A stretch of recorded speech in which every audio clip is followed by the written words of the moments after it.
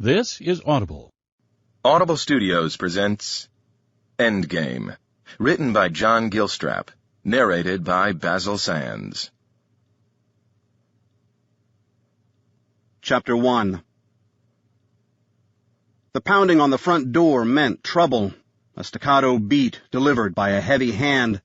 It bore the urgency of a neighbor with news that the house was on fire. In the living room, just 15 feet away, the pounding ripped Jolene's attention away from her computer search for the best business schools. In 1 year, her life would look a hell of a lot different than it did now. She uncurled her legs from beneath her, placed her laptop on the end table, and edged toward the foyer. It was, after all, her job to answer the door, just as it was her job to deal with the emotional turmoil that defined 14-year-old Graham, who was supposed to be steeped in homework by now, homework that she knew he wouldn't be doing because he was one of those kids whose 4.0 average came with zero effort. He ranked among the biggest reasons why next year would look so different. Her heart hammered at least as loudly as the fist on the door as her bare feet crossed from carpet to marble. She considered ignoring it. At nearly 10 o'clock, was there really an obligation to answer? The fact that she was separated from her nearest weapon by 2 flights of 13 stairs didn't help at all. Why hire a bodyguard and then forbid said bodyguard to be armed in the house? The pounding continued. "Bernard!" a voice yelled from beyond the door. "For God's sake, let me in!" Jolene had nearly reached the door when Mr. Mitchell, Bernard, barked, "No!" He'd appeared on the steps behind her. Startled by the sharpness of his tone, she whirled and was even more surprised to see that he'd armed himself with a tiny MAC-10 automatic pistol. Dressed in the kind of pajamas that she'd seen only in old television shows, light blue with dark blue piping, he held the weapon at the ready, but with the muzzle pointed at the ceiling, his finger clear of the trigger guard. His apparent familiarity with the firearm startled her. "Step away, Jolene," he said as he hurried down the stairs. "I'll get it." By the time he reached the foyer, Sarah, his wife, had started down behind him. Her nighttime attire consisted of gray sweats. Nothing about this was right. Mrs. Mitchell never appeared downstairs after 9. Jolene took 2 giant steps backward into the living room archway. As the pounding grew more desperate, Bernard Mitchell slowed his gait. "Bernard!" the visitor yelled. "There's no time!" Bernard cast a glance back at Sarah. From Jolene's angle, she couldn't see his face, but the reaction he got from his wife was at once heartbreaking and terrifying.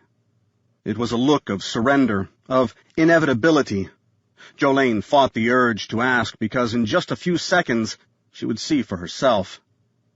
The man on the outside was still pounding when Bernard pulled open the door without even a peek through the peephole. With his MAC-10 pressed to his shoulder, he looked ready for war. Jolene calculated her escape route. The instant the door separated from the jamb, a little nothing of a man spilled inside onto the marble floor. Dressed in shorts and a T-shirt, he had a mop of gray hair, but all Jolene saw in the first seconds was the blood. The front of his clothes shimmered in it, and as he collapsed onto the stone, spatters dotted the tiles. "Gregory!" Bernard yelled. If Jolene was any judge, this was not the man he'd been expecting. On the steps, Sarah made a yipping sound and glided to the foyer as Bernard cleared the man's legs from the threshold and closed the door. "God, what happened?" "They know," the man gasped. "I'm so sorry. They know." Jolene detected an Eastern European accent, and as he spoke, he passed a bloody slip of paper to Bernard. "Here it is, Bernard. I'm so sorry." Mr. Mitchell's hands trembled as he lifted Gregory's shirt, presumably to find the source of the bleeding. Jolene looked away. She'd seen enough bullet wounds to recognize the damage at a glance, and she didn't care to see any more. "Call an ambulance," Mr. Mitchell commanded. Jolene spun around and hurried toward the phone in the kitchen. "No," Sarah said. "Jolene, go upstairs and get Graham out of the house." Jolene froze. She understood the words, but they made no sense. To get him out meant to take him somewhere, and she hadn't a clue where that might be. "Gregory needs a doctor," Bernard said. His voice broke. "He needs an undertaker," Sarah corrected. She fired a look at Jolene. "Graham, now." "Tell me what's happening," Jolene said. She heard the stress in her own voice, the borderline panic, and the sound upset her. This was not the time to lose control. "Not of your concern," Sarah snapped. Her face was a mask of something awful. If Jolene had encountered the same expression in Jalalabad, she would have assumed the presence of a suicide vest. "Do your job, Jolene. Take my son to safety." Jolene wanted to ask for more details, but realized that they were irrelevant, at least for now. Everything about this screamed urgency of the highest order. Graham had to be roused and dressed. That was step one, and given his personality, it was a big step. Step 2 and beyond were for later. The man on the floor was doomed. Of that, Sarah was correct. His skin looked like gray construction paper with hints of blue around his nose and mouth. As Jolene passed him on her way to the stairs, she made a point of not stepping on the blood.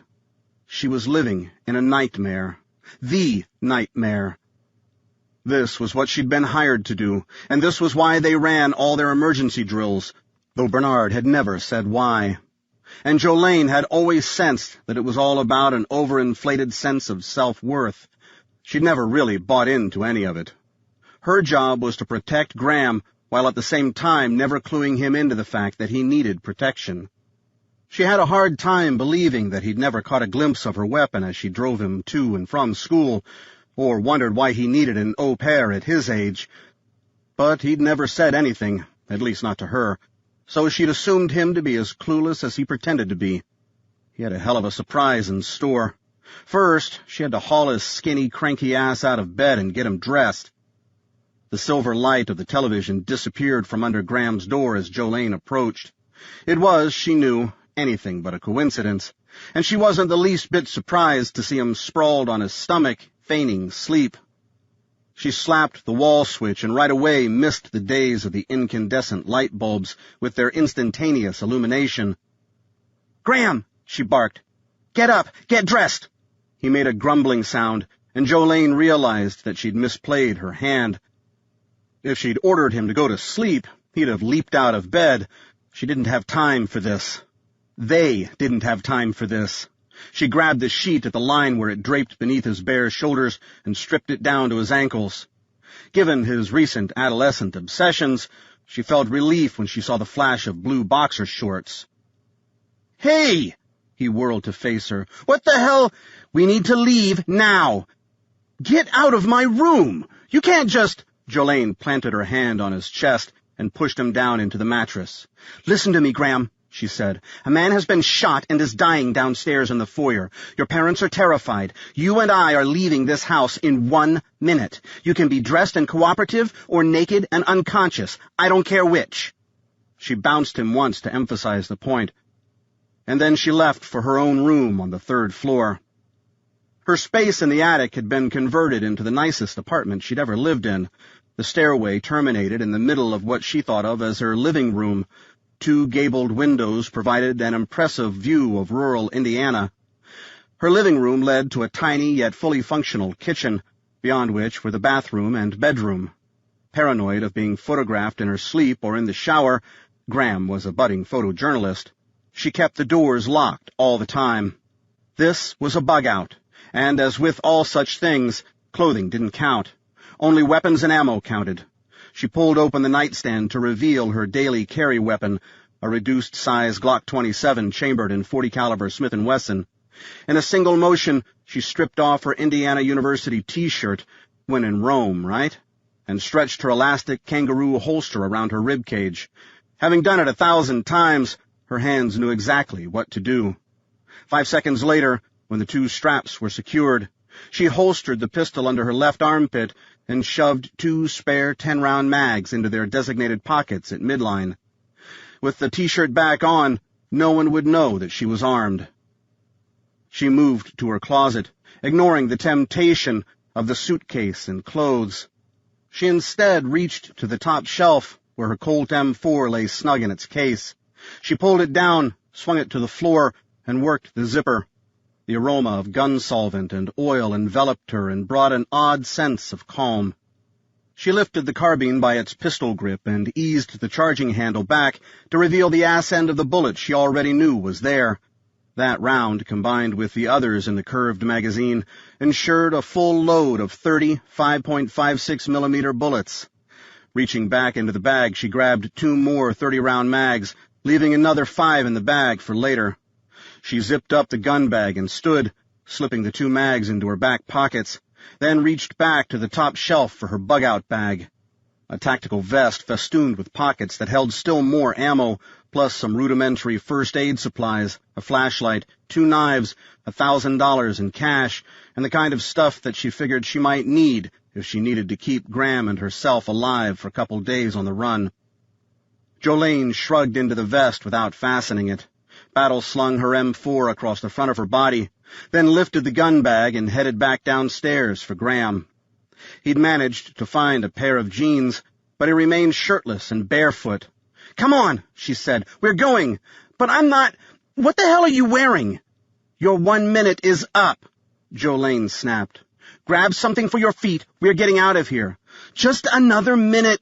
Jolene grabbed his biceps and pulled. This was about survival. If she had to beat him senseless to save his life, she was perfectly willing to cross that line. "Let me go!" Jolene ignored him, just as she ignored the distant sense of satisfaction that came with hurting him a little.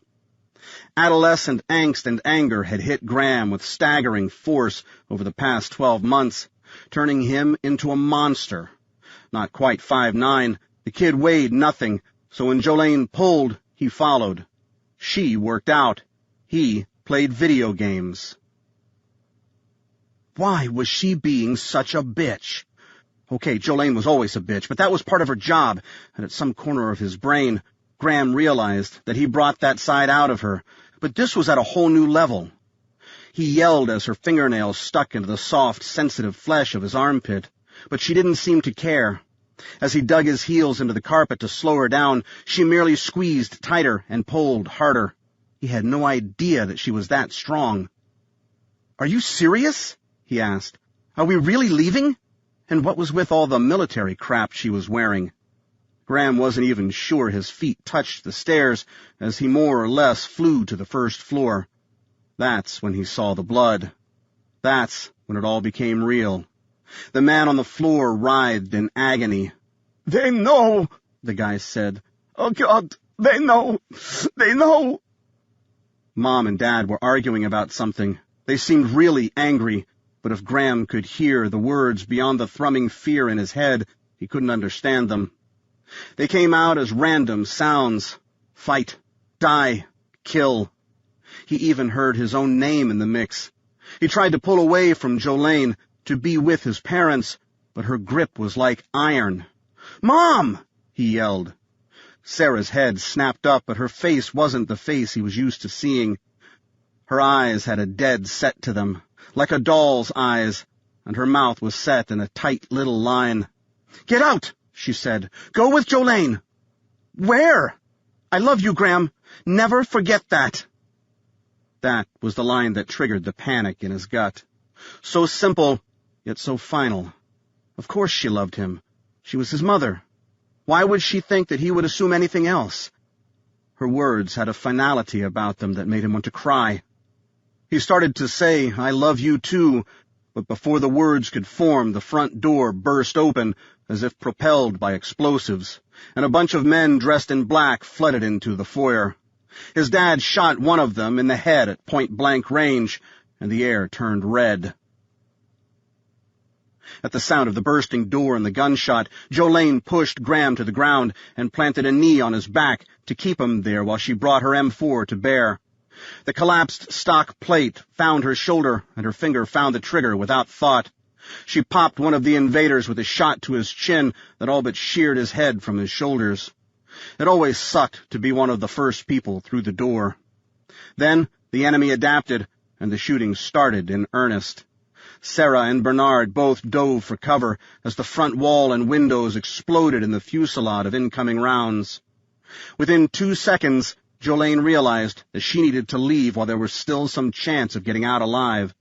If they hadn't done so already, the attacking forces would soon surround the house, making escape impossible. Do your job." Easing the pressure on Graham's back, Jolene grabbed the nape of his neck and pulled him first to his knees and then to his feet. "We're going out through the kitchen," she said softly into his ear. "But what about—" The rest of his question was lost in the next volley of gunfire. Jolene focused on the solution, not the problem. That was the secret to surviving any emergency. What was done was done.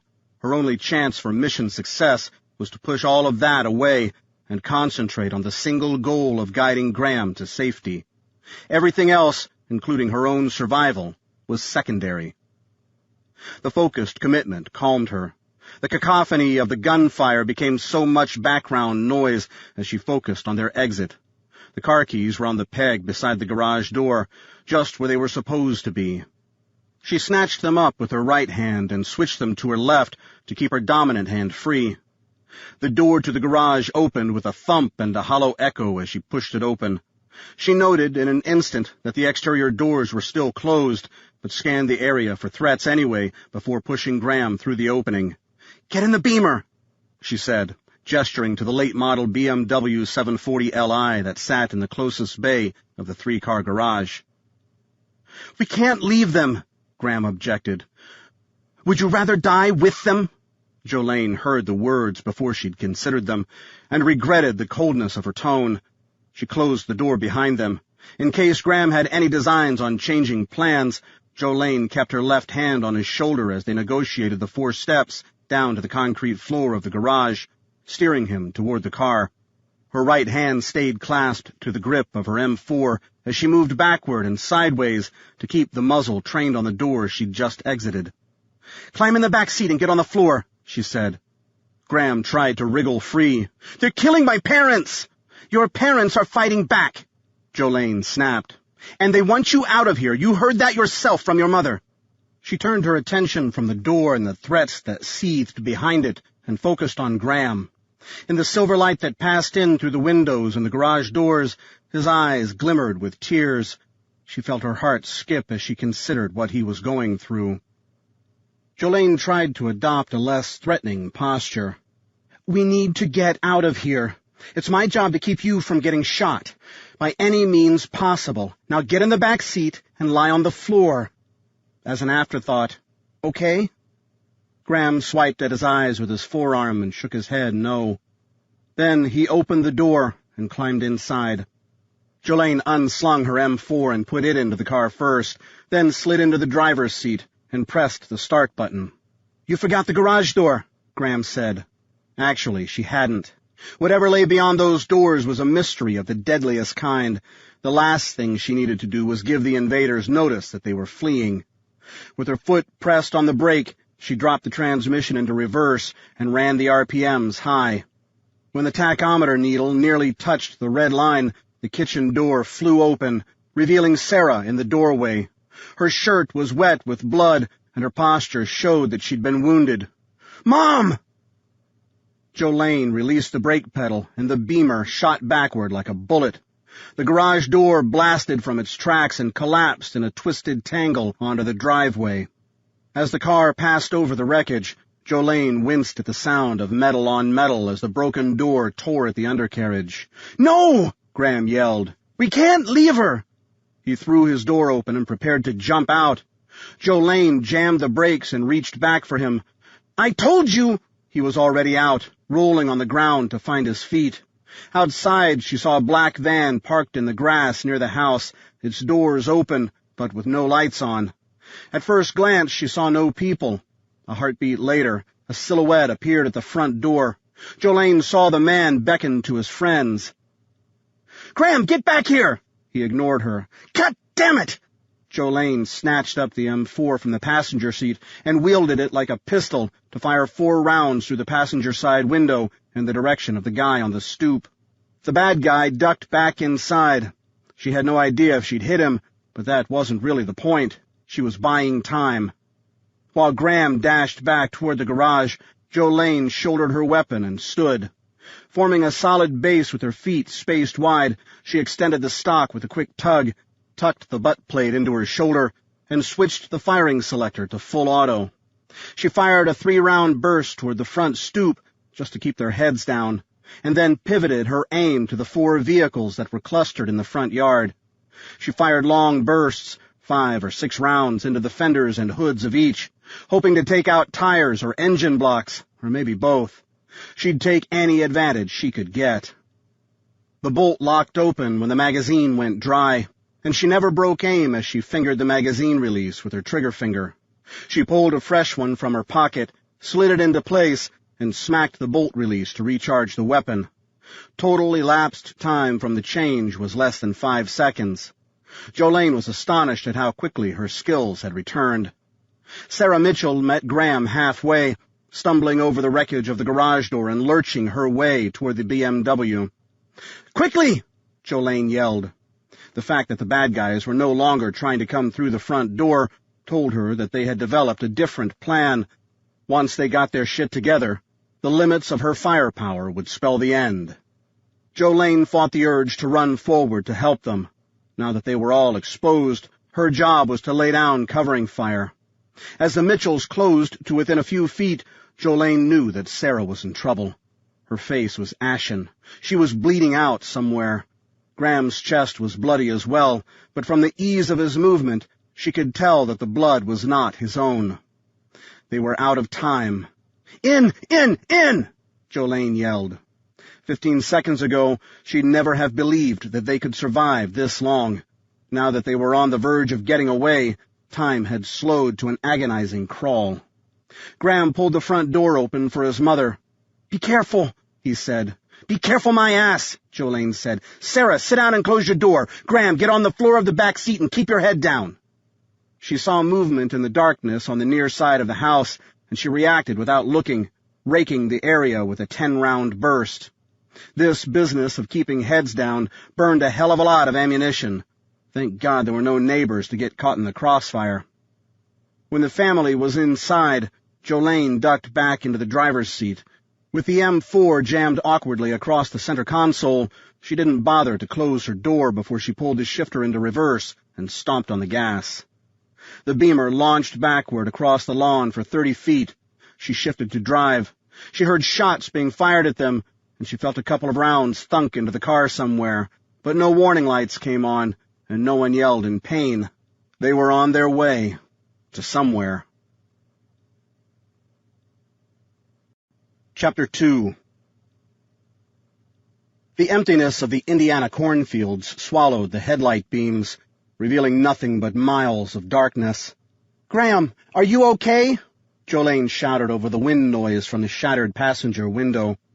When he didn't respond, she wrenched her body around in the driver's seat to look in the back. The boy was still on the floor, his head wrapped in his arms. "Graham, make it stop!" he yelled. "Are you hurt? Why are they doing this? Are you hurt?" "No, I'm not hurt. Why are they doing this?" "I don't know," Jolene said. "Mrs. Mitchell? Sarah?" She could smell the blood. "We can't go to a hospital," Sarah said. Her voice was soft. Jolene didn't know if it was because she was weak or because she didn't want Graham to hear. "How bad are you hit?" Sarah shook her head. Jolene saw it as a shift in her silhouette. "It's not good. I'm hit in my middle." "So we do need to go to a hospital." "No. That's where they'll be looking. The doctors will have to call the police for a bullet wound." "Yeah," Graham said from the back. "We need to call the police." "Not for this, sweetie," Sarah said. "We don't want the police involved." "Where's Dad?" Sarah shot a look to Jolene that said it all, but she didn't respond. "Mom?" "Dad's staying behind," Sarah said. "But he's okay? He'll be joining us?" Silence. "Mom? Let's talk about this later, okay, Graham?" Sarah asked. "Is he okay?" "Later, Graham." That tone cut the conversation off at the root. Jolene said, "What's going on, Sarah? Tell me why this is happening." With effort that seemed to trigger a spasm of pain, Sarah stretched her leg out to gain access to the front pocket of her jeans and went fishing for something. "Mom," Graham said, Why aren't you answering?" His voice trembled in a combination of anger, fear, and sadness. Sarah was holding herself together pretty well, especially with her bullet wound. Since she hadn't bled out already, and clearly no bones had been clipped, Jolene had hope for her. But she needed a doctor, and she needed one now. "I'm sorry, Graham," she said. "I'm okay, really. I've just got a lot of things going through my mind right now." "So are we going to the police?" "No, not tonight." "A hospital, then," Graham said. "You're hurt. You've been shot." Sarah's hunt through her pocket produced a cell phone. Jolene was hoping for something else. She wasn't sure what, but some kind of a solution would have been nice. "You're going to make a phone call?" Jolene said. "How about you answer my question? We're all in danger here, you know, not just you."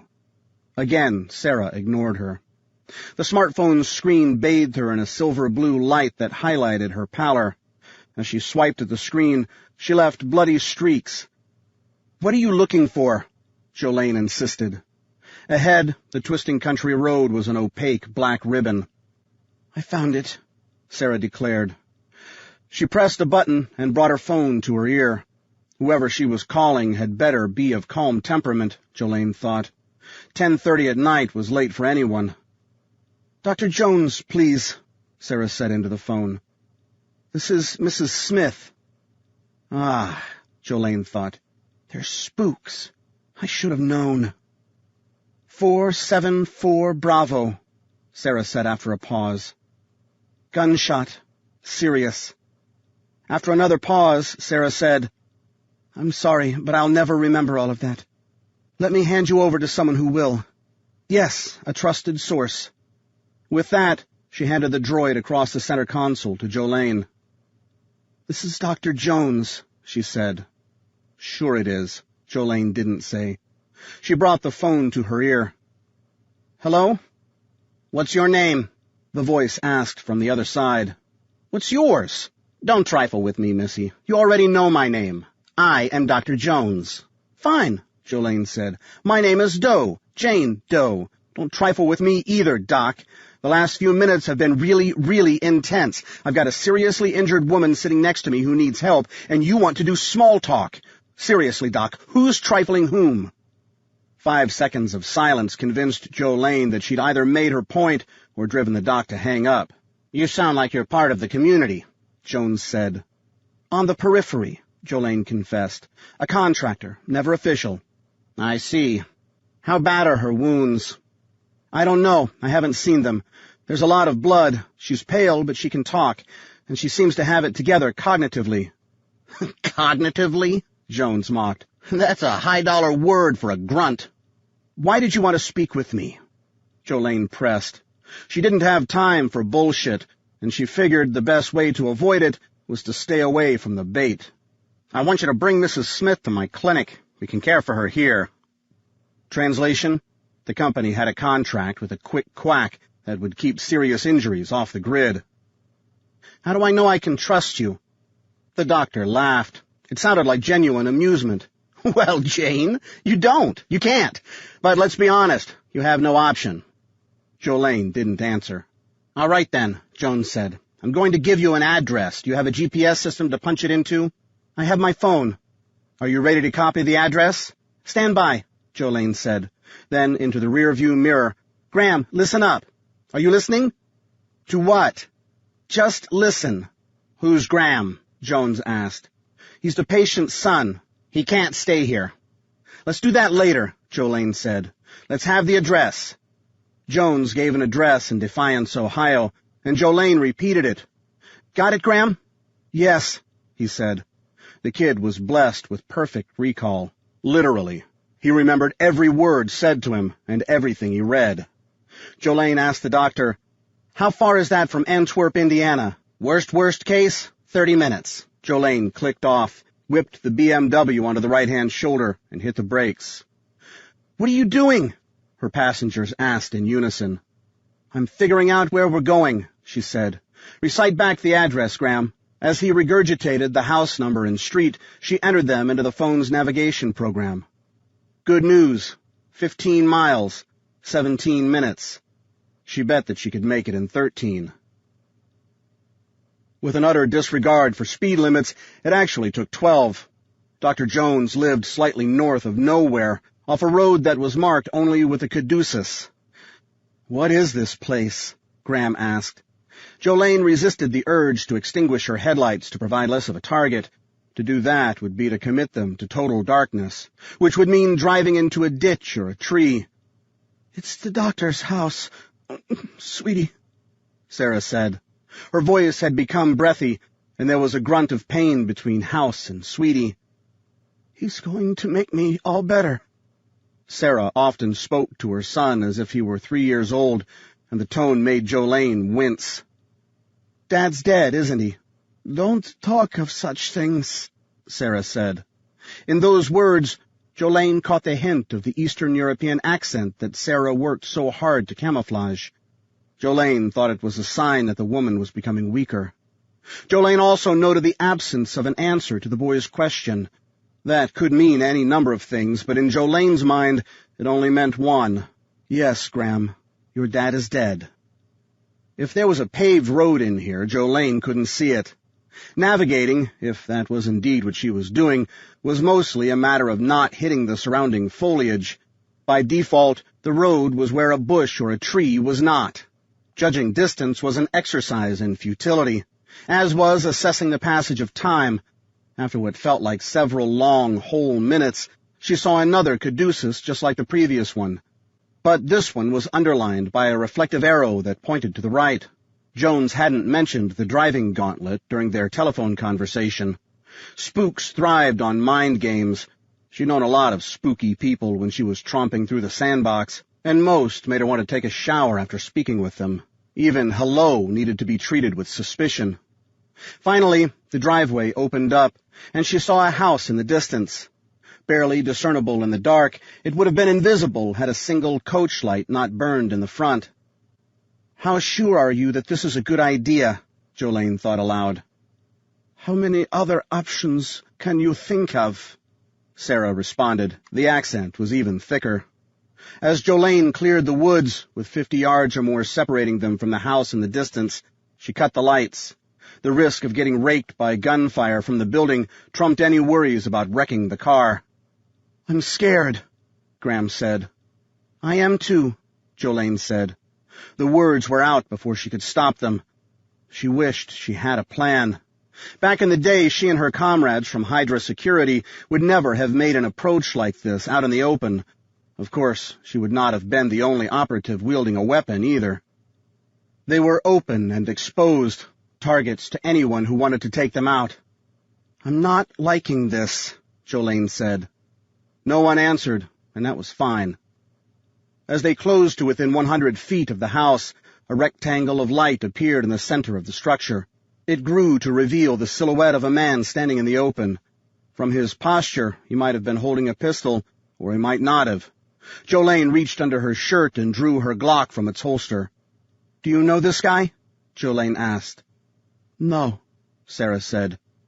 "Then how do we know?" "We know," Sarah said, cutting her off. "The system works. Trust it." She reached across the console and grasped Jolene's arm. "And trust your training. All of it." Jolene jammed the brakes in the transmission, threw open her door. Shifting her Glock to her weak side, her left, she brought it to bear on the figure in the doorway, using the structure of the car for cover. "I'm not armed," said a male voice from the doorway. He sounded a lot like the voice she'd spoken to on the telephone. "Put your firearm away, please. We have a patient to treat." With that, the man approached. The farther he moved away from the light of the doorway, the more invisible he became, but he kept his hands to his sides. His fingers splayed. She broke her aim and lowered her weapon, but she did not reholster it. Not yet. "Where is she?" the man asked. "Are you Dr. Jones?" "I think we both know that I am not," the man said. "The real name is Wilkerson, Doug Wilkerson. I'm a good guy." Even in the dark, Jolene saw him smile. "I'd shake your hand, but you look like you might shoot me." Wilkerson had a youthful look about him. He had thick dark hair that could have used some serious combing at this hour, and a thin face that looked as if it hadn't smiled in a while. His voice had a reedy, almost adolescent quality to it. "I very well might," Jolene said. She tried to keep her tone light, but she was stating the truth. She'd done a lot of shooting tonight. One more wouldn't hurt a bit. "So, since you have the firepower, tell me what you want me to do." The passenger side door opened, startling both of them. "I've been shot," Sarah said. "Forget what she wants. Patch me up before I bleed to death." Wilkerson acknowledged her with a glance, but otherwise his eyes remained locked on Jolene. "And who are you?" he asked. "I'm Jolene Cage," she said, "and I think this is Sarah Mitchell." "You think?" She shrugged with one shoulder. "On a night like tonight, I assume that I don't know anything. The boy in the back seat is Graham Mitchell. That I know for sure." Illuminated now by the BMW's dome light, Jolene saw the doctor's face darken. Ah, the boy. Graham opened his door. "Right here," he said. Wilkerson glowered at Sarah. "You didn't say anything about children." "I thought we agreed to talk about that later," Jolene said. "I don't want children here." "I'm pretty sure he doesn't want to be here either," Jolene said. "Do you think this is a good time for humor, Ms. Cage?" Jolene didn't understand the dynamic of what was going on. "We need to get Sarah inside," she said. "I'll help." She holstered her pistol, then reached back into the car for her M4, which she slung over her shoulder, muzzle down. She walked around the front of the car to join the doctor. Graham climbed out, too. "Stay in the car, kid," Wilkerson said. "You're not coming in." "We're not having this discussion now," Sarah said. "Not while I'm bleeding to death." Jolene was prepared to push Wilkerson out of the way if it came to that. The guy had a wiry look to him, like he might have done some time in the military, but he didn't look like much of a fighter. "I'll help you carry her inside. You can help too, Graham, if the doctor doesn't want to." The boy moved slowly. Jolene wondered if the reality of the situation was just beginning to settle on him, if he was just beginning to recognize the trouble they were in. His eyes had a look of hyper-concentration, as if examining a particularly difficult math problem. He responded to commands, but he seemed focused on a spot that only he could see. Jolene took Sarah's left arm while the doctor took her right, and together they hefted her to a standing position and gave her a moment to settle herself. "Can you do this?" Wilkerson asked. "Can you walk?" Sarah nodded, but Jolene questioned the sincerity. Pallor had given way to ashen gray, and her eyes seemed recessed into dark holes. Her body trembled with the effort of standing, and her skin felt cool and wet. These were the early signs of shock, and shock was a giant step toward death. "We need to move," Wilkerson said, "while she's still conscious." He pointed with his forehead to the door he had just exited. He and Jolene walked in step as they navigated the walkway, and then the 2 steps that led to the stoop, and the one that led to the foyer. It wasn't until they reached the dim illumination of the porch light that Jolene saw the blood trail. They were running out of time.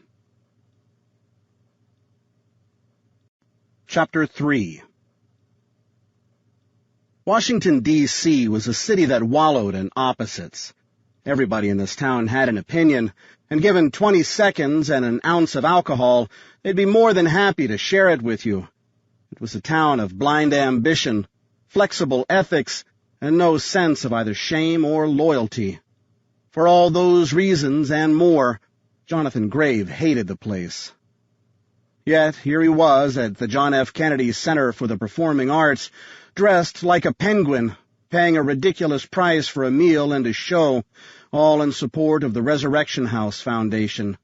Founded anonymously by Jonathan via one of many cutout companies that he'd established for any number of reasons, Resurrection House was a residential school for the children of incarcerated parents. Officially run by St. Catherine's Catholic Church in Fisherman's Cove, Virginia, the main building had begun life as Jonathan's childhood mansion. Thanks in no small part to the relentless marketing by Father Dom D'Angelo, pastor of St. Kate's and resident psychologist and headmaster, Res House, as it was called by the locals, had become one of the in charities in Washington. The annual fundraiser had become a place to see and be seen. Among the 400 people in attendance at the Black Tie Gala, Jonathan knew of only 2 who were aware of his involvement in the foundation, and they had been sworn to secrecy. In Jonathan's world view, philanthropy that was broadcast through the media was a publicity stunt in disguise. He'd rather be an anonymous guy in the crowd. If he really had his druthers, he wouldn't be here at all, but at home, wearing shorts and a T-shirt, either reading a book or retooling his guns. Ah, his guns. He missed the feel of the Colt 1911 .45 on his hip. This being the District of Columbia, where security was tight because of the dignitaries in attendance, and only bad guys enjoyed the privilege of being able to defend themselves, he had no choice but to join the ranks of bad guy bait. As ugly as the town was in its soul, he had to admit that it was home to a lot of beautiful places. Among them, he thought, was the Kennedy Center, but there were plenty of folks who would argue the opposite. The most common rap the place took was that it looked on the outside like a giant Whitman sampler candy box, and that the red-on-red-on-red interior made it look like a high-ceilinged whorehouse. Clearly, the critics had never visited a real whorehouse. Jonathan thought it was lovely and elegant. Presently, he was standing in line for the bar, where an overworked bartender struggled to keep up with the sissy drinks that were favored by most of the patrons. If Jonathan were king, the only ingredients that could be legally added to an alcoholic beverage would be olives and the occasional ice cube. Okay, and twists of certain citrus fruits. If good scotch were involved, even the ice cubes would be illegal. His date for the night, because he wasn't currently in the market for a girlfriend, was Venice Alexander, the brains behind so much of what his company, Security Solutions, had been able to accomplish over the years. Pronounced Venice, the young lady who was currently charming the ambassador to Butt-Scratchistan over by the base of the stairs to the Opera House had been a friend of his for nearly as long as she'd been alive. The older he got, the less the 8-year age difference meant. But there were still more than a few people tonight who'd noticed that her skin was chocolate brown while his was Polish white. At one level, Jonathan lived for the moment when someone would have the balls to say something out loud. Venice deserved a decent man in her life. God knew she'd endured her share of shitheads. And if a fancy-ass black tie gala could help her find one, Jonathan was all over that. So long as love never trumped her loyalty to Security Solutions. No one on Earth matched her skills for making cyberspace dance to a prescribed melody. When it was his turn, he ordered a neat Lagavulin for himself. One of the requirements for an open bar in his universe was to have decent liquor.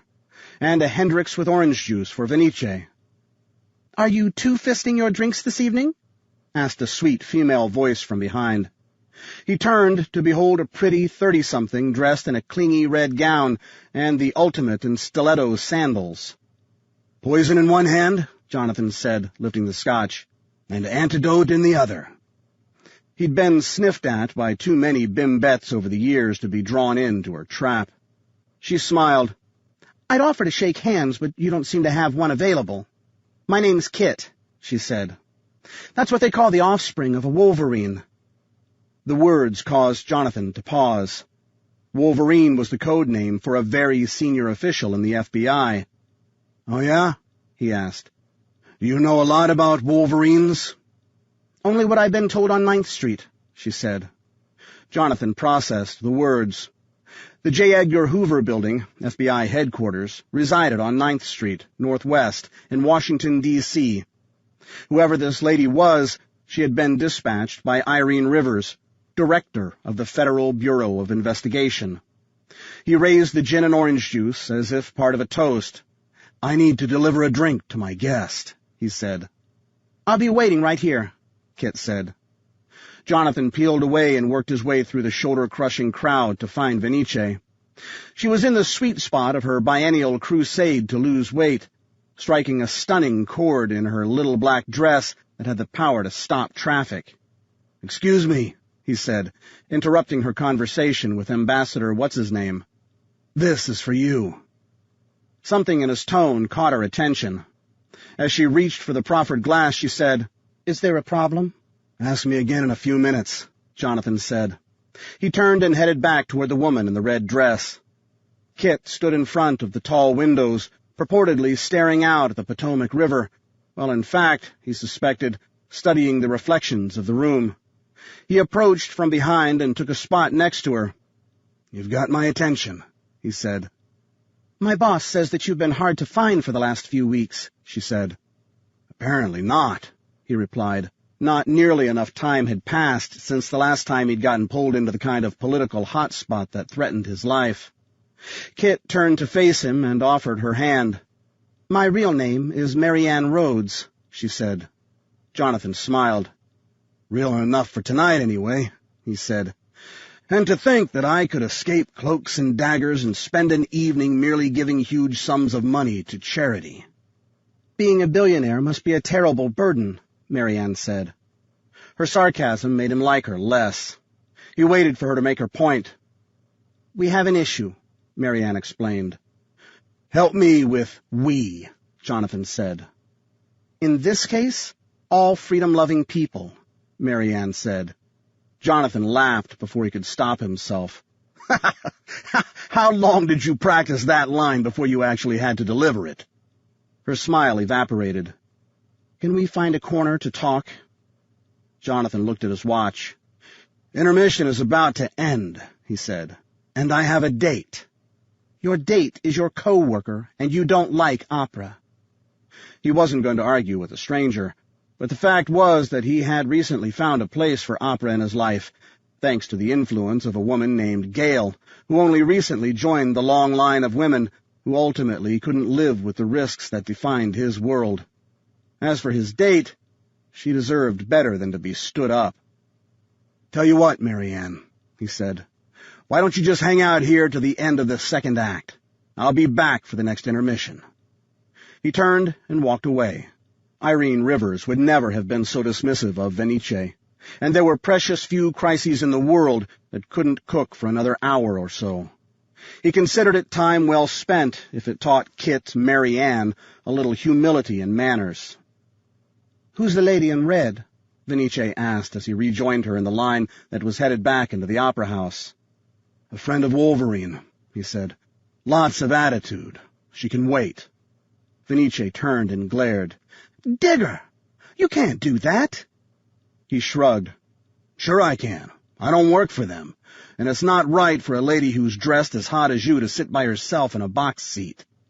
Venice pulled to a stop. "Oh, my God," she gasped, feigning shock. "Did you just give me a compliment?"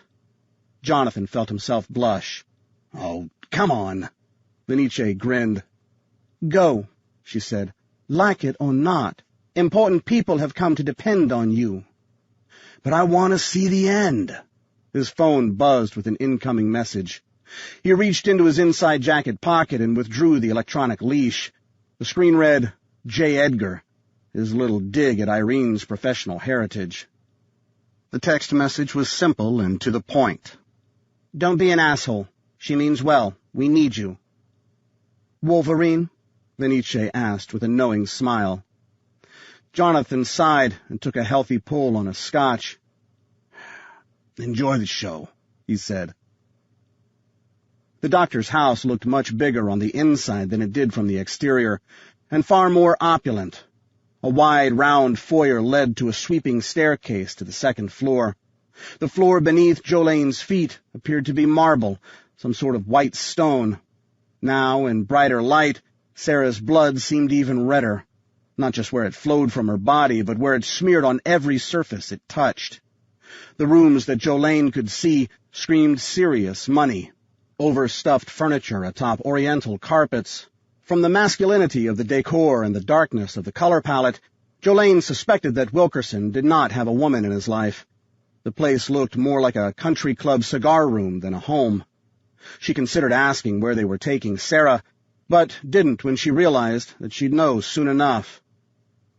"Are you still with us, Graham?" she asked without looking back. When he didn't answer, she threw a glance over her shoulder. He seemed dazed by the crimson smears on the floor. "Graham!" she shouted. It startled him. "Please, come with us. Come help your mother." "We should clean this up," he said. Jolene felt a tug in her chest. The kid was losing it.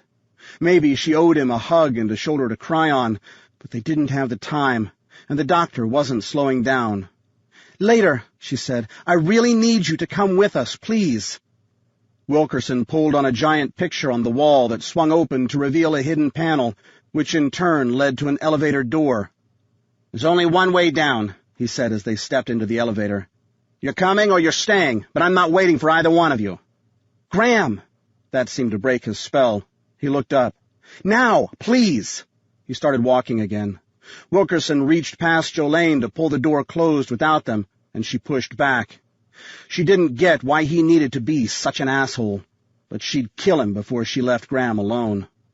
5 seconds later, Graham joined them, and Jolene pulled the door closed herself. Wilkerson pushed the bottom of 2 buttons and the car jerked. It wasn't until they were moving that Jolene noticed the size of the elevator car. Like the house itself, it was bigger than she was expecting. Big enough to accommodate a stretcher. The elevator jerked to a stop, and Wilkerson nodded to the doorknob near Jolene's hip. "Open it, please," he said. The door opened onto a doctor's office, a surgical suite, really, complete with tile walls and floors, lights suspended from the ceiling, and an operating table. "Wow," she said, an understatement. "I have a very limited, yet lucrative, practice," Wilkerson said. "Uncle Sam likes to take care of his own." He led Sarah to the table, turned her, and then hoisted her face up onto the stainless steel surface. She winced and yelled at the jostling. Jolene thought it good news that she could respond to stimuli. "Be careful," Graham said. "You're hurting her." He rushed to the table to be near her head. "You're going to be okay, Mom."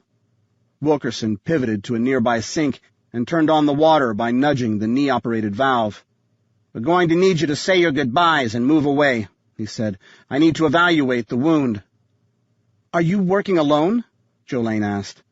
"For the next few minutes, yes. I have a team on the way." He nodded to a pair of blunt-tipped scissors on the counter next to the sink. "Cut off her shirt for me, will you?" Now Jolene saw why he didn't want a kid around. To care for wounds, they needed to be exposed, and no boy needed to see his mother's naked torso. More than that, no child needed to see a parent's bullet wounds. "Can you please stand over there?" Jolene said to Graham as she returned with the scissors. "I need to take your mom's shirt off." "No," he said. "I want to stay with her." Sarah turned her head to face her son and smiled. "I'll be okay, sweetie," she said. "They just need to work on me a little. You don't want to see that. Besides, they'll be giving me something soon to help me sleep." Graham's face turned red. "Are you going to die?" "No, I'm going to be fine," she said. "The doctor is going to take good care of me." "I don't like him," Graham said. She smiled again. "Some doctors are just like that. It's late, and he's tired." She ran a bloody hand through his hair, streaking it. "I love you." Tears tracked his cheeks now. "I love you, too," he croaked. Sarah lowered her hand. "Go on now," she said. Graham looked up at Jolene, who put a hand on his shoulder and pressed, just a little, in the direction of the plastic chair in the corner.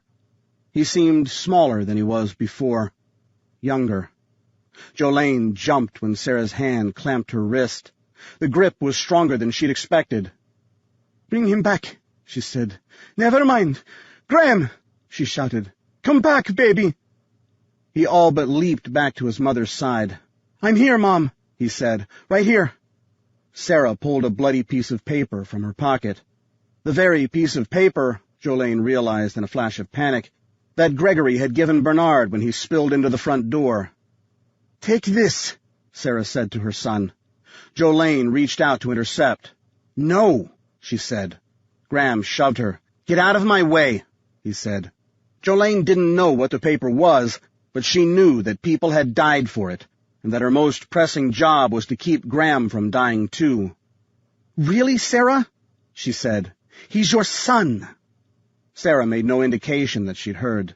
"Take this," she said to Graham. "What is it?" He seemed to sense the danger, too. "Please," Sarah said. "It's important." "I'll take it," Jolene said. Graham and Sarah replied in unison, "No!" Wilkerson stepped up to the table. "I told you to get her clothes off." "Leave us alone for a moment, Doctor," Sarah said, grunting through a spasm of pain. "You're going to die if we don't get that wound stabilized." "It's my life to lose," Sarah snapped. 2 minutes. Without waiting for an answer, she rocked her head to readdress Graham, and she thrust the note closer. "Do you remember the protocol?" Graham froze. Terror invaded his face. He said, You do, don't you?" Sarah said. Jolene asked, "What are you talking about? What protocol?" Sarah stayed focused on her son. "You remember, don't you, Graham? You always remember." Graham nodded. "Sarah, I must insist," Jolene said. "Whatever this protocol is, whatever the content of the note, if it endangers—" "Shut up, Jolene!" Sarah snapped. "Take this, Graham." She thrust the note into his hand. "Look at it. Look at it carefully." "I don't want—" "For crying out loud," Wilkerson said. "Look at the damn thing. The quicker you do, the better chance I have of saving her life." Graham took the note and opened it. When Jolene tried to peek, he angled away so she couldn't see. The glimpse she did catch revealed a long string of numbers and letters. As far as she could tell, it wasn't an equation, and it spelled nothing. As Graham studied the paper, trying to make sense of it, she realized that Sarah had snared her son in a trap. When Graham looked up from the paper, Sarah smiled. "You memorized it, didn't you?" She laughed and triggered another spasm. "You can't help it." Jolene knew it was true. Graham's version of photographic memory placed him in the 1 percentile of the 1 percentile. To read was to remember forever. He had no control over it. "Give me the paper back now," Sarah said. After looking at it one more time, Graham handed it back. Sarah stuffed it into her mouth and swallowed. "Execute the protocol," Sarah said. To Jolene she added, "Remember your mission, too." "What is this, Sarah?" Jolene demanded. "Why is all this happening? You owe me that much." "The protocol," Sarah said again. "Graham knows the code and the protocol. Repeated only in person, son. That's very important. In person, not over the phone." "But the protocol is a phone call," Graham said. "That's all it ever was." "You'll have to meet. The man on the other end will know what to do. Just follow his directions." Jolene stepped in again. "Sarah, he is not meeting anyone unless I know what he's walking into. Is this code, as you call it, the reason why people are dying?" "Follow the protocol," Sarah repeated. "Once the loop is closed, the killing should stop. There'll be no reason. Jolene, protect Graham." "Sarah, this isn't fair. I can't protect him if—" Behind them, the mechanics of the elevator hummed. Jolene's hand jerked to her holster, and 1 second later her Glock was in her hand. She pushed Graham across the room and made herself as big as possible in the space between him and the door. "That's my team arriving," Wilkerson said. From a two-handed isosceles stance, she centered her sights on the middle of the door. "They need to pray that they don't have weapons in their hands," she said. "For God's sake," Wilkerson said. "Take a breath. We don't need any more shooting." Jolene didn't bother to respond. She trusted her reserve and her resolve. She wouldn't shoot at anyone who didn't need shooting. Tonight, that bar was dropping lower by the minute. The elevator hydraulics hissed, and then there was a soft thump. 2 seconds later, the door opened. She moved her finger from the pistol's frame to its trigger. If it came to that, she could rain down 10 rounds in a little under 4 seconds, every one of them drilling a hole within an inch of where she wanted it to drill. The first man out of the elevator didn't look like a doctor. With gray hair and a jet-black beard that was a throwback to the Civil War, he looked like a 60s-era beatnik. "Show your hands or die where you stand," Jolene yelled. The guy jumped. Had there not been 3 more men plugging the entrance behind him, he might have bolted back through the doorway. "Whoa, whoa, whoa!" he yelled. He held his hands out in front of him, his fingers splayed to ward off the attacker. "I'm a doctor!" "Stop!" Wilkerson bellowed. "Jesus Christ, these are my colleagues! Put your gun away!" Jolene held her aim long enough to assess each of the faces coming off the elevator. Every one of them looked like they'd be more comfortable in front of a video game than engaging in a gunfight muzzle to muzzle. Finally, she moved her finger outside the trigger guard and moved the weapon to low ready, not aiming at anyone in particular, but still pointing at the floor in their general direction, just in case a target presented itself. "Don't pay attention to her," Wilkerson said. "She's part of the community. She's scared, and she's about to leave." Behind her, Graham grabbed a fistful of the back of her shirt. She didn't know what it meant, but she knew that it was an appeal for help.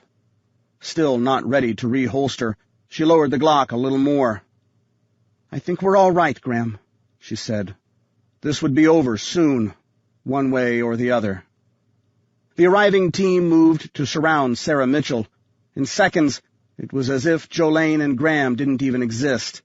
It was exactly the lack of attention that convinced her that it would be safe to holster the weapon. When it was secure, she turned her attention to Graham, looking him in the eye. "How are you doing?" she asked. He shrugged and made a jerky motion with his head. It might have been a nod, or it might have been just a twitch.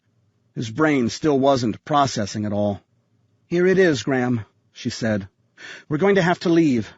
The doctors will care for your mom, but there's no place for us here. We need to move on."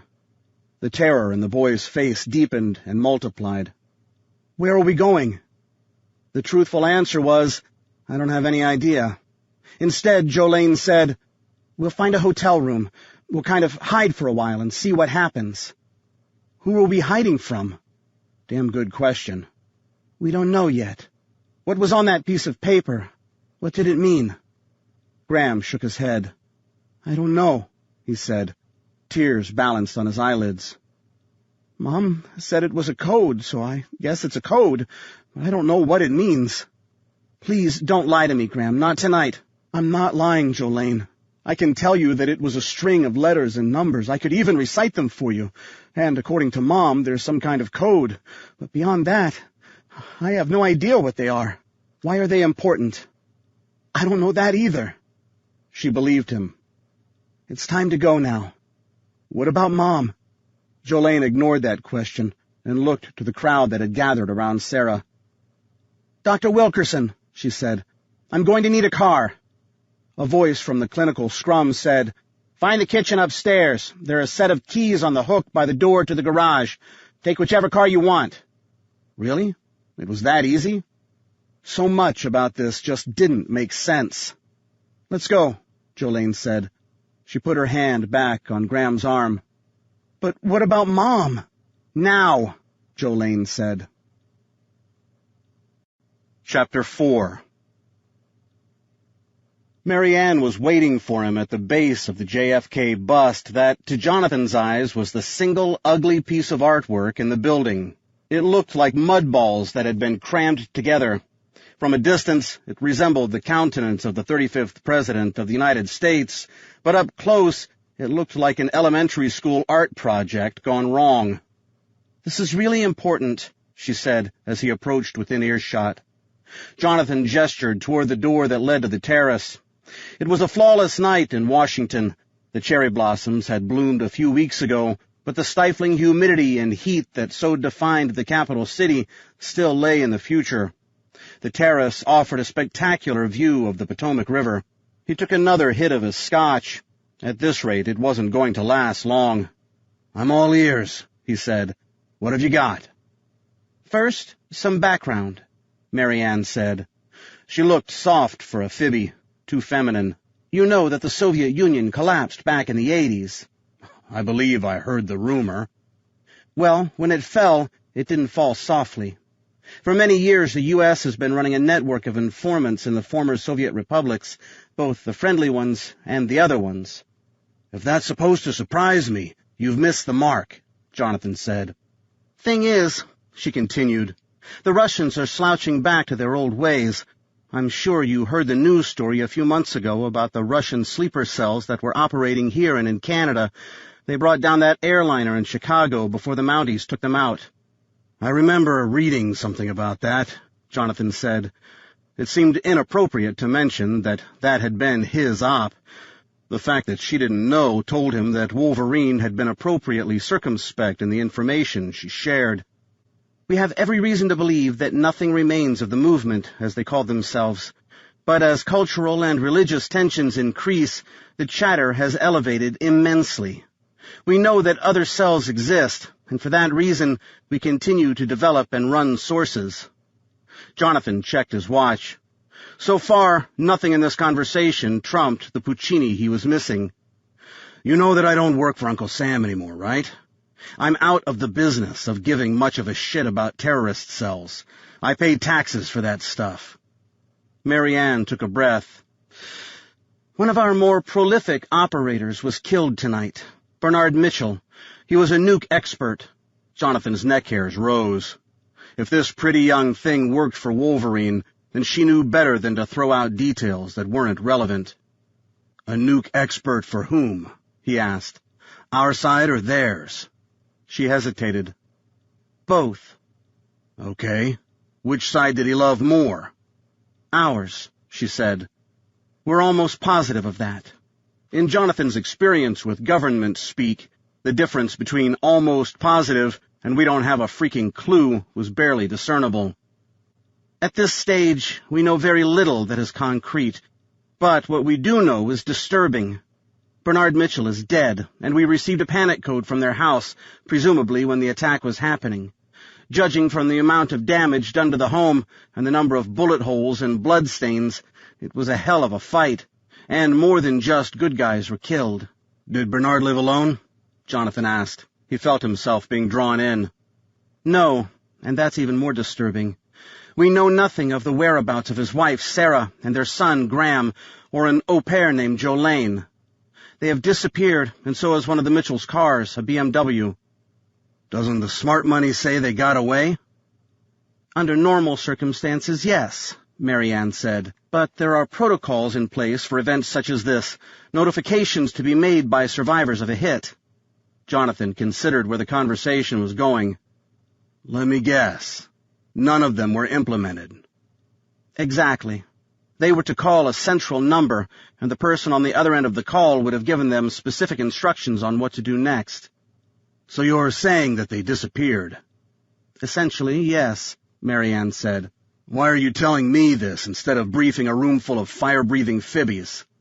As far as Jonathan could tell, there were only a couple of reasons for Uncle Sam to reach out to contractors, and more times than not, it had something to do with breaking the law. "Because Wolverine asked me to?" "Not enough this time," Jonathan said. "First of all, I don't see Wolverine. And second, I've got bullshit bells ringing in my head like it's Armistice Day. Let's start with the fact that these missing people, what are their names?" "The Mitchells." "Let's start with the fact that the Mitchells were first and foremost the responsibility of the federal government. It's not as if you folks are understaffed." Mary Ann seemed unmoved. "I revert to my original comment," she said.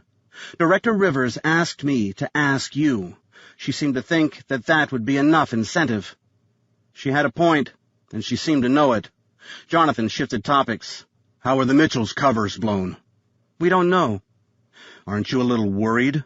"We're a lot worried. We literally have no idea. All we know is what I've told you. Bernard is dead, and the others are missing." Jonathan considered the details. "The au pair," he said. "What do you know about her?" "She's local talent, but recruited by us." Jonathan laughed. The feds are recruiting au pairs now? How about house cleaners? Do you recruit them too?" Mary Ann smiled, or maybe she had a gas pain. "Okay, she's more than your average au pair." "More like a bodyguard, then?" "Exactly." "You're sure you can trust her?" "You know my business, Mr. Grave. I don't trust anyone." Beyond Mary Ann's left shoulder, a steady stream of tail lights flowed across the Teddy Roosevelt Bridge toward Virginia. while virtually no cars headed into the district. "Yet you trust me," Jonathan said. "Heavens, no," she said. "I'll pretend to trust you because my boss trusts you." The smile turned menacing. "But if you cross me, I'll kill you." The laugh escaped before Jonathan could stop it. He had Christmas tree ornaments bigger than she, but he admired her zeal. "How old is the kid?" 14. His name is Graham." "Does he know about Mom and Dad's other life?" "I don't know. If they follow the rules, no. But rule following gets really murky when it comes to families." "So what do you want from me?" Jonathan asked. This Mary Ann chick had eyes that could melt the ice caps. Blue, wet, and beautiful. Her face darkened. "I was hoping that would be obvious." Jonathan smirked. "I've learned to live by hard requests.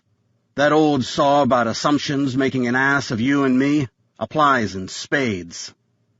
"We want you to rescue the mother and her son." Jonathan crossed his arms and dug in for a second swing at the details he wanted to know. "There's that first-person plural again. Who's we?" "Uncle Sam." Jonathan cocked his head. This was the problem with young people. They said the lines without fully understanding the meaning. "How much of Uncle Sam?" he asked, not bothering to camouflage his smile. "All of him, or just certain parts?" "I speak on behalf of Director Rivers," Mary Ann said. "I can't speak for anyone beyond her." Jonathan found himself liking this kid. She didn't show any of the know-it-all hyperbole that was so common to her generation. She stuck with the mission. Jonathan could count a dozen or more warriors he knew who had died at the hands of commanders who had violated that one sacred tenet of command. Stick to the goddamn mission. If Irene Rivers wanted him to march into harm's way, that was almost enough unto itself. "Mary Ann, I like your spunk and your approach, but I have a lot more experience at not trusting people than even you. If we're going to take another step together, Wolverine or no Wolverine, I want a straight answer to this. Why isn't my dear Uncle Sam making use of his enormous resources to take care of this rescue himself?" She did something with her eyes, a casual glance away, a break in eye contact. It was a tell. "There are only so many routes for that kind of information to get out," she said. There it was. "You're telling me that the Bureau continues to leak?" "Like a cheap diaper." She looked away, casting her glance upriver toward the Georgetown Harbor complex. Leaks had been a burgeoning problem within the Bureau ever since Congress had gotten on its high horse and demanded that agents play by all the rules, all the time, irrespective of criticality. Between the career advancement that was guaranteed for whistleblowers and the subterranean celebrity that was afforded to those who leaked information to the press, it had become harder and harder to keep a secret in this town. "Tell me your worst fears regarding this case," Jonathan said. "That the family will die." "Bullshit. First of all, you answered too quickly, and second, saving families has never been a priority of the Bureau. Protecting careers first, catching bad guys second, and saving lives somewhere below that. This isn't my first trip to the races." Jonathan let his words penetrate. He suspected that Mary Ann was still young enough not to comprehend the difficult truth. All government agencies, not exclusively the FBI, but they were the worst offenders in his experience, valued process overall. Careers were far more deeply jeopardized when a clerical error let a bad guy go than they were by the death of a citizen. More than anything else, that philosophy defined the chasm that separated the worldviews of elite law enforcement groups from those of elite military teams. "We can't afford to let them be squeezed for information," Mary Ann said. "What do they know?" "I can't tell you that." "Okay," Jonathan said. "We're done then. Have a good night." He turned and headed back inside. "Really?" Mary Ann said. Her voice sounded shocked. "That's all?" Jonathan stopped, turned, and planted his fists on his hips. "What more do you have? I'm not a soldier anymore. I don't take orders. I make decisions whether a risk is worth its reward. There's never been a free agent freer than I. The rest is up to you. My team, my rules. Play by them or pick a different field. Not waiting for an answer, he turned and headed back to the opera. He figured that she'd come to her senses, or she wouldn't. Personally, he didn't much care. Jonathan was a little disappointed when he exited the opera house and Mary Ann wasn't there waiting for him. Now there was one more mystery in the world for which he would never know the resolution. What exactly did she want? Venice asked as they turned the corner into the Hall of Nations, a vast corridor where the flags of dozens of countries hung from the 60-foot ceiling, the flag of every country with which the United States had diplomatic relations, in alphabetical order. Jonathan had heard stories that after the fall of the Soviet Union, workers had to reorder everything to make room for 12 additional standards. A home was invaded in Indiana, and the family was taken. They were spies for the good guys. She wanted our help getting them back. Isn't that what the FBI gets paid to do? My thoughts exactly, Jonathan said. A set of doors led to the first of a series of escalators that would take them down to Jonathan's car. There must be some kind of internal problem within the Bureau, Venice said. Why else turn to outside talent? Jonathan caught the drift that Venice's curiosity was piqued. Again, you're channeling me. Too many outstanding questions to get any closer. History has proven that there's no upside to getting in the middle of a catfight between Uncle Sam's various children. Speaking of children, Venice said, were any kids involved in the kidnapping? He held up his forefinger. 1, he said. 14, plus a nanny/bodyguard and maybe the mother. Dad was killed in the initial assault. At the base of the first escalator, they turned and continued down. This isn't like you. Don't you think? Jonathan touched her arm.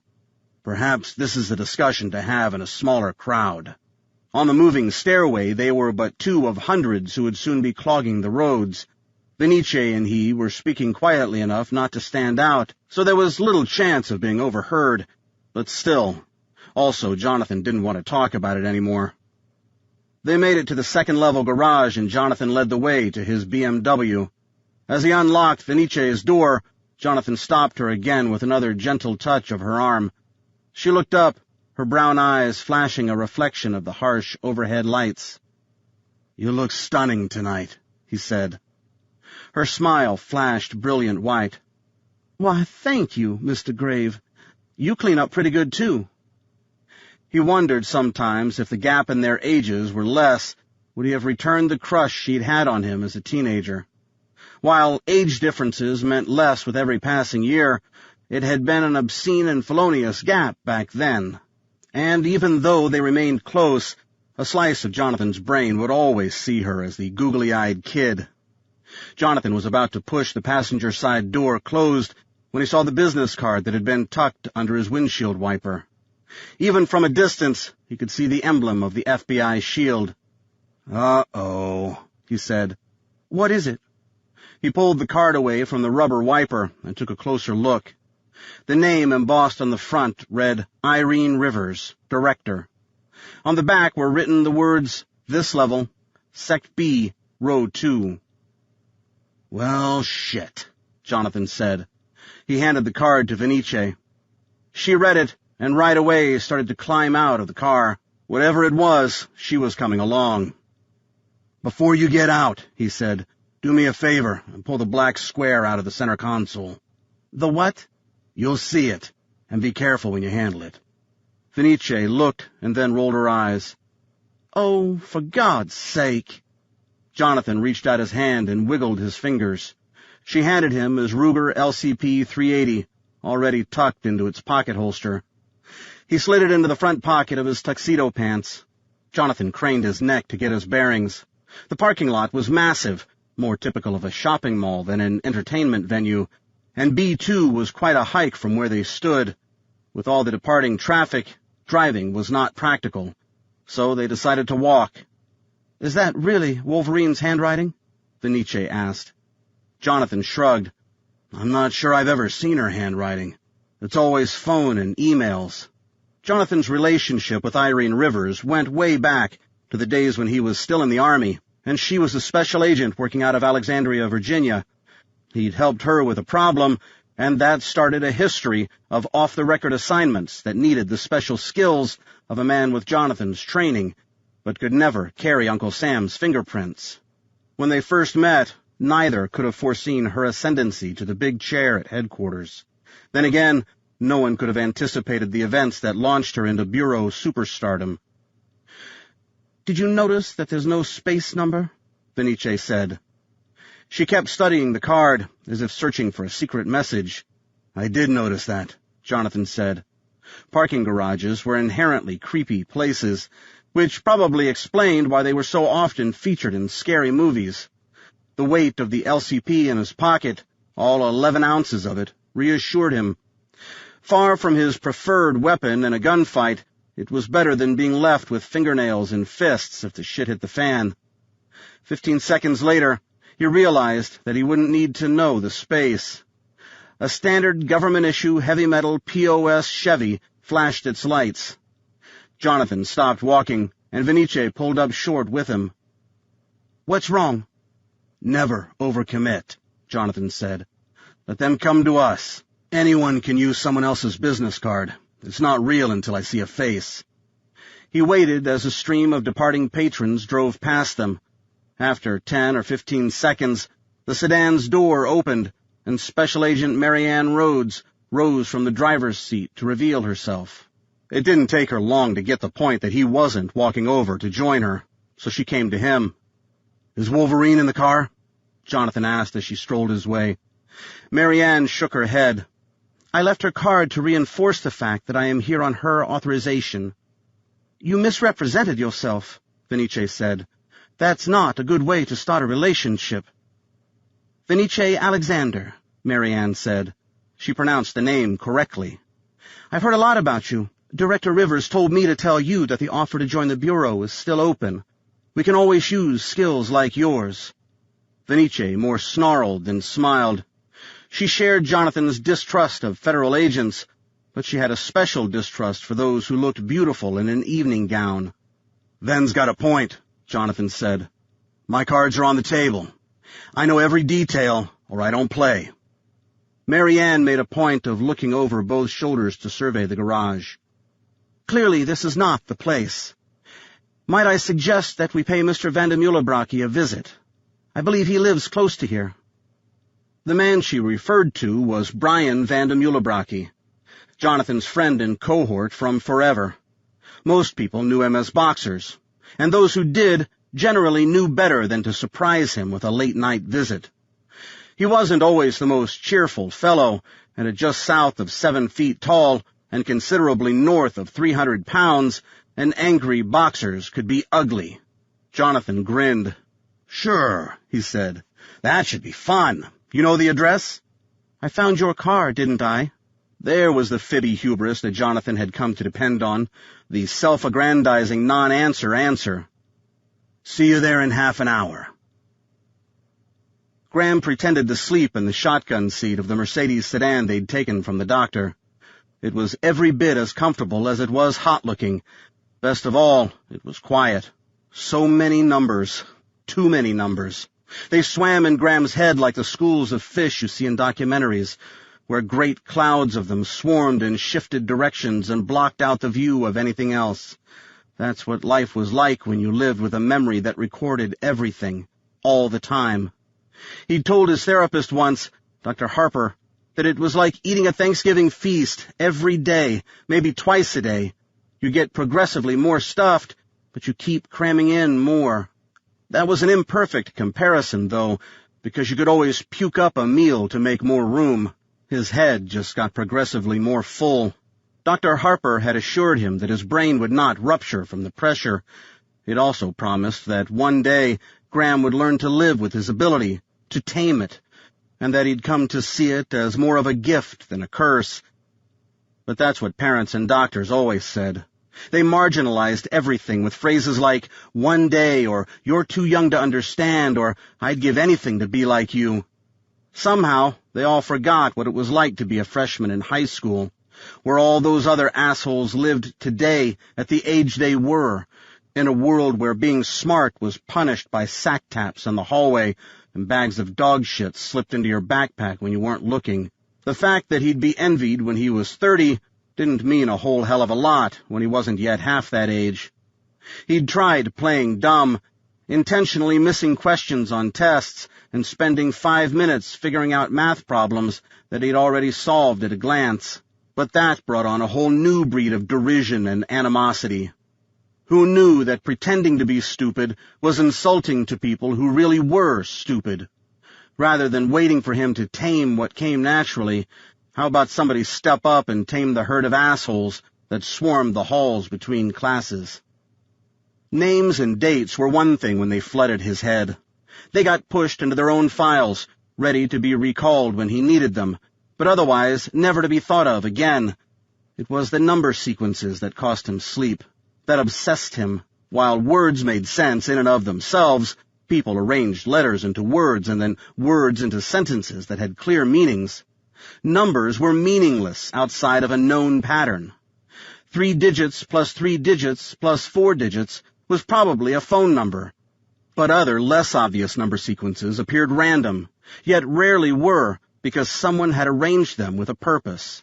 He could spend hours trying to decode such sequences. More often than not, he'd be able to add meaning, but he'd rarely know for sure if the solution he'd identified had any relation to the true intent of the sequence's author. Graham liked to imagine that he had a kind of curator living inside his head. He even had a name. Linus never slept. Instead, he cataloged every phone number, address, locker combination, and historical fact that flowed through his brain. When Graham needed the information, whatever it was, Linus would produce the correct folder, and everyone would think that Graham was brilliant. If sticking a coat hanger in his ear would kill Linus, Graham would have done it ages ago. Right now, as Jolene drove through the jet-black countryside on their way north, the number sequence that bothered him most had nothing to do with the cipher on the bloody scrap of paper. At least, not directly. Follow the protocol. The protocol was a telephone number. If anything bad ever happened to the family, or if he were ever threatened with harm, he was to call the number and follow instructions. Easy peasy.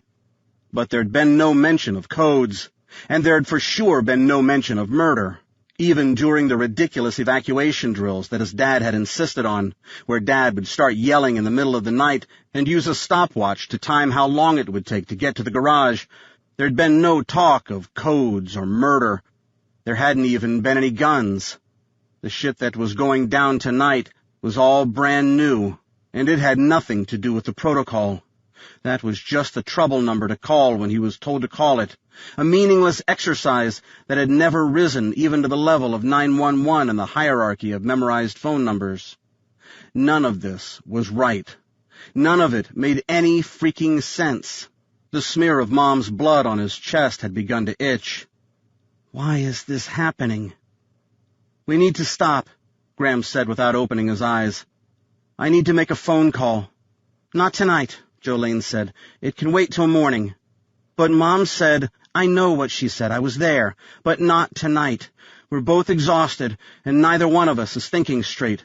But the protocol, it can wait, Jolene snapped. Look, Graham, the world is coming apart tonight. I have no idea what direction is up anymore. Until something makes sense, at least one thing, I don't want you calling anyone. I don't want you talking to anyone. Promise me. She was glaring at him when she should have been watching the road. But the protocol, promise me, she pressed. Graham accepted that Jolene was in charge. He didn't like it. He wasn't even sure he respected it. But he accepted it. She was right that nothing made sense, and there was no denying that bad people were gunning for them, literally and figuratively. Maybe a few hours really wouldn't make that much of a difference. Okay, he said. I promise. Chapter 5. Boxers lived on Swan Street, in a part of the city that had only recently begun to recover from the devastation of the 1968 riots. He'd bought his federal-style townhouse, D.C.'s answer to the New York City brownstone, 10 years ago for a song, back when the street was a haven for drug dealers and muggers. Since then, gentrification had begun to take root, and in some stretches of the street, Home values had more than quadrupled. Secretly, Jonathan had always wondered if the mere sight of boxers entering and leaving his house hadn't convinced the miscreants on his block to take their business elsewhere. No one wanted to mug Sasquatch. "Are you going to call him first?" Venice asked. Jonathan chuckled. "Not a chance. But I think it's probably important that mine be the first face he sees." He glanced at the dashboard clock. 12:15. "Oh yeah, I definitely need to be the first face he sees." With the lateness of the hour came the challenge of finding street parking. Rather than rolling the dice on something closer, Jonathan took the first space he found, thus committing them to a 4-block walk, 3 of them past places where gentrification had not yet begun. As they climbed out of the car, Venice said, "Clearly, you've never worn heels." "Only because you'd think less of me if I had," Jonathan replied. Never much for the late-night party circuit himself, Jonathan was surprised by the number of revelers on the sidewalks up ahead. The fact that they were all headed toward the bars at the end of the street, as opposed to away from them, surprised him even more. From the way most of them walked, and the volume of their voices, he guessed that these bars were not the first ones they'd visited. "Don't look so horrified," Venice teased. "There's a whole world outside of Fisherman's Cove." "Oh, I know. I've blown a lot of it up, remember?" Jonathan got out of the car and walked around to Venice's side. He didn't want to let on, but his danger radar was pinging. He also didn't want to mention that they were still a block away from a house where a man had been murdered and asleep, and whose killing remained unsolved. "Be careful on the brick sidewalks," he said as he opened her door and offered his hand to help her out. As they walked away from the car, Venice's posture stiffened, and she sidled closer to Jonathan. "This isn't a very safe neighborhood, is it?" she asked. Jonathan didn't answer, though he wished he'd thought this through a little better. In upper northwest sections of the city, a $100,000 car drew a casual glance, but in this stretch, it was truly a traffic stopper. It was bad guy bait, too, and it wasn't until they'd begun their walk down the street that Jonathan noticed the scrawny predator tucked away into the alley just behind their parking spot. As they walked, the skinny fell in behind them. Jonathan draped his right arm around Venice and pulled her closer still. "In a few seconds," he said, "I might ask you to take a step off to the side. If I do that, please don't ask for details." "What's happening?" "You're asking for details," he said. "Maybe nothing." But when a second skinny stepped out from under the stairs 2 houses down, Jonathan knew that it was going to be something. "Well, look at you two," said the skinny in the front. "Aren't you pretty?" Jonathan nudged Venice, and she retreated to the opening of a stairwell that led to what Jonathan believed was called an English basement. Translation, a subterranean space for which the landlord could charge an obscene rent. "I know that she's pretty," Jonathan said, "but I've always thought of myself as average." He test-drove a smile, but it didn't take. "Are we about to have a problem here?" "Depends on how much money you've got in your wallet," Front Skinny said. Jonathan heard the staccato beat of running footsteps behind him, and without looking, he knew that Back Skinny was charging him from behind. Jonathan whirled and smashed the heel of his hand into the space between the charging man's ear and his temple. The guy's head spun nearly 180 degrees, and the rest of his body followed in a floppy horizontal pirouette that landed him face up on the brick sidewalk. Jonathan thought he was still alive, but he didn't much care. With the 6 o'clock threat neutralized, Jonathan faced off again with Front Skinny. "I'm sorry," he said. "We were in the middle of a conversation." With quite the flourish, Front Skinny flopped open the locking blade of a tactical knife, the kind that is designed to cut deep and inflict mortal damage. "You're going to die, white boy," he said. Jonathan shook his head. "Actually, I'm not. And you don't have to either, if you just walk away." "Dig," Venice moaned from his right. It was a plaintive sound. It was one thing to hang around on the outskirts of violence, but it was something entirely different to be in the middle of it. Jonathan ignored her. As of this instant, Skinny Front's future lay entirely in his own hands. "Think it through, son," he said. "There's still time to walk away."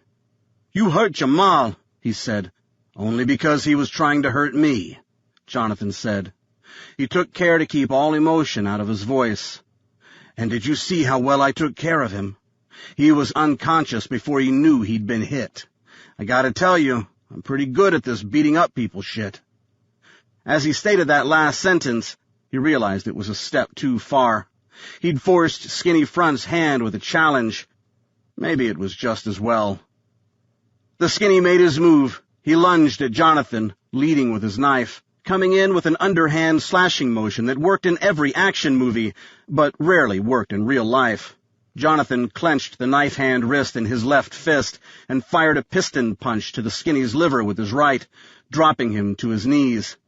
Even as the kid sagged, Jonathan drove his right elbow into the kid's brachioplexus, the Mr. Spock space between the neck and the shoulder that served as the conduit for all the wiring to the Skinny's arm. The kid yelled as he dropped his knife and started to fall face first. Jonathan stepped over the kid, never letting go of his wrist as he collapsed. Skinny Front had nearly faced out on the brick walkway when Jonathan planted a foot between the kid's shoulder blades, pulling up as he twisted the wrist. A soft double pop, the sound of 2 twigs breaking in the woods, followed by a howl of pain, told him that he'd snapped both of the bones in his attacker's forearm. The way it flopped to the sidewalk when he let go underscored the anatomical damage. Having nearly broken a sweat, Jonathan turned back to Venice and offered his hand. "Sorry about that," he said. "I think it's safe now." Venice didn't move. Her eyes were huge, her mouth slightly agape as she stared at him. "It's really okay," he said. "Oh, my God," Venice said. For a second, Jonathan didn't get it. Then he threw a glance to the kids on the ground. One of them moaned for help, and one of them had no idea that he was of the earth. "You worried about them?"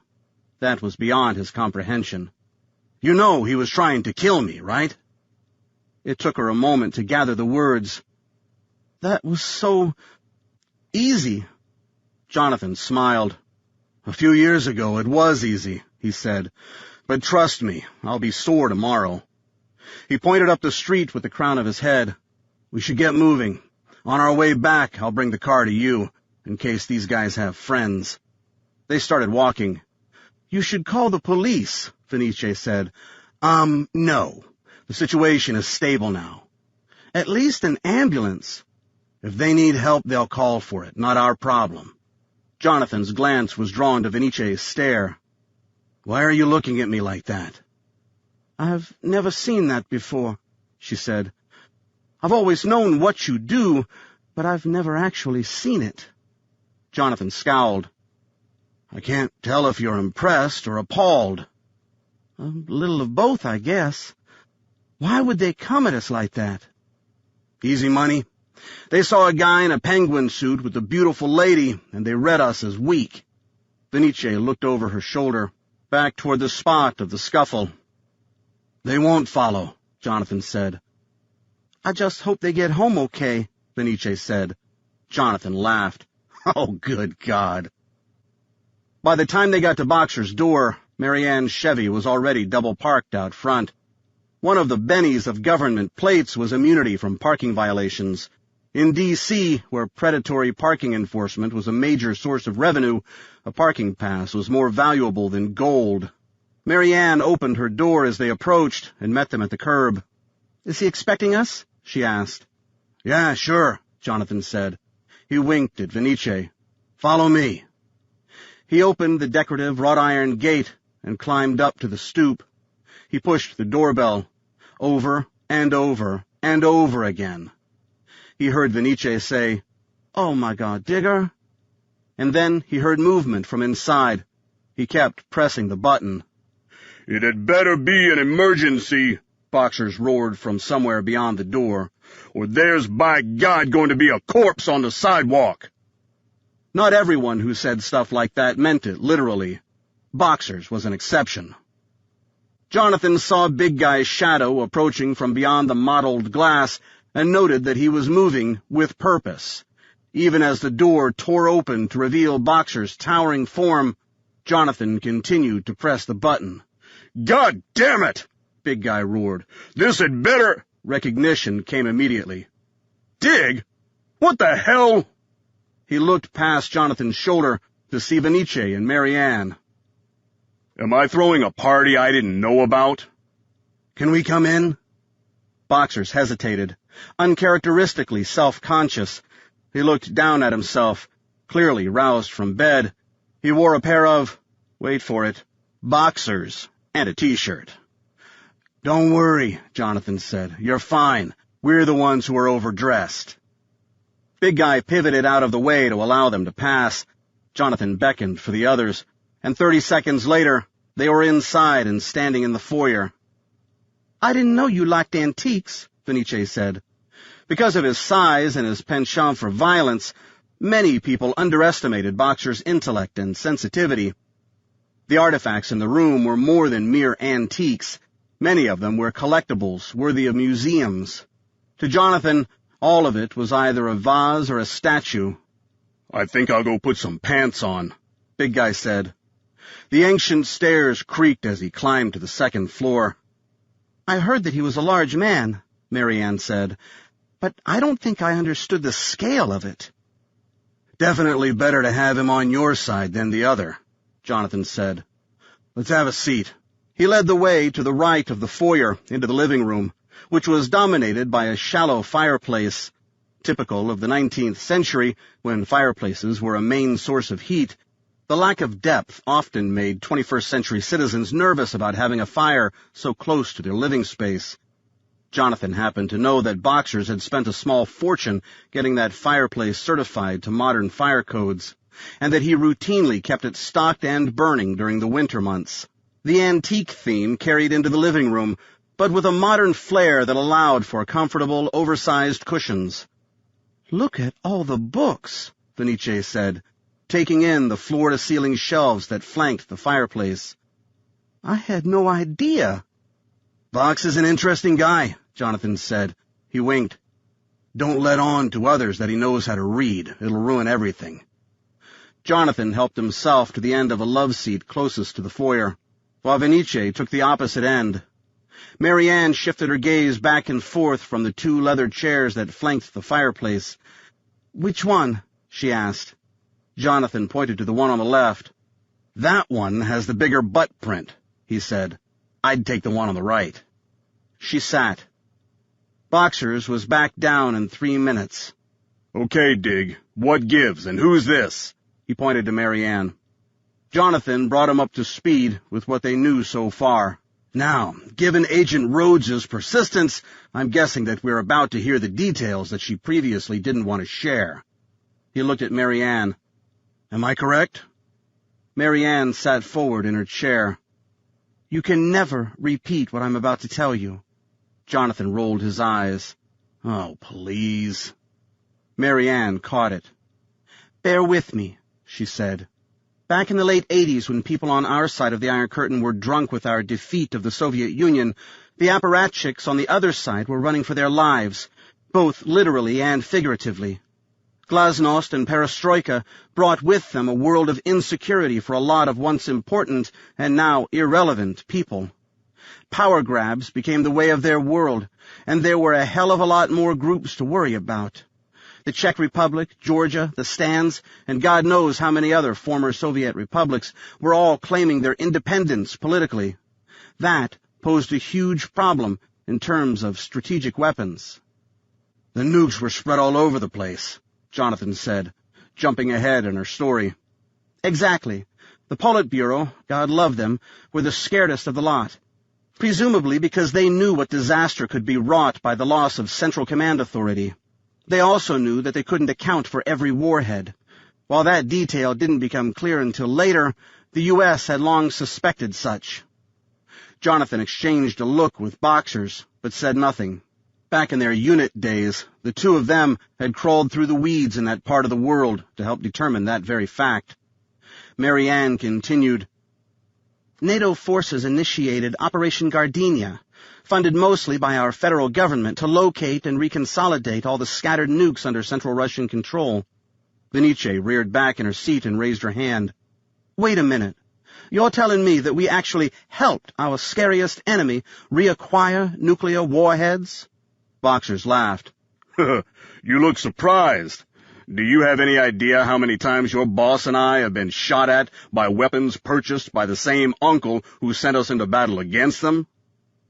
Remember, Marianne said, after the fall, Russia was our new good friend. The powers that be were confident that they would never use the weapons against us. Unbelievable, Venice said. Moving on, Marianne said.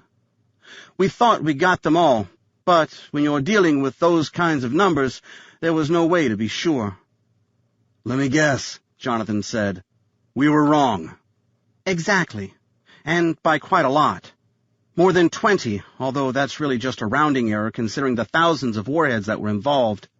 Boxers tossed his hands in the air and guffawed. Well then, if we're only talking 20, 25 megaton warheads, what's the point of talking at all? What does this have to do with the Mitchells? Jonathan asked. I know you told me he had nuclear engineering experience, but how does that come into play? Here's where it gets a little complicated. Just use small words and I'll try to keep up, Jonathan said. He hoped his irony was transparent. Bernard and Sarah Mitchell are from Chechnya, Marianne explained. As you might know, that's not the most stable corner of the world. Never has been, Jonathan said. Their terrorists make Haji look like an amateur. So you already know, Marianne said. That's good. That's helpful. When he expatriated to the United States, he went to work for a company in Oak Ridge, Tennessee, called Applied Radiation Corporation, which managed the reclamation of radiologically contaminated military facilities. Uh-oh, Boxer said. It's not what you're thinking, Marianne said. Yes, he was involved in Operation Gardenia, but he was a good guy. A couple of years into it, he was approached by an old friend named Gregory from Chechnya. He shared with him an ambitious plan to seek retribution for the years of Soviet brutality. He wanted Bernard to share information on the location of old nukes. Actually, Boxer said, this is running pretty close to what I was thinking. Here's where it goes different, Marianne assured. This Gregory guy was a good friend, and there are few people in the world who hated the Soviet Union more than Bernard. But Bernard was also a family man, and he was proud of his then-recent American citizenship. He pushed Gregory away and told him to never contact him again. How do you know all of this? Venice asked. Marianne continued as if she hadn't heard. Gregory left, and he left angry. He called Bernard a traitor, and he disappeared. 2 weeks later, as Bernard was between the front door of his house and his car on his way to work, an unknown man jumped from behind a bush and beat him with a baseball bat, broke his right shin, his left forearm, and 3 ribs. Didn't say a word until after the beating was finished. And then he told him that he would do as Gregory asked, or he'd find his wife blinded by acid and his son crippled with a baseball bat. Now that sounds like Chechen payback, Jonathan said. Chechen rebels had recently killed over 300 schoolchildren in a terrorist raid in Russia. Nasty, nasty folks to get crosswise. This is where I come in, Marianne explained, with a nod toward Venice, and how I know all these details. Of course, Bernard agreed to comply. It's always smart to agree with the guy who's trying to kill you. But he had no intention of doing so. He called the FBI, and I became his case agent. Case agent for what? You doubled him, didn't you? Jonathan guessed. Marianne nodded. Historically, we found that newly minted citizens are often the most patriotic. In Bernard Mitchell's case— What's his real name? Boxers interrupted. None of your business, she said. And if that's a deal-breaker, then we are done. Jonathan didn't press the point. He'd seen this before.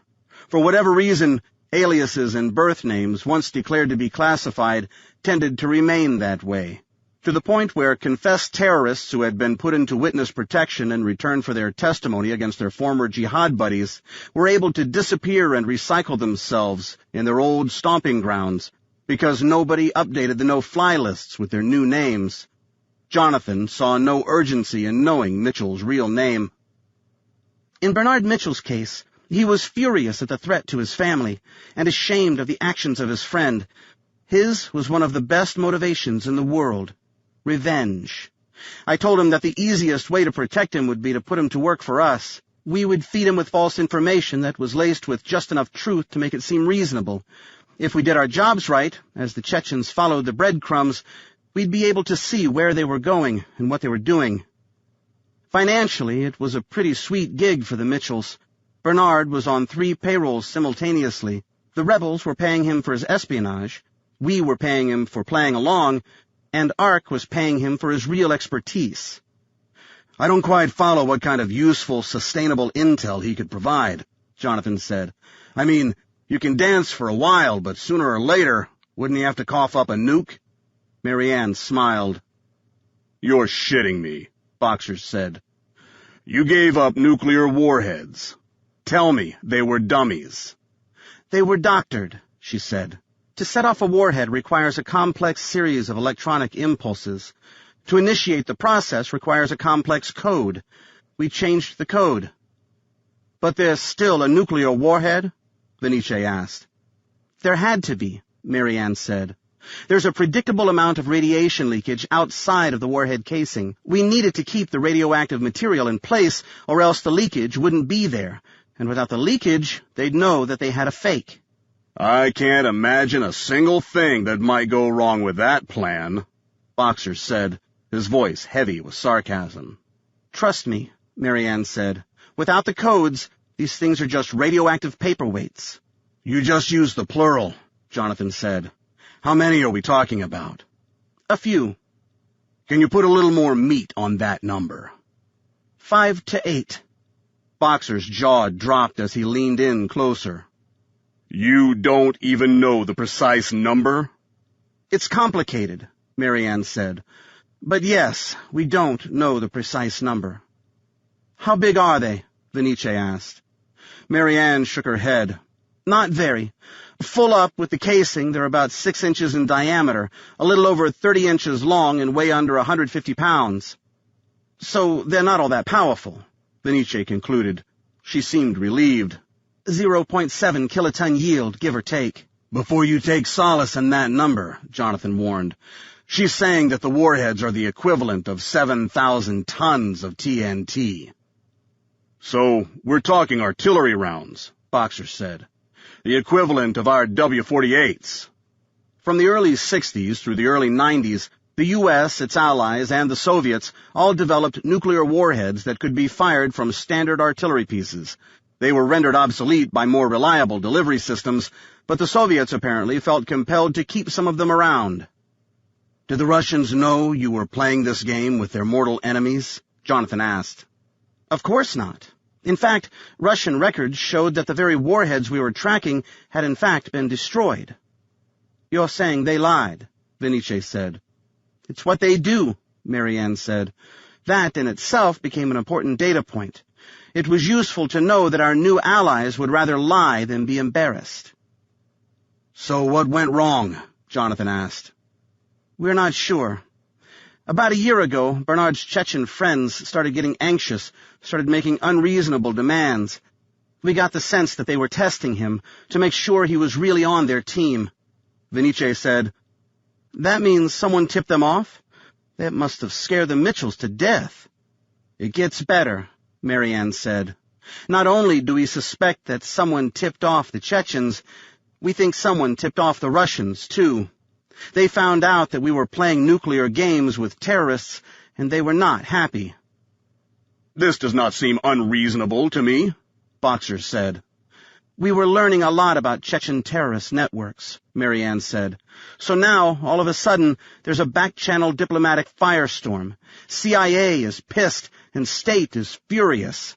The White House was blindsided, and your friend Wolverine has had some serious explaining to do. Overall, the last few weeks have been interesting.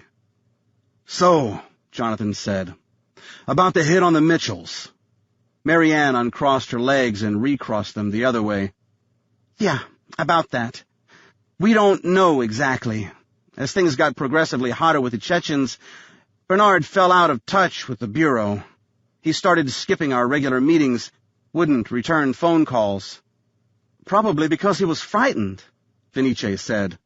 Undoubtedly, but that's not how it works. When you're on my payroll, you play by my rules. You started applying pressure, Jonathan guessed. I had to. I was worried that he might be considering going rogue and working for the other side. I needed to keep tabs, and he wasn't playing along. Jonathan's eyes narrowed as a piece fell into place in his head. I think I see where you're going, he said. You applied a little too much pressure. You drove him to the other side. I don't know that for a fact, but I suspect it, yes. And here's the really embarrassing part. We think he got the arming codes for the warheads. Jonathan gasped. Vinice said, I don't understand. I thought the codes were fakes. You said they were nuclear paperweights. They are, except we left a back door in the coding software that would allow us to make them active again, just in case. In case of what? Vinice said. In case we don't have enough friggin' world crises, Boxer said. You feds amaze me. If the world takes a step away from the abyss for just a few seconds, one of you steps in to push it closer again. Easy, Box, Jonathan said. Don't tell me to take it easy, Big Guy snapped. Somewhere toward the end of this discussion, she's going to ask us to undo this mess, and you're going to say yes because it's what you always do. I've earned the right to bitch about it because that's what I always do. He turned back to Mary Ann. And how the hell did he get a hold of these codes? We think the CIA gave them to him. Holy shit! Boxers exclaimed. Why the hell would they do that? Jonathan asked. I have no idea. I'm not even sure that's the case, but that's where the evidence points. Pretty incendiary guess. Mary Ann shifted her legs again. She wasn't going to expound, and Jonathan wasn't inclined to press too hard.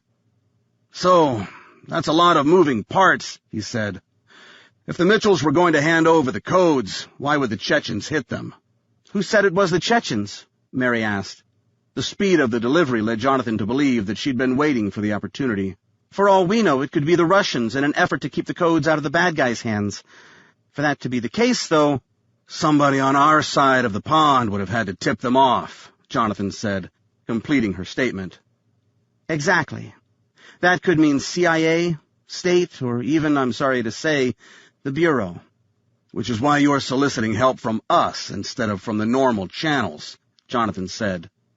You don't know who to trust. Mary Ann confirmed by arching her eyebrows. Ah, crap, Boxer said. Chapter 6. Jolene didn't like the way the night clerk at the Hummingbird Inn looked at her as he entered her name into the computer. His name tag read, Hi, I'm Carl, and she saw in his expression equal parts suspicion and anger, covered by a thin glaze of false pleasantness. Just the one night? He asked. I think so, Jolene said. She'd presented herself as Marcia Bernard, the only name she could think of off the top of her head. There's a chance we might extend, but I think it will just be the one night. She knew she was talking too much, always her habit when nervous. Carl took forever to open the screen and type in her information. He'd asked for her identification, but she'd told him that she'd left it in the car and didn't want to go back out to get it. In a place like the Hummingbird Inn, she figured there were many guests who happened not to have identification, and she'd wager that most of them were named Smith or Doe. Is that a young boy I see out there in the car? The clerk asked, straining to see past her shoulder. My brother, she said. And what's his name? Jolene hesitated. I need it for the record, he clarified. Tommy, she said. When in doubt, keep the lies simple. Carl's eyes narrowed, and he didn't type the name. Is there something wrong? Jolene asked. You seem bothered. No, he said, and he started typing. Then he stopped. Actually, yes, and I don't know how to say this without insulting you. Still, it's got to be said. Jolene waited for it. I know it might not look like it, but I run a reputable place here. Always have. Time was, when my daddy started it, this motel was one of the premier inns on this whole strip of highway. Then the interstates started coming through and, well, you know that story. Every secondary road in the whole damn country knows that story. I don't think I understand. The Hummingbird Inn is not that kind of motel. She still didn't get it. He nodded toward the car, and then she did. Oh, my God! She exclaimed. He's 14 years old, and you're damn right it's insulting. He's my little brother. There's a certain skill in pulling off righteous indignation and a bald-faced lie at the same time. She thought she'd done it well. Carl held up both hands in surrender. Okay. Like I said, I didn't mean to be insulting, but sometimes you've just got to be sure. Jolene felt heat in her cheeks. All she needed was to get some sleep, and for that, all she needed was a key. Carl reached to the board behind him and plucked a key off a hook. It was the old-fashioned kind, a real key with a plastic fob dangling from it that displayed the logo of the Hummingbird Inn. Here you go, he said. Room 24, last one down on the left. As her hand touched the door to leave, Carl said, Excuse me, miss, but what did you say your brother's name was again? Oh, shit. It was a trap, and it was well played. Thank you, Carl. Back in the car, Graham was awake now, though still unfocused. Where are we? He asked. Napoleon, Ohio. We're going to stay here tonight. I need clothes. I know. We'll go shopping tomorrow. You'd have clothes if you'd listened to me back at the house. Jolene slipped the transmission into drive and eased the Mercedes down the line of rooms to the parking space in front of number 24. When she parked, Graham sat quietly, staring straight ahead through the windshield, but at a point in space that was far beyond anything she could see. Time to go in and go to bed, she said. He didn't move. Graham?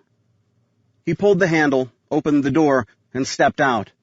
They met in front of the bumper and walked together to the assigned door. The motel room bore the motif of classic roadside dump. The steel door hadn't been painted in many years, and the jamb had swollen to the point that she needed to give the door a shot with her hip to get it to open. The two double beds were separated by a nightstand whose lamp came to life when Jolene hit the light switch just inside the door, on the wall with the big window to the parking lot. Not so bad, Jolene said. Not for one night, anyway. She stepped aside and let Graham pass. He took 2 steps inside and stopped. She followed and closed the door, now that it was just the two of them, and she could see him without the distraction of gunfire or a medical crisis. Her heart sagged. He looked so young, so skinny and vulnerable. He needed a hug, but from someone else. He needed his parents. From where he stood in front of the open bathroom door, he could see his reflection in the mirror, and then he looked down at himself as if to confirm what the image showed. Despite a fast and half-hearted effort to wash at the doctor's house, his arms and chest were still smeared with his mother's blood. She's dead, isn't she? He asked, without eye contact. They're both dead. He turned to look at Jolene. Aren't they? I don't know, she replied. It was the truth, and this was no time for conjecture. She took a step closer and put her hand on his shoulder. You should take a shower. Clean up. He jerked away and turned on her, his eyes red and angry. He shouted, You were supposed to protect us! The outburst made her jump. Keep your voice down. She imagined that the paint on the walls was thicker than the walls themselves. If you'd done your job, none of this would have happened. Graham, that's not true.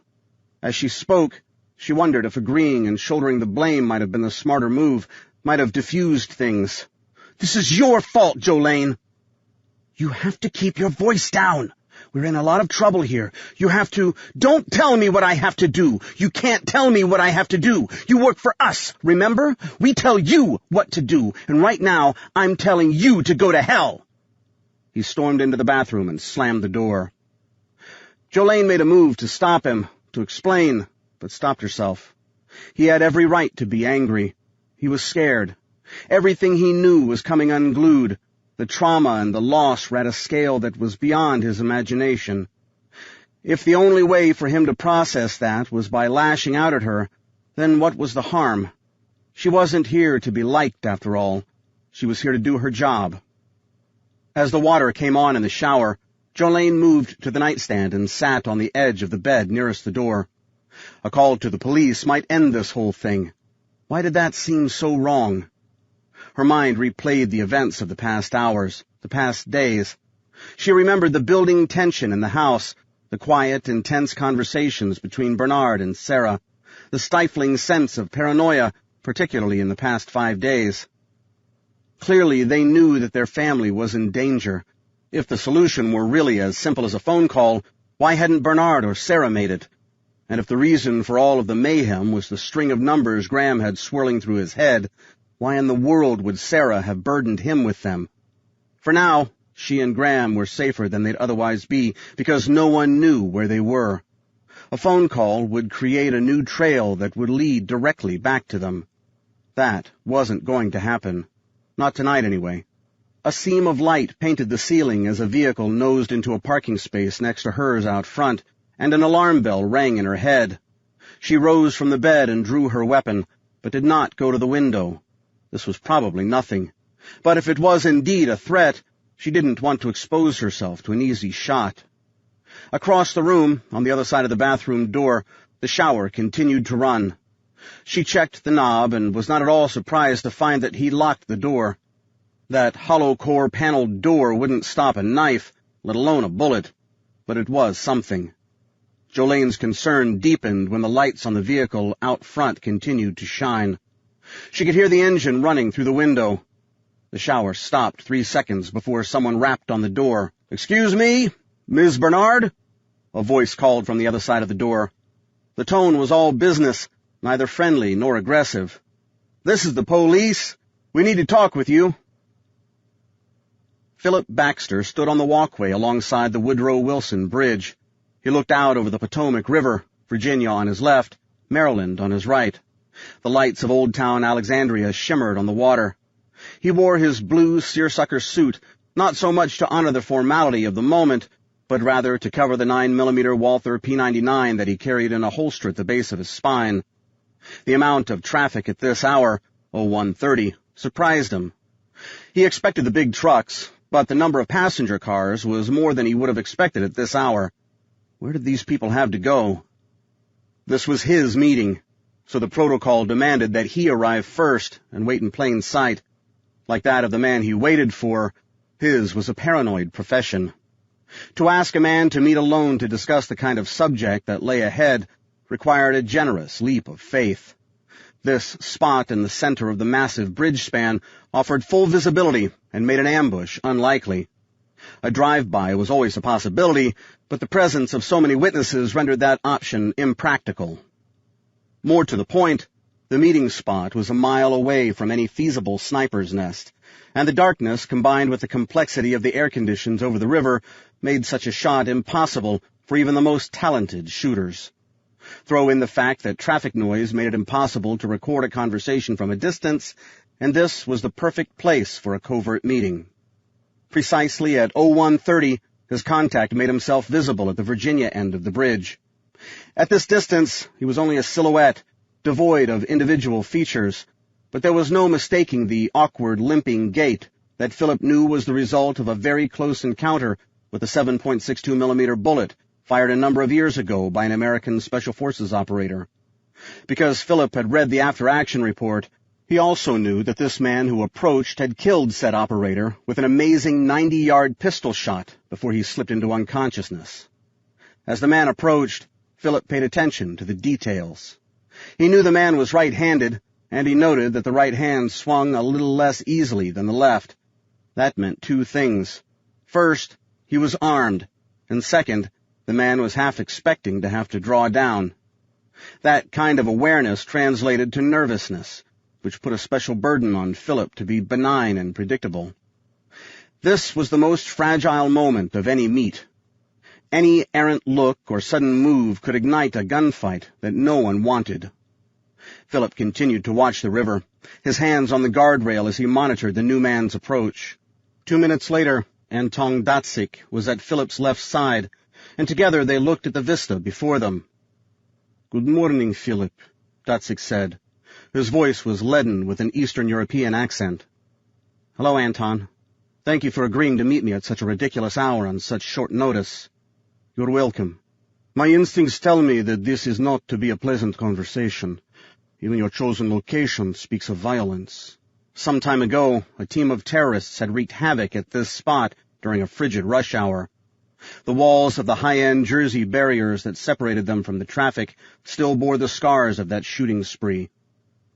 "You're overthinking," Philip assured. "I promise that there is no symbolism or implied threat in the locale." Dutzik nodded, seeming to accept Philip at his word. "I shall pretend not to know why you called me here," he said. Philip got right to it. "A lot of people got killed last night in Indiana. Did you have anything to do with that?" Anton pivoted to face Philip full on. "We know each other a long time, Philip. I don't trust you. You don't trust me. This is one fact we both count on.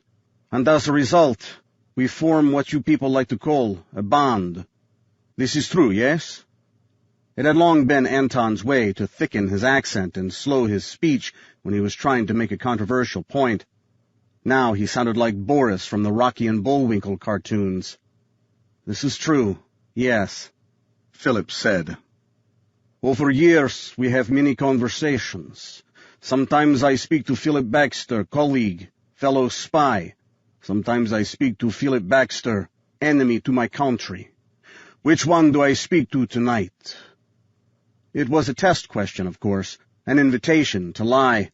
But even as the relations between the United States and the Russian Federation continued to deteriorate, Philip understood that the ability for people like him and Dutzik to communicate honestly with each other could one day spell the difference between peace and Armageddon. He liked the guy, and he suspected that Dutzik liked him back. The reality that either might one day get the order to terminate the other kept the relationship at arm's length. "Today I speak as a confused friend," Philip said. "And in this matter, I believe that our two countries have never been closer." Dutzik chuckled. "He's not a high bar, is it?" Philip laughed with him. "No," he said. "Not a high bar at all. Please, tell me what you can about last night." A pair of tractor-trailers passed in tandem, causing the bridge deck to vibrate and drowning out all sound. As the roar Dopplered away, Dutzik continued. "First, let me emphasize what I think you already know. You should never have played your silly game with the Chechen dogs." Philip shrugged. "As you might imagine, I don't make those decisions. But the effort was not a waste. We very nearly found out quite a lot about their terrorist networks." "Very nearly worked," Anton scoffed, "is a bureaucrat's way of saying you failed." "In large measure, because your government overreacted," Philip countered. "Must we really have this conversation now? Neither one of us is a decision-maker." Dutzik backed off. "True enough," he said. "As you Americans like to say, we are only pawns, yes? Sometimes I feel more like the board the pawns play on." Dutzik chuckled, but his eyes showed no humor. He looked out at the river, toward the lights of Old Town.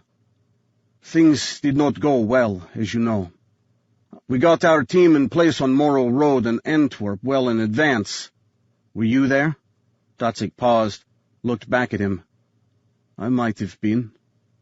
From the tone and the sly smile, Philip took that to mean yes. "That Chechen pig was already there, waiting in the blue pickup truck that we had been told he would drive." "For the sake of clarity," Philip interrupted, "which Chechen pig are we talking about? Adam Duraev?" "Yes. Our team was in place at least 1/2 hour before Duraev arrived, and once he arrived, he waited in place for 12 minutes, lights on, engine running, until another car arrived. This was, we assumed, the contact who would pass along the codes." "And who was that?" Philip said. Of all the intel to be gathered through this abortion of an op, that was the one bit of information that the United States needed most to know. "I will get to that," Dutzik said. Always a natural storyteller, Dutzik liked to take his time to build the tension. "We were cautious," he continued. "We didn't want to, as you like to say, jump the gun. One day you must tell me where that expression comes from. The two vehicles faced in opposite directions, so that the drivers could speak without getting out. This posed a problem for us because we did not know what the other vehicle would look like. We thought it unlikely that this could just be a chance encounter, but given the stakes, we needed to be certain. We kept waiting for them to pass something. Datsik went on. If they had done that, we'd have taken them both into custody, just as you asked. That was the third reminder that the assault team had been acting on a direct request from Philip's bosses. Philip wondered if that was a hedge against some form of recording device, if, perhaps, Datsik was recording the conversation himself. But, Philip prompted, they never had the chance. Two carloads of men with guns swooped down out of nowhere and opened fire. They were too trigger-happy, shooting too early, hitting the vehicles but not the people. Our team engaged the other shooters, and things went crazy. Philip felt a tug in his gut. No one else was supposed to know what was going on. This was another security breach of epic proportions. Other shooters? Other shooters. More Chechen pigs, we found out, after we searched their bodies. Why would they be shooting at their own? Weren't they getting what they wanted? Datsik gave a derisive chuckle.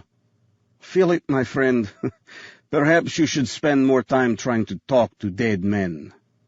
It is an intrusive exercise in frustration. In any event, those shooters lost, my shooters won. It's a good ending. But what of Durayev and the codes? A deep sigh. Alas, in all of the confusion, he got away, unlike his contact, who took 2 bullets to the head. He had no identification on him, but our people are working to identify him. My boss will want the body, Philip said. My bosses will tell your bosses to kiss their asses. Your boss started this. You don't get to write the rest of the script. This was an FBI screw-up, Philip insisted. My team had nothing to do with it. We don't care. One big government, one big screw-up. The details don't matter. Philip opened his mouth to pursue the issue, but decided that now was not the time. So, Dudayev, what happened to him? Did he drive away with the codes? We didn't know at the time, but later we found out that yes, he did. Did you follow him? Datsik cleared his throat. In a manner of speaking, yes. We were not in a position to chase him. We were in positions away from our vehicles, but we knew where he would be going. To our friends, the Mitchells. Your friends, the Mitchells, Datsik corrected. The Russian had clearly missed the irony. Philip chose not to correct him. As far as Philip's bosses in Langley were concerned, they could all die a fiery death. Datsik continued. At this point, our team decided to eliminate all of them. We get the code, we kill the people who want the code, and everything will be all right. A glimmer of hope grew in Philip's mind. So that's what you did? It's what we almost did. Oh, Christ. Yes, was bad. Dudayev arrived at Mitchell's house already wounded, I think. When we got there, he was already on the floor bleeding. Maybe Mitchell shot him, but I don't think so. There is other shootout. Mitchell dies, Dudayev dies, but wife and boy get away along with their maid. Datsik scowled and shot a look to Philip. Why would they have maid? Philip fell silent as he ran the facts through his head. This could still have a happy ending. But the codes, he said. You got the codes? Another sigh, this one deepest of all. No codes, he said. We think maybe wife took them with her. What's her name? Sarah. Yes, Sarah. We think she took codes with her. Sarah, maid, boy, codes, all gone. But she was shot, and shot bad, gut shot. He pointed to a place high on his own abdomen. Maybe not live. Philip's mind raced. That happy ending was feeling further and further away. Wait here, he said. Datsik recoiled. Where are you going? Philip cupped the back of his own head with his hand and rubbed the lump that was a souvenir from a bar fight gone bad in his 20s. I'm not going anywhere, he said. I just need to think. I think better when I walk. If walking makes people smart, Someone must have been sitting on his ass when he came up with this Chechen missile idea, Datsik teased. Philip pretended not to hear. Think this through, he told himself. It can't be as dark as it seems. There has to be a way. Because if there wasn't another way, the world, Philip's world in particular, was going to be in a very, very bad place. Philip walked slowly, unaware, really, that he was even walking. He thought through the logic. If this was an FBI operation, the logic had to be perfect, because Phibbies were that way, so buttoned down and regulated that every one of them tied their shoes the same way. Sarah, maid, boy, codes all gone. Yeah. Why would they have a maid? He asked aloud, his words lost in the traffic rush. That was a significant point. Why would they even want a maid? The house they lived in wasn't that big to begin with. It would be tight enough with the three of them living there. A fourth person would just be in the way. Perhaps she was just a housekeeper. You know, one who just comes in the daytime. No, that wasn't it. The raid happened at night, and she was there. That meant she was live-in help. A conclusion that just circled him back around to his original question. Why was she there? Then he got it. At least he thought he did. He turned and walked back to Anton. You said the Mitchells got away with a maid, he said. Yes. Are you sure she was a maid? Who else would she be? Datsik asked. You told me that they have only one child, a boy. Our intelligence confirmed. Who else would she be? Philip didn't want to jump to his conclusion. He had a tendency to do that. Once he had an idea in his head, his brain took ownership, and then nothing else would make sense to him. You look like you're having a vision, Anton said. You seen God? No, Philip said. I think the girl you thought was a maid might be a security detail. Not much of a detail, Datsik scoffed. One girl. Philip rubbed his head again. When you got to the Mitchells, he said, what was their response? They fought back, Anton said. They were better fighters than the Chechens at the drop-off. They were also expecting you, Philip didn't say. That meant that they were prepared, he said, which in turn means that they expected to have to defend themselves. That's what happens when you betray everyone all at once, Anton said. Makes friends hard to find. The point, Philip pressed, is that if they were expecting a possible attack, then they might want to have personal security. But only one person? Probably for the boy, Philip thought aloud. Was she young? Anton laughed. To me, everybody is young. I guess under 30, but not much. Philip nodded. Yes, he'd seen this before. It was a trick used over in the sandbox when defending important families. Young people are inherently resistant to personal protection, so to combat that, contractors would recruit younger operators for that purpose. You're smiling now, Anton said. First vision from God, and now something funny. What is funny about armed security guard? It means they had a contingency plan, Philip said. And plans have to make sense. To make sense, they have to follow a straight line. Straight line to where? He paused a beat.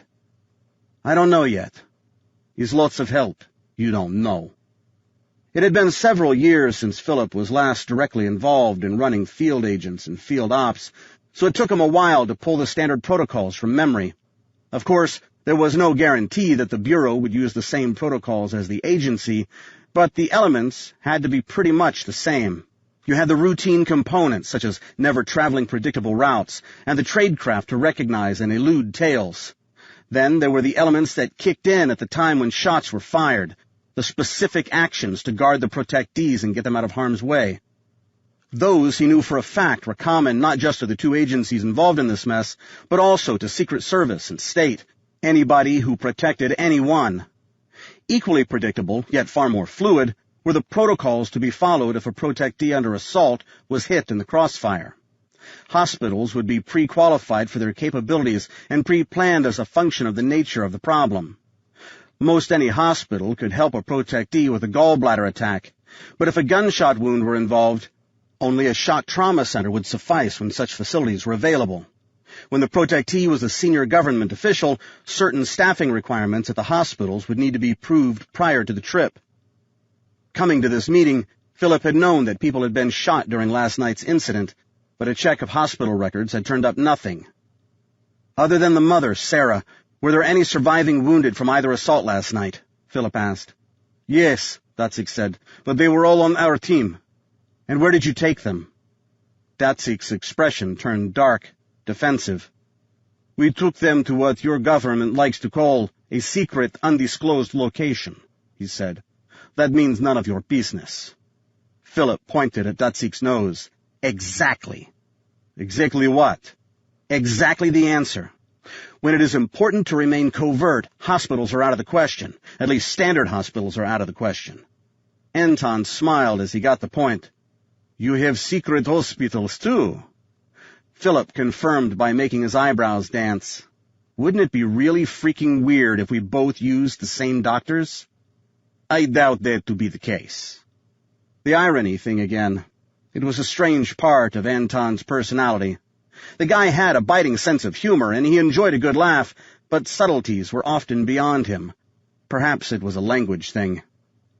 The question on the top of Philip's list was how to determine who that doctor might be. It was possible that the agency and the Bureau used the same medical contractors, but extremely unlikely. Just as it would be awkward to run into Russian FSB operators, it would be equally awkward, maybe even more so, to run into a Bureau puke. The two groups did nearly as much warfare between each other as they did with the nation's enemies. It was not uncommon for agents of the CIA to see agents of the FBI as the bad guys.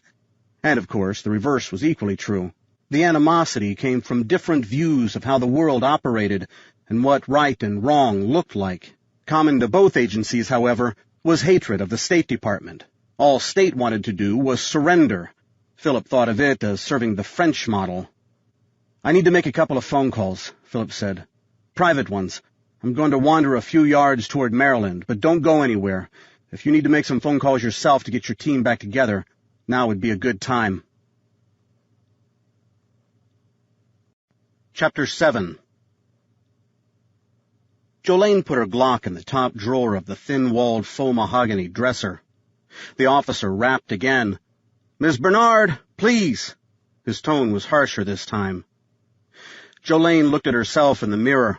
She saw nothing in the image that telegraphed the nightmare of the past few hours. All she saw was a young woman, an attractive one, she liked to think, who looked a little tired, but there was no tattoo on her forehead announcing that she'd killed people. Jolene opened the door just as the cop was preparing to knock again. Good Lord, what is it? She demanded as she pulled it open. Outside, the officer who was doing the knocking stood off to the side.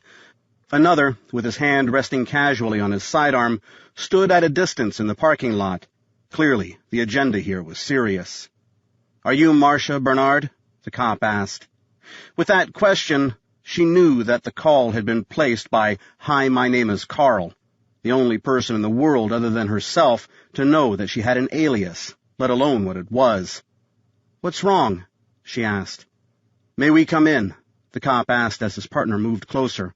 The partner's hand never moved from his gun. I don't understand, Jolene said. Is there a problem? I'd really prefer to talk inside, the cop said. No sense waking the entire complex. Jolene's heart and head raced together to figure out a plan. She stepped back from the door and ushered them inside. I'm Officer Bonds, the first cop said. This is Officer Medina. Is everything okay here? Of course, Jolene said. Why wouldn't it be? She played it as absurd and hoped she hadn't oversold it. Are you here alone? Bonds asked. No, she said. I'm here with my little brother. And where is he? In the bathroom. Excuse me, officer, but I'm not comfortable. The bathroom door opened, releasing a cloud of steam and revealing Graham with wild, wet hair and a white towel wrapped around his waist. Hey, Jolene, did we bring... He saw the cops. Holy shit! This is my brother Tommy, Jolene said, suddenly aware that she hadn't yet told Graham that he had an alias. Graham said nothing, but his expression was an open confession to the Lincoln assassination. Who's Jolene? Officer Medina asked. He stood in the doorway to the parking lot, blocking the only route of escape. He asked the question to Graham, and the boy still couldn't find any words. The cop's eyes shifted in unison to Jolene. "I am," she said. She was winging it now. Medina stayed focused on Graham. "And who are you? I mean, really?" "He's Tommy Bernard," Jolene said. Her words clearly pissed off the cop, who was trying to get a rise out of the boy, but she had to get it out there if the kid was going to have a chance. "I'm Tommy Bernard," Graham said. "Uh-huh," Bond said. "What's going on here?" "My brother and I are on a trip," Jolene said. "Where to?" Medina asked.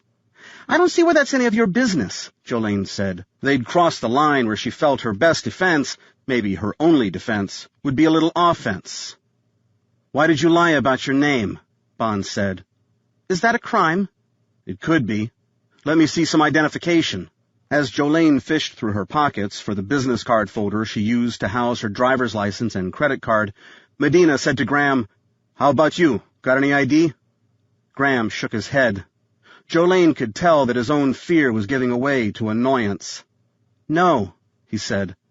"Why not?" "Because I'm 14 and I just got out of the shower." "You got clothes in there?" Medina asked, craning his neck to see into the bathroom. "Yeah?" "Then go put some pants on," Medina said. "But keep the door open." Graham started to retreat back into the bathroom, but then he stopped and gave Medina a wicked glare. "Wait, you perv. I'm not going to take a towel off so you can watch me naked." Medina's ears grew red as Graham stepped back to his original spot.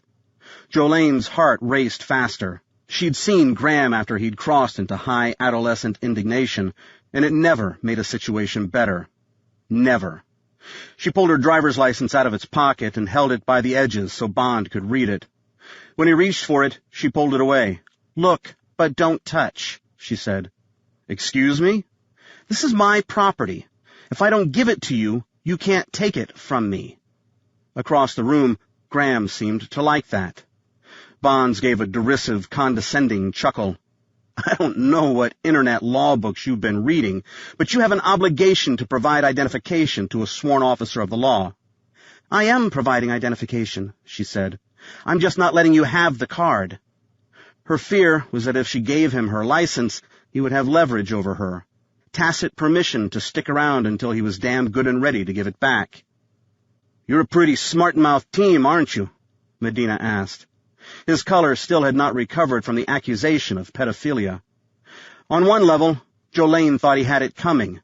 That was, after all, what Hi, my name is Carl had thought of her, thus launching this confrontation in the first place. "What we are," Jolene said, "is a tired team. It's been a long day, and frankly, I'm feeling a little harassed right now. I know what the front desk clerk was thinking when I checked in, and I know why you're here. And yes, frankly, it pisses me off." "That's so?" Bonds asked. "Why are we here?" "Because you think Tommy and I are having sex with each other." Graham's reaction was instant and straight from the heart. "What? Ew! That's disgusting! Jesus, you are a perv!" Hearing it said out loud made it seem even more disgusting, and just like that, Bond's discomfort became obvious. "If you're not, then our friend Carl up front is," Jolene said. "How come you and your brother have different names?" Medina asked. From the way he leaned on the word, she could tell that he wasn't yet buying. "Different fathers," she said. The explanation came so quickly that it made her proud. "Where's your luggage?" Medina made a show of scanning the tiny room. "I don't see any suitcases." "Okay," Graham said. "You got us. You want the truth? We were in this big shootout tonight where a lot of people were killed, and now international spies are chasing us and trying to kill us. That's why we're here. How's that?" Jolene nearly dashed over to shut him up. This was it. The end of everything. "Man, you really do have an attitude problem, don't you?" Medina said. "I see punks like you every day when I put them in jail. What do you bet I'll see you one day, too?" "Holy shit. They don't believe the truth," Jolene nearly laughed.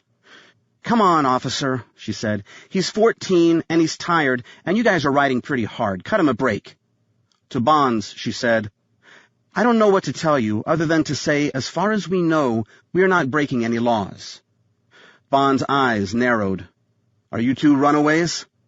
I'm 27, Jolene said. Who would I be running away from? Bonds turned to address Graham. Are you okay, son? If there's a problem, this is the time to tell me. No one can hurt you, I promise. Graham rolled his eyes. Jesus, he said, and he disappeared back into the bathroom, slamming the door behind him. I get to be with that for 5 days, Jolene said. Don't you wish you were me? Bonds regarded her for a while longer, then nodded. Okay, he said. You win. Sorry we bothered you. After they were gone and the door was closed, Jolene wasn't convinced they were really on their way. Finally, the cruiser backed out of its spot, and she could breathe again. Morning came early. All things considered, Jolene decided it would be best if she left Graham in the room and shopped alone. It was just too damned hard to come up with an explanation for his near-nakedness. Having never bought clothes for an adolescent, she cursed herself for never having studied the labels in his clothes. She had to guess on the sizes, but a clerk at the Walmart helped a lot. Turns out that at a certain age, all boys can fit into size medium T-shirts, and no boys would be caught in underwear that bore the word briefs. She could verify that one, thanks to the laundry duties that came with her contract with the Mitchells. With no idea of appropriate shoe size, she bought one each of medium and large flip-flops. That was all Graham wore this time of year anyway, and it seemed to her that his feet were growing even faster than his disproportionately long arms and legs. It was no wonder that he suffered from teasing at the hands of the other boys in his school. She suspected that the teasing came from the girls as well. $40 later, she was back in the car, ready to return to the Hummingbird. Sarah's last words haunted her. Finish your mission. Jolene smacked the steering wheel. God damn it, she hadn't signed up for this. She hadn't even applied for the job. The job had recruited her. She'd just come home from her second tour as a civilian gunslinger in Afghanistan. The money was great, and the job was simple, until it wasn't. Her responsibilities mostly involved personal security for Afghan muckety-mucks who were important enough to require bodyguards, but not quite important enough to have the best. Not that she wasn't good at what she did. In fact, she considered herself to be damn good. But the outfit she worked for, Hydra Security, didn't have the clout to get big-money contracts. As a result, she'd been stuck with old-school M4 rifles and M9 sidearms, while the big boys got the fancier MP7s and much lighter body armor. Jolene had been shot at plenty in her 2 tours in Afghanistan, but the intended targets had always been the people she was supposed to protect.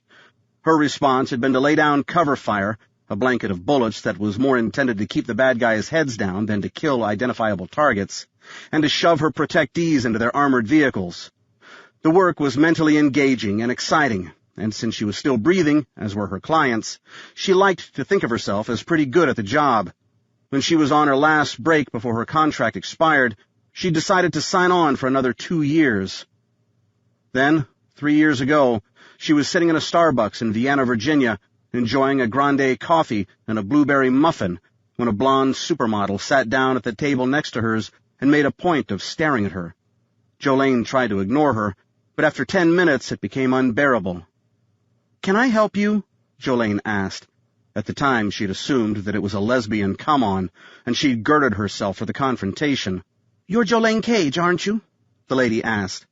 Jolene's protective shields shot up. "Who wants to know?" The super-hot blonde flashed a gold badge from the pocket of her slacks. "Can we take a walk?" she said. Jolene recognized the distinctive shape of the FBI shield. "Am I in trouble?" The blonde smiled. "Not hardly. I just want to talk to you, and it's too crowded in here." At the time, in the moment, Jolene felt a surge of adrenaline. Within the community of freelance security folks, stories abounded of clandestine meetings in which operators were recruited to be Uncle Sam's muscle.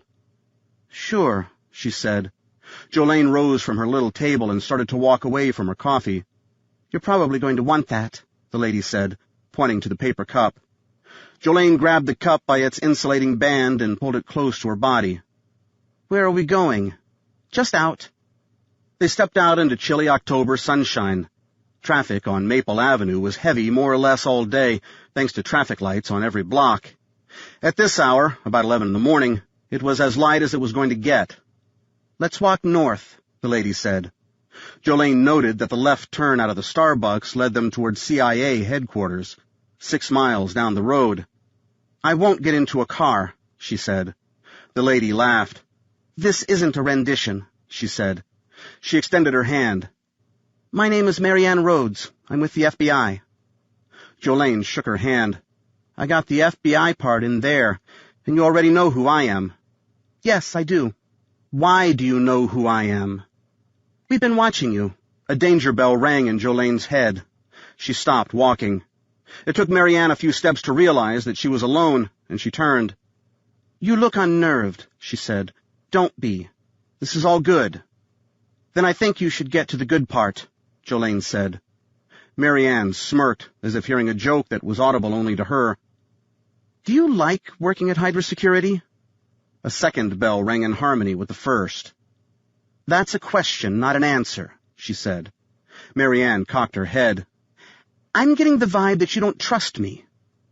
"If you know what you claim to know, then you should understand why. Over on the dark side of the world, you guys don't know what it means to play fair." Marianne shrugged. "War is hell." "We're done," Jolene said. She turned and started back towards Starbucks. If this pin-up bitch had been within 1,000 miles of a shooting war, Jolene would eat her own arm. "Please stop," Marianne said. Jolene stopped, but she didn't turn. "We want to hire you," Marianne said. Now that got her attention. "Hire me as what?" "A contractor," Marianne replied. "For personnel security." Jolene turned and regarded the other woman. "And why does the FBI, with 4.3 bajillion agents, want to hire me as a contractor?" Marianne shrugged. "I told you. We've been watching you. We like what we see." They say that flattery will get you everywhere. While Jolene was as vulnerable as the next girl, she also recognized the blowing of sunshine. "Not good enough," she said. "If you were watching me, then you were watching others. And if you were watching others, you'd know that there are tons of people out there whose work is exemplary." The smirk didn't fade. "Your attributes are special," she said. When Jolene didn't rise to the bait, she clarified. "You're a woman. This job is specifically for a woman." Jolene's imagination went right to a mission to sleep with the enemy, and she rejected it out of hand. "No," she said. She started walking again. "Damn it, Jolene, will you quit doing that?" She stopped and turned. "You've got 2 sentences to show your hand," she declared. "It's a bodyguard gig," Marianne said. "For a young boy, the parents want the bodyguard to be a woman." And just like that, she was intrigued. She took a few steps closer. "Are we talking witness protection?" Marianne's head bobbled noncommittally on her shoulders. "Not exactly, but that's close." "What's closer?" Marianne smiled. "For that, we have to keep walking." Jolene approached, then together they continued north. "Why is walking important?" "Motion makes eavesdropping more difficult." They stopped for the light at Center Street. "Who would be listening in? In this town? Anybody," Marianne said with a chuckle. With its proximity to CIA headquarters, sleepy little Vienna, Virginia was one of the spookiest towns in the world. "In our case, it could be one of several parties. Unfortunately, at this juncture, I'm not at liberty to share that information with you." The light turned, and they continued walking northward. "Makes it kind of hard to evaluate your offer." "I'm sure it does," Marianne confirmed. "But I'm also sure you can see the chicken and egg problem. Unless and until you're on board, we can't afford to share details. You know how this business works.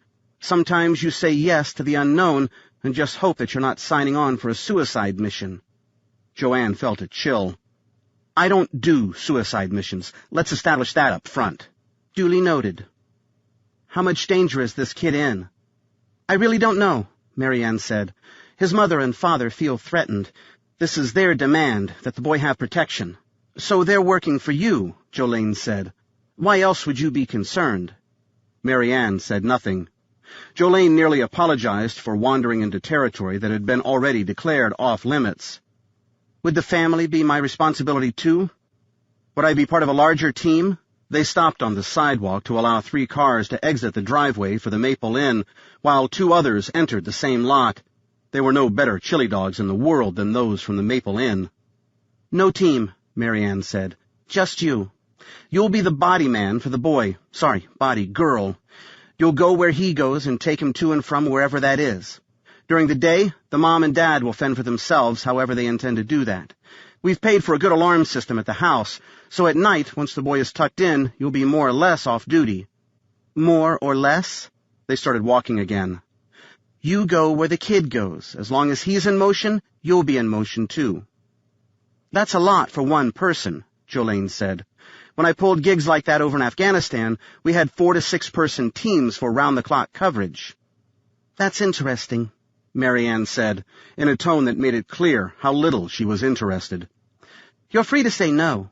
Remember, though, you're not going to have to worry about IEDs, and I'm predicting that the sniper risk is virtually nil.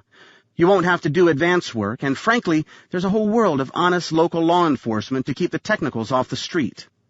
Jolene recognized a technical as a rust bucket pickup fitted with a machine gun and laughed in spite of herself. Point made and taken. Perhaps it was a waste to attempt to compare the 2 missions. "How old is this boy?" 11. "Oh, God." "What's wrong with 11? Mary Ann said. "There's no butt-wiping involved." Jolene said, 11 is all whiny insecurity and drama.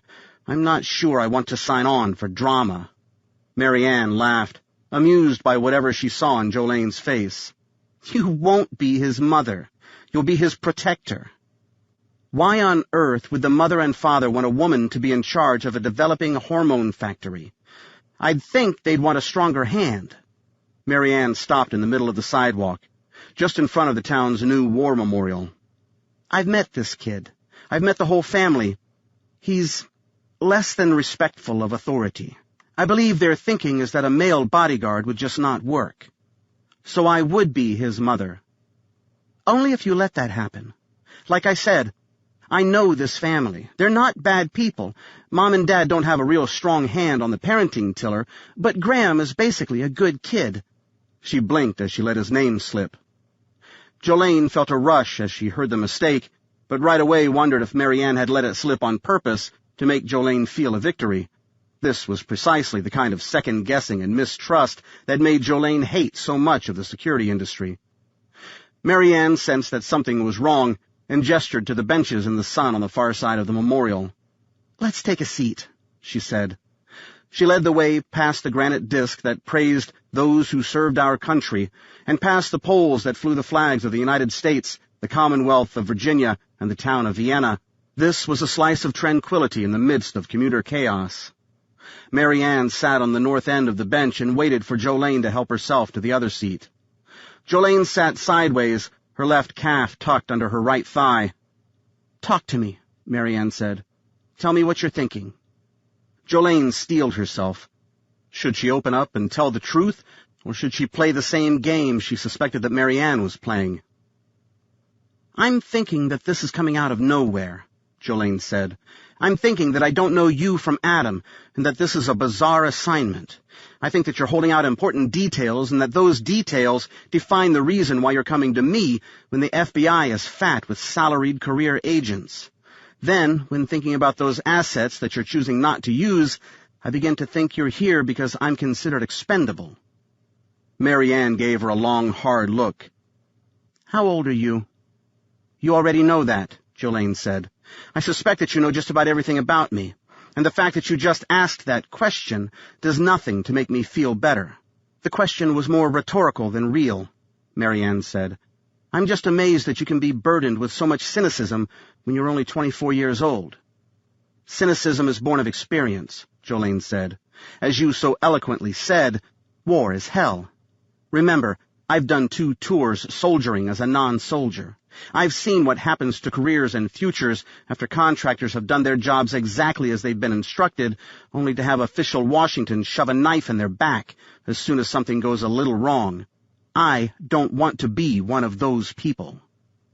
"You're in the United States now, not in Afghanistan. The rules are different here." Jolene waited for more. "Okay, here's the deal," Mary Ann said. In broad strokes. Do you know what a double agent is? A spy. A very special kind of spy. In this case, a man whose foreign bosses think he's spying on us, when in fact he's providing information to us about the other guy. I assume we're talking about the father now? Jolene asked. Exactly. And one of his rules for helping us is that his son be protected from retaliation. Correct. Jolene wasn't buying. It didn't all add up yet. This circles back to my previous question, she said. Why just the boy? Why not the whole family? Because the boy, Graham, is the best leverage point. The family and the FBI agree that if the bad guys discover that they've been betrayed, they'll just kill Mom and Dad outright. There'd be no reason to do otherwise. But if the bad guys only suspect that they've been betrayed, Jolene finished the thought for her, they could kidnap the boy and use him as leverage to make sure. Yes. And my job is to make sure that they can't get close enough to make that happen. Right. By myself. How the hell am I supposed to do that? Mary Ann pressed her lips together. There are a couple of moving parts here, she said. The first is what we just discussed. The second is the fact that Graham doesn't know about any of his parents' behavior. They don't want him to know. Another condition of moving forward. Jolene scowled.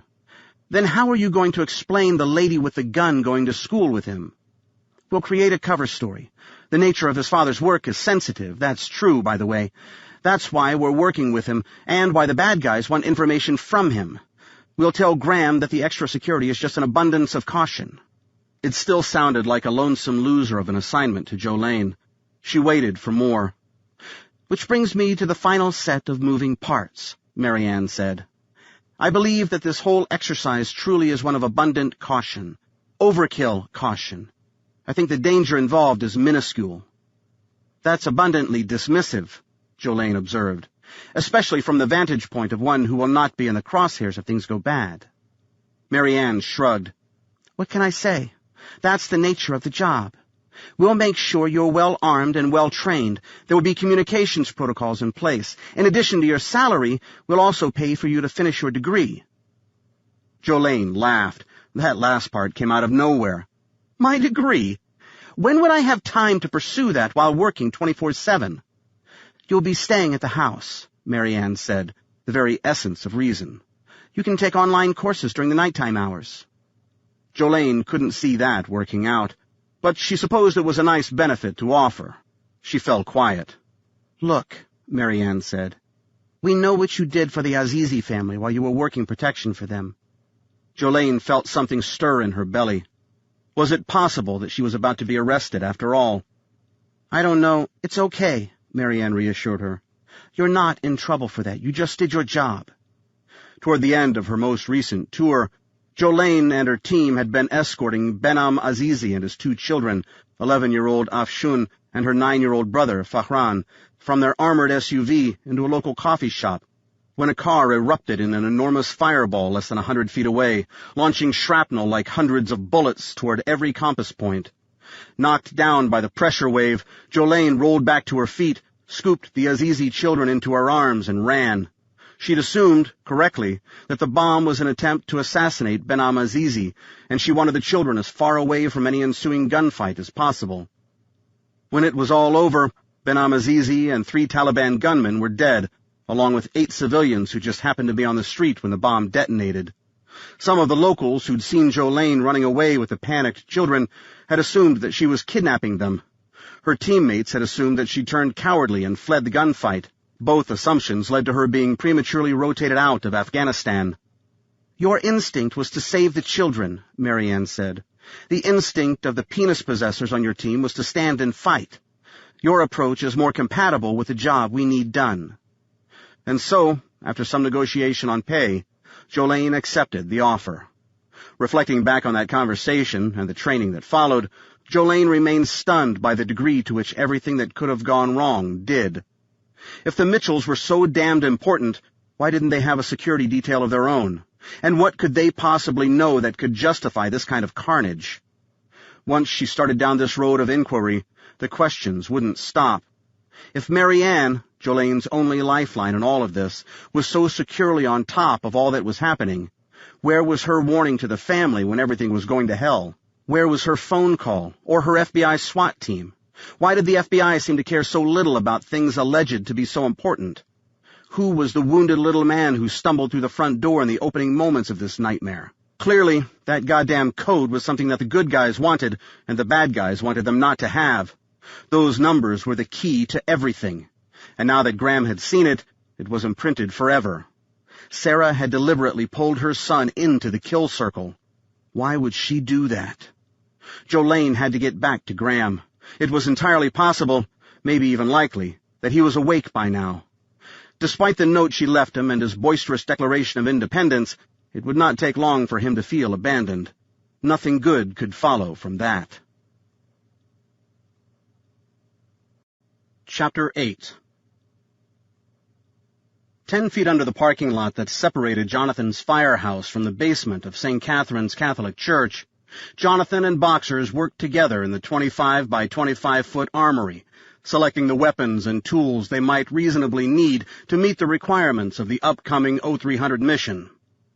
Built of reinforced concrete and accessed by an enormous steel door that was originally designed for a bank vault, the armory was a place of solitude for Jonathan. Something about the combined smells of hops solvent, gun oil, and the hints of isocyanites from the explosives brought him comfort. The room was lit as brightly as a surgical suite. Heavy fireproof cabinets lined the walls, and 2 wooden workbenches with additional lighting took up the space in the middle, their tops covered in carbon-rich conductive plastic that was connected by braided copper cables to the ground floors. On the occasions when Jonathan or Boxers would manipulate primary explosives, say in the creation of specialized initiators, they would wear conductive shoes and electrically bond themselves to the workstations via conductive bracelets. Explosives knew few enemies more dangerous than static electricity. "Wish we had better intel," Boxers said. Anticipating the need for quick action, Big Guy had followed Jonathan home and spent what was left of the night in the guest room on the firehouse's first floor. "We're packing for every contingency." No argument from Jonathan. He took a sip of his coffee, not knowing where they were going or what they were going to find when they got there. They had to plan for both mechanical entry and explosive entry. Not knowing what kind of reconnaissance they would be able to perform, they had to plan for multiple contingencies there, too. And so it went with every element of the upcoming operation. "These are all clean, right, boss?" Boxer stood at the gun locker. "Affirm," Jonathan said. After every operation where shots were fired, the weapons involved needed to be retooled so that they could not be traced to past or future uses.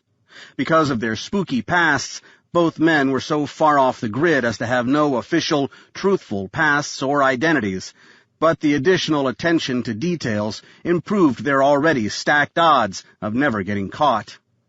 Jonathan heard footsteps approaching from the tunnel beyond the door and recognized Vinice's quick stride.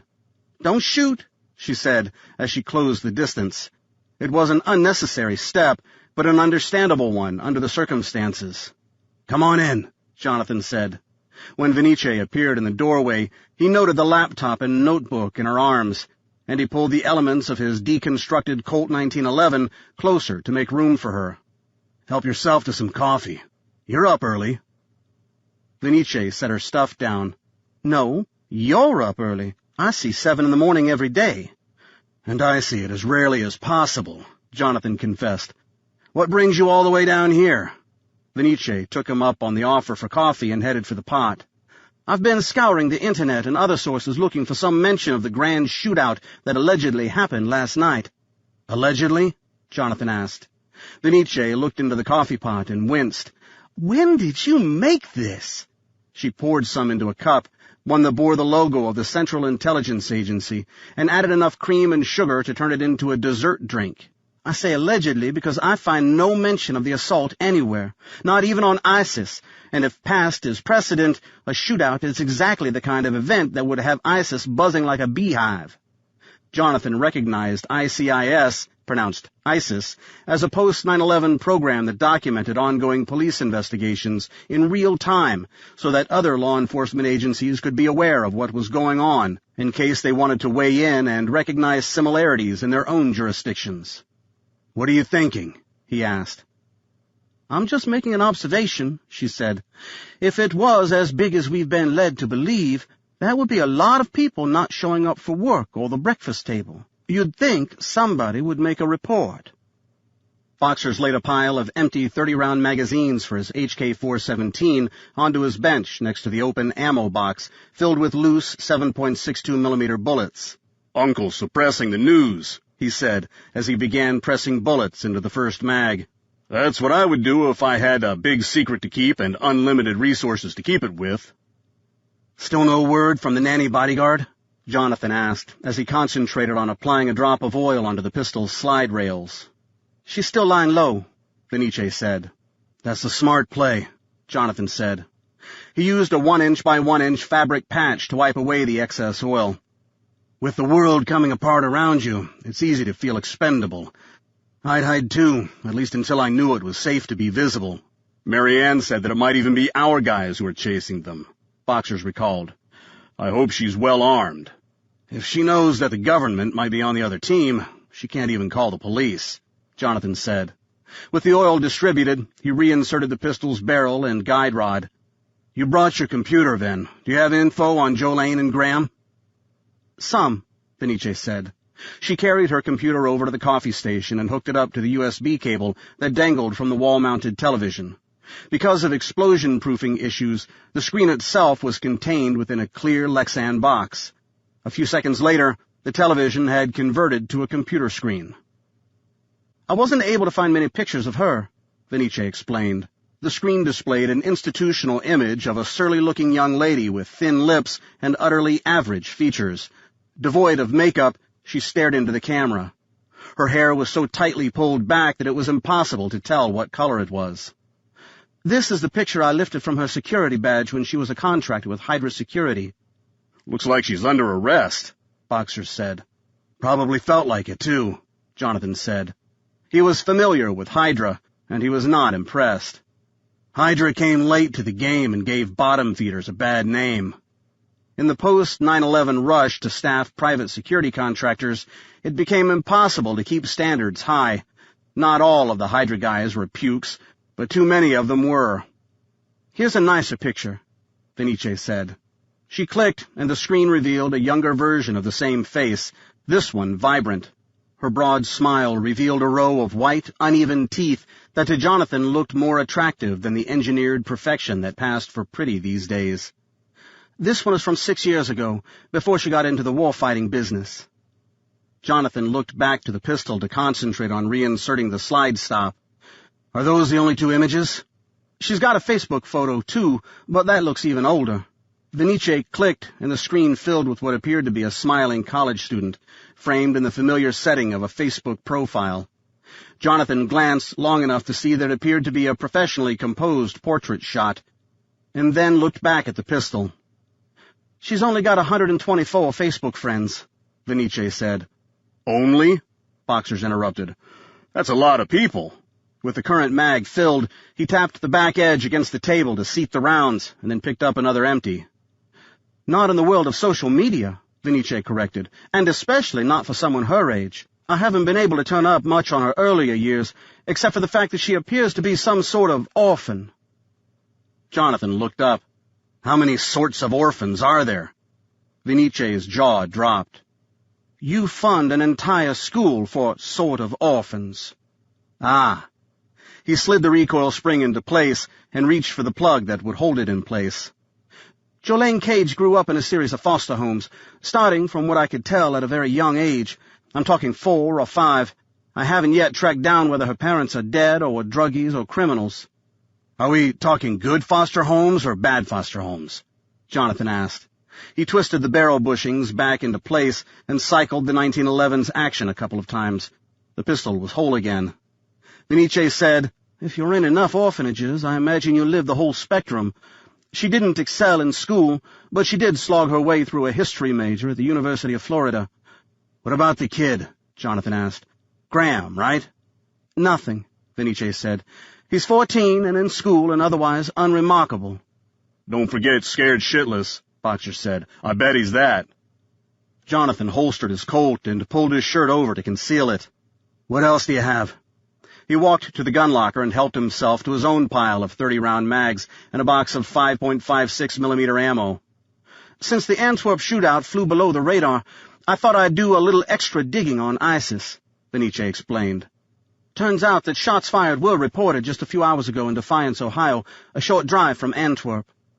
Jonathan placed the ammo and mags onto his workbench and started loading. Close enough to maybe be the same incident, but with different labels? I don't think so, Benice said.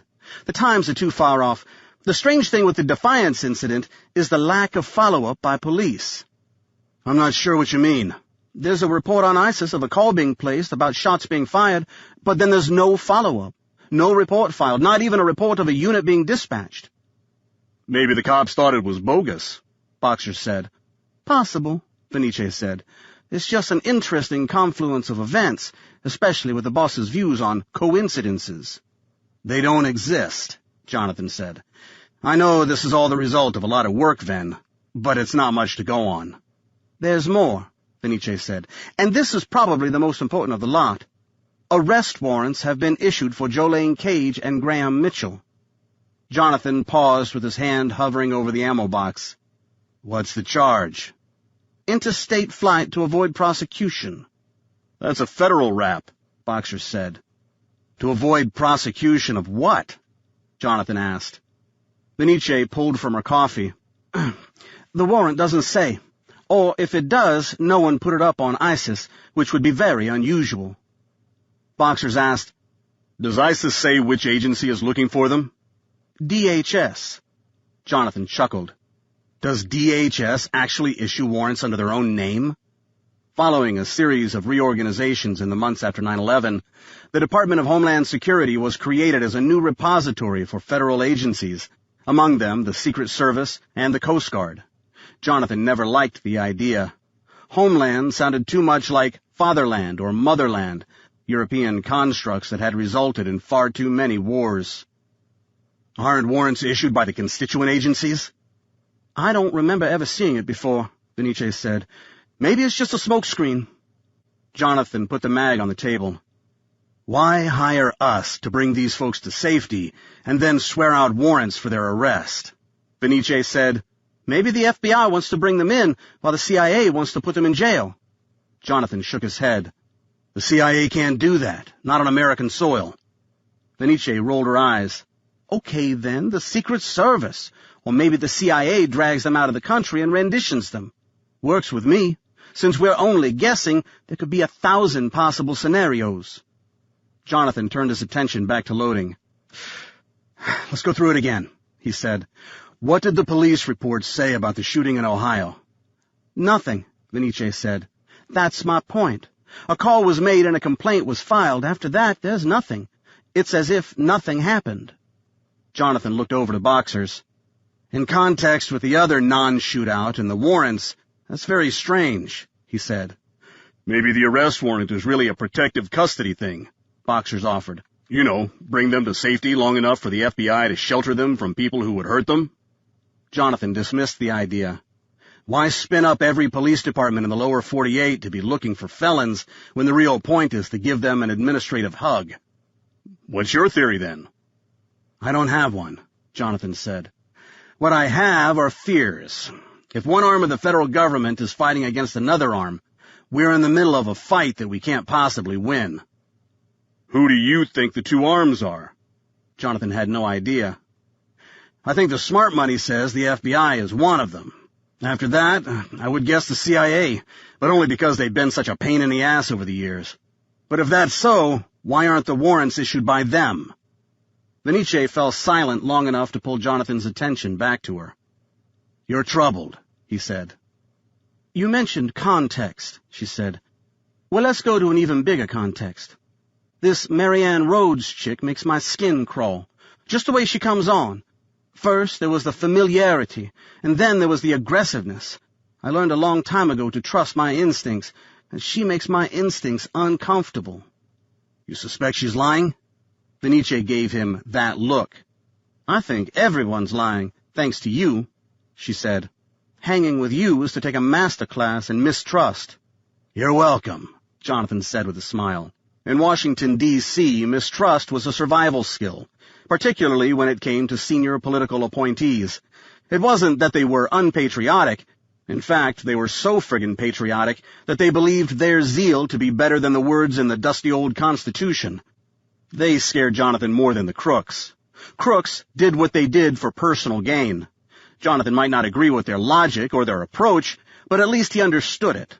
The ones who purported to speak for the public's own good gave him the willies. Paging Adolf Hitler. "Why would Mary Ann lie?" he asked. "I have no idea. I've only just begun my investigation into her." "Give me a theory," Jonathan pressed. "Why would Mary Ann, handpicked by Wolverine, want to work both ends against the middle?" Venice counted off on her fingers. "Okay, there's money, sex, secrets—" "In other words, you don't have a theory," Jonathan interrupted. He went back to his bullets. Venice explained, "Last night at the gala, Mary Ann approached you at what, 10:30, 11 o'clock? Jonathan hitched his shoulders. "Sounds about right." "And that was maybe an hour after what happened in Indiana, right? If that?" Jonathan saw it. How did she know so many details so quickly? "Pretty well dressed at the spur of the moment, too," Boxers added. Venice touched her nose. "Bingo." "More than that, how come she knew all that she knew, yet didn't know anything else?" Jonathan laid the magazine on its side on the table. He was fully engaged now. Advanced knowledge? It would have to be. This is really beginning to smell bad.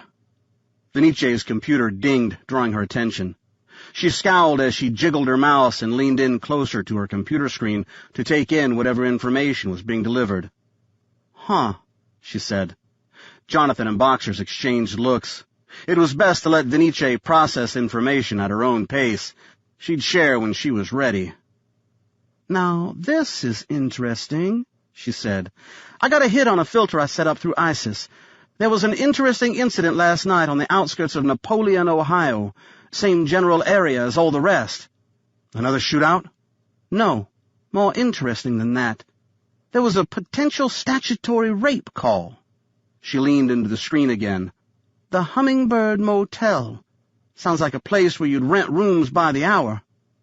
"And why is this interesting?" Boxers asked.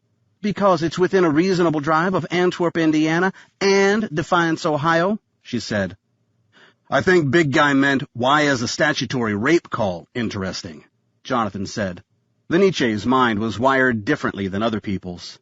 Asked to solve the arithmetic problem for the sum of 2 plus 2, she was apt to investigate the origin of the word two and the reason why it has a silent W, and in the process still come up with the answer more quickly than a math major sitting next to her.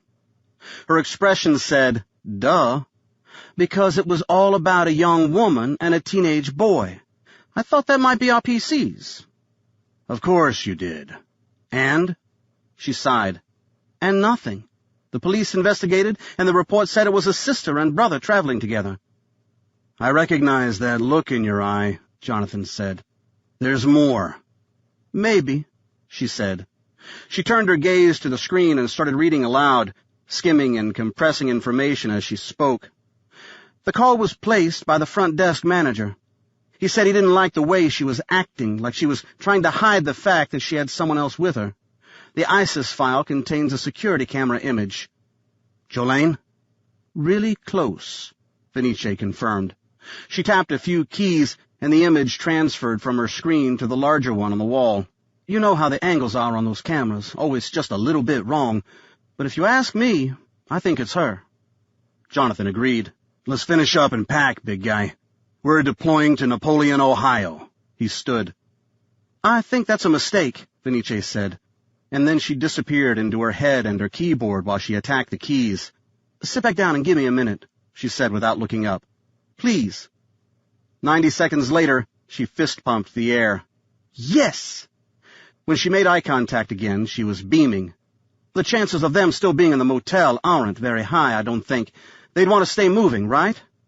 "But I don't want to lose time hanging around in Virginia while the PCs are somewhere in the Midwest," Jonathan said. "Particularly not with cops looking for them. What do the police have to go on, by the way? What are they looking for?" "Just descriptions," Venice said. "And pictures. They're the same ones we looked at." "Do they have a license number for a car?" she asked. Or a make and model? Not that I know of, she said. Then she gave a triumphant whoop. But I think I do. The Hummingbird Motel uses Protectol security for their alarms and video. Jonathan felt a rush. Protectol was a premier low-end physical security company with contracts for roughly half of the free world, and Venice had conquered their computer backstops ages ago. There were only a few cars in the parking lot last night, she said. One of them was a black Mercedes that happens to be registered to a Douglas Wilkerson from, wait for it, Defiance, Ohio. An image of the car materialized on the screen. The shootout town, Boxer said. Bingo. And who is Douglas Wilkerson? Jonathan asked. Give me a second. Venice started typing again. Over the course of 3 minutes, enough time to load 4 mags, Venice's face ran the full gamut from confusion to discovery and back to confusion. I have no idea who Douglas Wilkerson is, she announced. Ask me why. Jonathan sensed that he already knew, but he played along. Why? Because he doesn't exist. They said it together. Yet there's an auto registration, Jonathan said. With a real physical address, Venice said. When you're dealing with a motor vehicle bureau, real addresses are important. I did a search of the address and learned that the same fake citizen, Doug Wilkerson, is listed as a resident. Jonathan looked to Boxers. What the hell? Big Guy said. How bad can a place be when it's named Defiance? Chapter 9. Graham peeked out of the curtains again. Where the hell is she? Jolene was gone, and she'd taken the car and the guns with her. The note said that she'd gone shopping, but how long could it take to snag a T-shirt and a pair of shoes at Walmart? Graham had been awake for nearly 2 hours now. It was going on 10 o'clock, and according to the sign on the back of the door, checkout time was 11. What was he supposed to do if it got to be 11:01 and Jolene wasn't back yet? What kind of coward must she be to disappear on him like this? She was supposed to be protecting him, for God's sake. He deeply wanted to take Jolene at her word, take her note at its word. But after a while, when everyone you've known or loved is being shot at, faith is hard to come by. Daylight made everything more real, and he hated that. Thinking back to the events of the past 12 hours made him dizzy. It was hard to differentiate reality from nightmare. If he were to believe the evidence, his father was dead, his mother was grievously wounded, and some undefined anonymous entity was trying to make him dead, too. It couldn't all be true, could it? There had to be some semblance of his life left as it used to be. Otherwise, what had he done to deserve all of this? What had his parents done? The harder he thought about it, the less he could identify the holes in the fabric of his living nightmare. Graham Mitchell was a nobody among nobodies. His parents went to work every day, doing whatever it was that parents did when they went to work every day. Then they came home and were boring. What could they have done to make the kind of enemies that would bring so much violence? Some of the awfulness had to have been imagined. He had to believe that.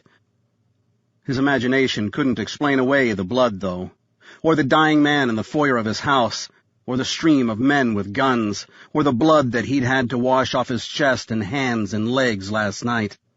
He had the towels on the floor of the bathroom to prove the reality of that. There was the reality of the hole in his mother's stomach, the reality of the weird, twitchy doctor. "Oh, my God," he said aloud, bringing a hand to his mouth to stifle a sob that rose from nowhere. "I'm an orphan." That thought shut down all others. Tears streamed down his face, but he wasn't aware of them until one of them tickled his nose. He wiped it away and tried to clear his eyes, but it didn't work. Dad is definitely dead. He had to be. And for evidence, he needed only to remember that Dad never left the house, and that when Graham had asked Mom about him, she had dodged the question. Jolene. The mere fact of her presence in his life was testament to the fact that he'd been living in real danger for 3 years. Why hadn't he put that together in his head before? Mom and Dad had told him that Jolene was merely a security precaution, and that he shouldn't worry about anything. Hell, Jolene had told him that herself. Had people been hunting for them all this time, and he'd just never known it? Was last night just a realization of the inevitable? Had the last peaceful months actually been an accident, and the shootout preordained? He swiped again at his eyes. He couldn't let Jolene see him crying like a little boy. She had little enough respect for him as it was. He needed to think of something else, anything else. The television in this dump of a motel room sucked, both the machine itself and the programming it showed. At this hour, the broadcast networks were all about shows that attracted consumers of erectile dysfunction medicine, and there were no cable programs to speak of, unless you wanted to listen to a bunch of screaming newsreaders or watch people cook or fix houses. He pressed the power button and killed the set. The silence brought demons. Graham was tired of depending on everybody else for his survival. He was supposed to trust Jolene, but where the hell was she? "You made a promise," he said aloud. Hearing the words made it real. Follow the protocol. How many times had Mom said it in the last hour that they were together? She was his mother, for crying out loud. And Jolene was only whatever the hell Jolene was. A nanny with a gun. If Mom hadn't thought that that number was important, she wouldn't have made him memorize it. And if it wasn't important for him to deliver it, she wouldn't have made him promise to do just that. No way did Jolene outrank that. Graham turned his head to look at the phone on the nightstand. He knew without searching that Jolene had taken her cell phone with her. Just as well, because cell phones were traceable. He'd seen on television that as long as you didn't stay on a landline for more than a few minutes, calls made from them couldn't be traced. Jolene's words rang in his ears. Everything but doing nothing is a risk. Did she know things that he didn't know? Was she a better judge of what was the right thing to do? Maybe better than him, but not better than Mom. Follow the protocol. Until today, he didn't even know what that word meant.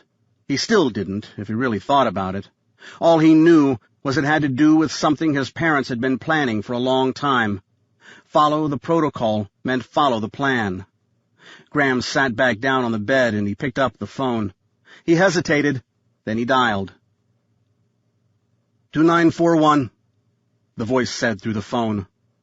Graham opened his mouth to speak, but found that his vocal cords were hesitant. He had no idea what he'd been expecting when he called the number, but it had been more than that. He heard the tentativeness in his own voice when he said, hello? 2941. There had been urgency in the man's tone before. Now it was joined by annoyance. The protocol. Mom had made him practice this part. If ever there was an emergency, he was to find a phone and follow the protocol. She'd made him recite the phrase. Now all Graham had to do was remember what the hell it was. Billy Bob 7-9, he said. They were the correct words, but he had no idea what they meant, or what weight they carried. I copy, Billy Bob 7-9, the voice said. What is your status? Graham hesitated. He didn't know what to say. Billy Bob 7-9, what is your status? There might have been an accent. While Graham had never been to Chechnya himself, he thought he recognized that in the man's voice, the same accent as his father's. I don't know what you want me to say. When all else fails, he thought, go for honesty. The annoyance in the man's voice magnified. What is your status? Are you hurt? No, Graham said. I'm fine. And others? I don't know. A pause. You are calling a panic number, the man said. Why? My mother told me to. If anything bad ever happened, this was the number I was supposed to call. Are you alone? I am now. The man on the other end of the phone sighed deeply. Try to think past the words and listen to the message. Were you alone 5 hours ago? And will you be alone 5 hours from now? He got it. The guy was really asking if Jolene was with him. I have Jolene, he said. And your parents? Just like that, Graham found himself without enough air to speak. No, he said. It was the best he could do. I need details, the man said. What could he say? How could he describe the awfulness of what had happened? They attacked our house, he said. Men with guns. My mom was shot. I think my dad was... He couldn't complete the sentence. Killed? Graham didn't answer. What is your location? the voice asked. "And where is your friend?" He seemed hesitant to say Jolene's name. "I think she's out shopping," he said. "She wrote that in a note." "A note? Where are you?" Graham felt a flash of uneasiness. This whole conversation had been far too one-sided. "Where are you?" "Right where I'm supposed to be," the man said. "You, however, seem to be in trouble. How long do you want to continue playing games?" "This isn't a game," Graham said. "This is my life. This is our lives. Why are people trying to kill me?" "That's complicated," the man said. "I want it to stop," Graham said. "Can you make it stop?" The man on the other end paused. "Do you have information for me?" Warning bell. "What kind of information?" He was hedging, seeing how much the guy on the other end already knew. "I think you know," the man said. "How about a string of numbers and letters?" So he knew. "What do they mean?" Graham asked. There was a smile in the man's voice when he said, "So, you do have them." Graham felt a flash of anger. He wasn't ready to give that away yet. "Your mother did well. I need you to give me that code." "So it is a code," Graham said. It felt like a victory to turn it back on the man. "What's it for?" "You don't want to anger me, young man. Graham, isn't it?" Graham didn't respond. "You want me as a friend, Graham. More important, you don't want me as an enemy. Your mother asked you to do her a favor, didn't she? She asked you to make this phone call. You've been a good son. Now why don't you continue being a good son and tell me that code?" His mind raced, trying to find a way out. He knew he should just hang up, but he couldn't make himself do that. He didn't know why. He understood now what Jolene had been trying to tell him. This man was not his friend. If anything, he was the enemy. "I don't have it anymore," Graham said. "I lost it." The man laughed. "Now you're lying to me, Graham." "No, really, I'm not." He didn't like the way this asshole kept using his name. It was creepy. "I had it, but I lost it." "Then why are you calling me?" "To tell you that." Graham was proud that he manufactured that lie so quickly. "My mom told me to call, and she gave me this piece of paper. But in all the stuff that happened last night, I lost the piece of paper." "Liars go to hell, Graham. You have what they call a photographic memory. Less than 1% of the population of the world can do what you do. Your mother brags about that a lot." A glimmer of hope.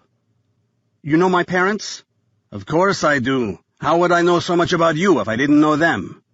Now who was lying? It was something in the man's voice, like he was making fun of him. "Sure, I'll tell you anything if it'll get me what I want." Graham's eyes shot to the clock radio. How long had he been talking? Was it long enough for them to trace the call? God damn it, why hadn't he looked at the clock before dialing? Shit. He dropped the receiver back into the cradle and brought his hands to the sides of his head. What had he done? "Shit, shit, shit!" He said it aloud with brittle emphasis. "Ah, shit!" When he brought down his hands, they were shaking. A noise beyond the draped window pulled his attention to the left. The noise sounded like a car, and it sounded very close. Very, very close. Graham jumped to his feet. Christ, how could they be so fast? They must have been waiting for him. His pounding heart was the loudest sound in the room. He glanced down at his chest, past the downy patch of dark hair that had begun to decorate his breastbone, and he could see his flesh pulsating with each stroke. This was it. He fought the urge to rush to the window and look out, because he knew with certainty that a man with a gun stood on the other side, waiting for him to do that very thing. It would be a man with murder in his eyes, and he'd be committed to inflicting upon Graham the same fate that he'd inflicted on his parents. God damn that Jolene! Why hadn't she left him with a gun, or a knife, or a friggin' brick? Anything that he could use to defend himself. He'd shot a gun before, after all. At Boy Scout camp. He'd shot 22 rifles, and he was damn good at it. Why had she taken all the guns with her? Why had she left him defenseless? Even if he didn't know how to shoot and he totally screwed it up, so what? Dying in a fight beat the shit out of dying with your hands in the air in a crappy motel begging for mercy.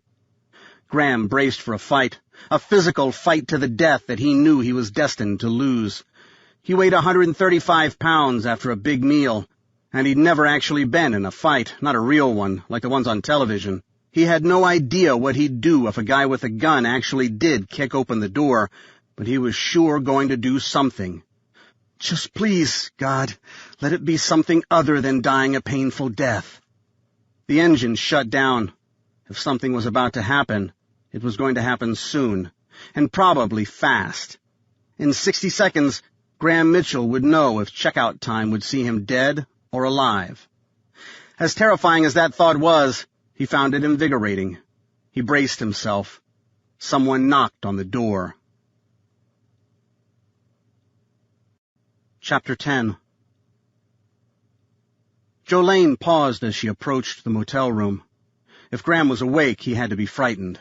If she walked right up to the door and slipped the key into the lock, he might panic. Knocking seemed like the better way to go. She rapped with a single knuckle, light and friendly. She hoped that Graham would hear the knock, look through the peephole, recognize her, and all would be all right. None of that happened. After waiting 15 or 20 seconds, she knocked again and said, "Graham, it's me. It's Jolene. I'm coming in." As she slipped her key into the slot, she was struck with the possibility that things might not be normal on the other side of the door. As remote a possibility as it might be, she supposed that the bad guys might have found Graham while she was gone. She'd struggled with the decision whether to leave the M4 in the room as a hedge against a door-crashing invader, but as far as she knew, Graham didn't even know which end of the gun the bullet came out of. Any mistake made at 2,300 feet per second was as bad a mistake as could be made.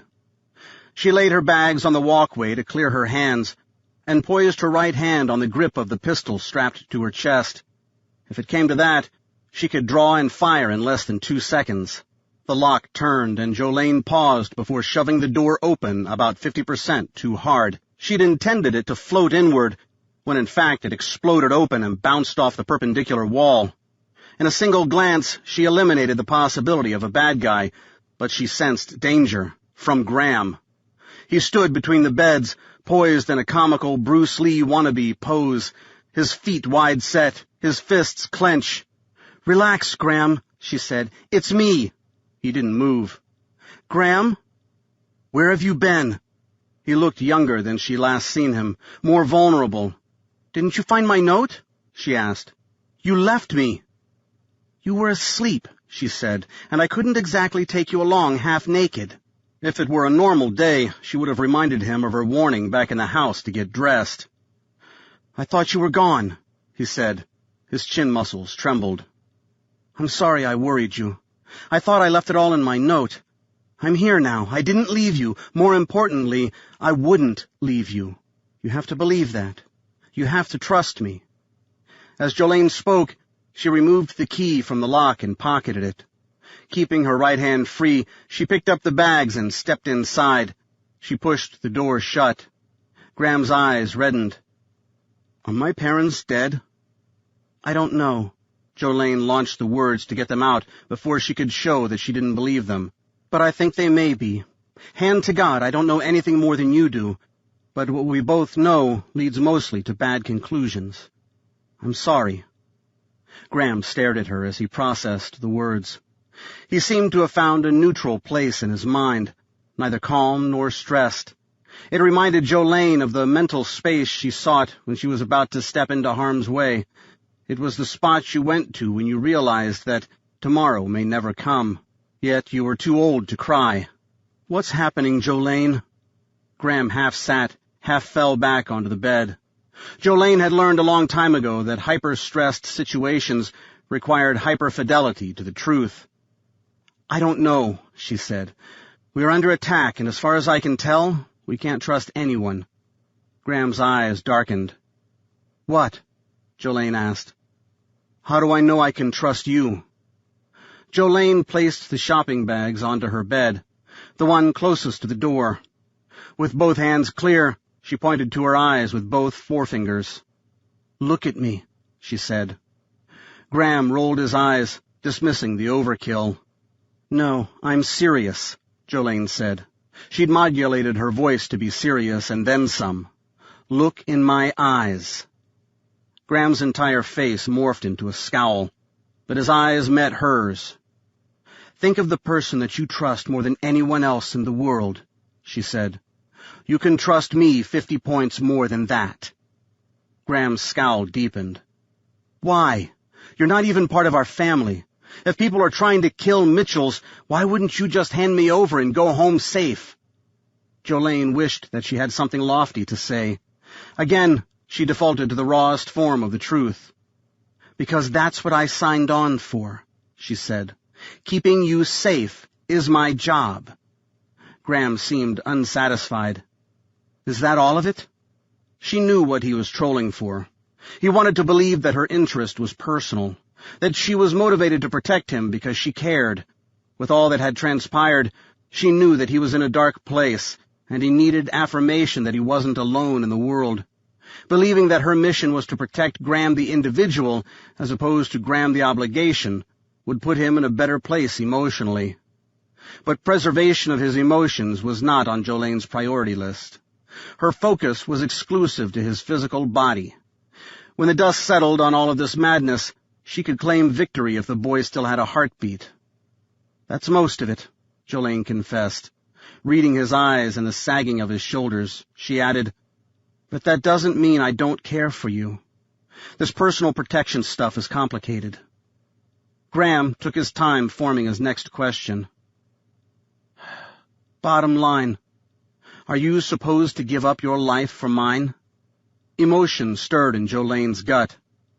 "My job is to see that you're still breathing at the end of every day," she said. "I have no intention of dying in the process." "Good," Graham said. "I don't think I could live with the thought that someone had gotten killed protecting me." Jolene was thunderstruck. She'd never heard a selfless word from him before. He gestured toward the bags on the bed. "So, what did you buy me?"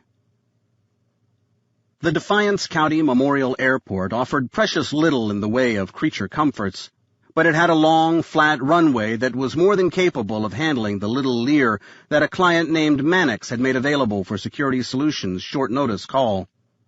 It was a nice thank-you present to acknowledge Jonathan's safe return of Mannix's daughter from a very unpleasant place. Boxers flew the plane as he always did. There were few machines with wings, wheels, or rotors that Boxers couldn't pilot with the best, and Jonathan sat up in the cockpit with him. In the back, in the area where Mannix no doubt entertained his hotshot friends and clients while in flight, Jonathan and Boxers had stacked duffels filled with the tools of their trade. That translated to long guns, pistols, body armor, a few explosives, surveillance toys, and enough ammunition to launch an invasion. Once on the ground, they needed a car, but they needed one without the traceability of a rental. Here's where Venice's command of the Internet came into play. While the guys were airborne, she'd worked the online ads and found an SUV for sale that would fit the bill. She contacted the owner and negotiated a figure that was 10% above his asking price, on the condition that he have the vehicle at the airport in time to meet Jonathan's flight. You'd think that the spectacle of two men carrying a couple 100 pounds of equipment divided into 4 duffel bags would attract attention in an airport, but therein lay an important benefit of using the civil aviation terminals. People minded their own business. After parking the Lear in its assigned slot and locking it up, they just walked straight through the Spartan departure lounge and back out into the sunlight.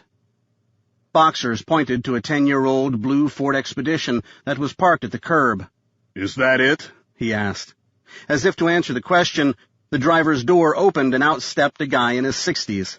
Tall and trim, he wore all the accoutrements of a cowboy, from the jeans to the boots to the hat and the plate-sized belt buckle. The man approached readily, yet warily. This was a guy who'd been around the block a few times, and from the lines etched into his face, Jonathan sensed that he'd seen as many bad times as good. Not a man to jerk around. He wore a sleeveless denim jacket covering a T-shirt, leading Jonathan to wonder if he, too, was concealing a firearm on his hip. "Howdy," the man said as he approached. He offered his hand.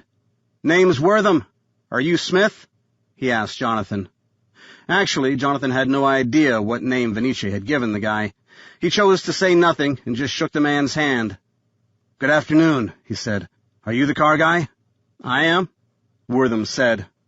"I knew you was the two I was supposed to meet when I saw this big fella here." He offered his hand to Boxers as well.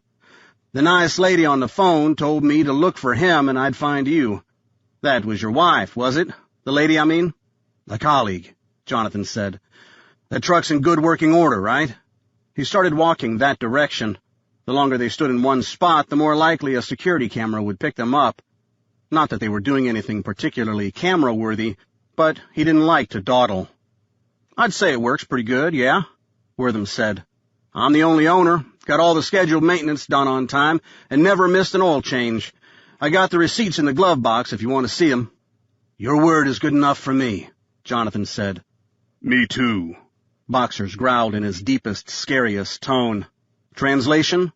"You don't want us to find out you sold us a lemon." "It's just exactly as I say," Wortham said. He darted around them to get to the back lift gate. "I'll open this up for you," he said. "All that stuff will fit in there with room to spare." They laid the bags on the bed and proved him to be right. "Now I believe I owe you some money," Jonathan said. In addition to duffels with weaponry, Jonathan also carried a soft briefcase with cash. $100 bills were often even more persuasive than a firearm. For convenience, the bills were banded in stacks of $1,000. Jonathan pulled out the first 4 packs, and then another 4. "There you go," Jonathan said. $8,000. Wortham's eyes flashed. As he accepted the cash, he said, "You know, I've been on this earth for quite a few years, but I don't know that I've ever seen 80 $100 bills at one time. But I gotta tell you, the actual price was only $7,800. He thumbed through a stack, isolated 2 bills, then peeled them off and handed them back. Jonathan reminded himself where he was. In this part of the world, honest people took their honesty very seriously. Venice had told him that the negotiated price was exactly what Wortham said it was, but for Jonathan that was a rounding error. To present it as such to a man who made his living the hard way could have been a huge insult. "Thank you," Jonathan said, accepting the 2 Franklins. "Don't you want the title?" Wortham asked. Actually, he didn't, just as he didn't want a receipt, a bill of sale, or any other paperwork. Still, he understood that some states took the transfer of personal property more seriously than others. "Sure," he said. "I was just getting to that. Do you have it with you?" Wortham pulled it out of an inside pocket of his jacket, and as he did, Jonathan caught a glimpse of the pistol he'd suspected was on the man's hip. In Ohio, this was not necessarily a source of concern. "You just fill out your name and address right there," he explained, pointing to the appropriate blocks on the title.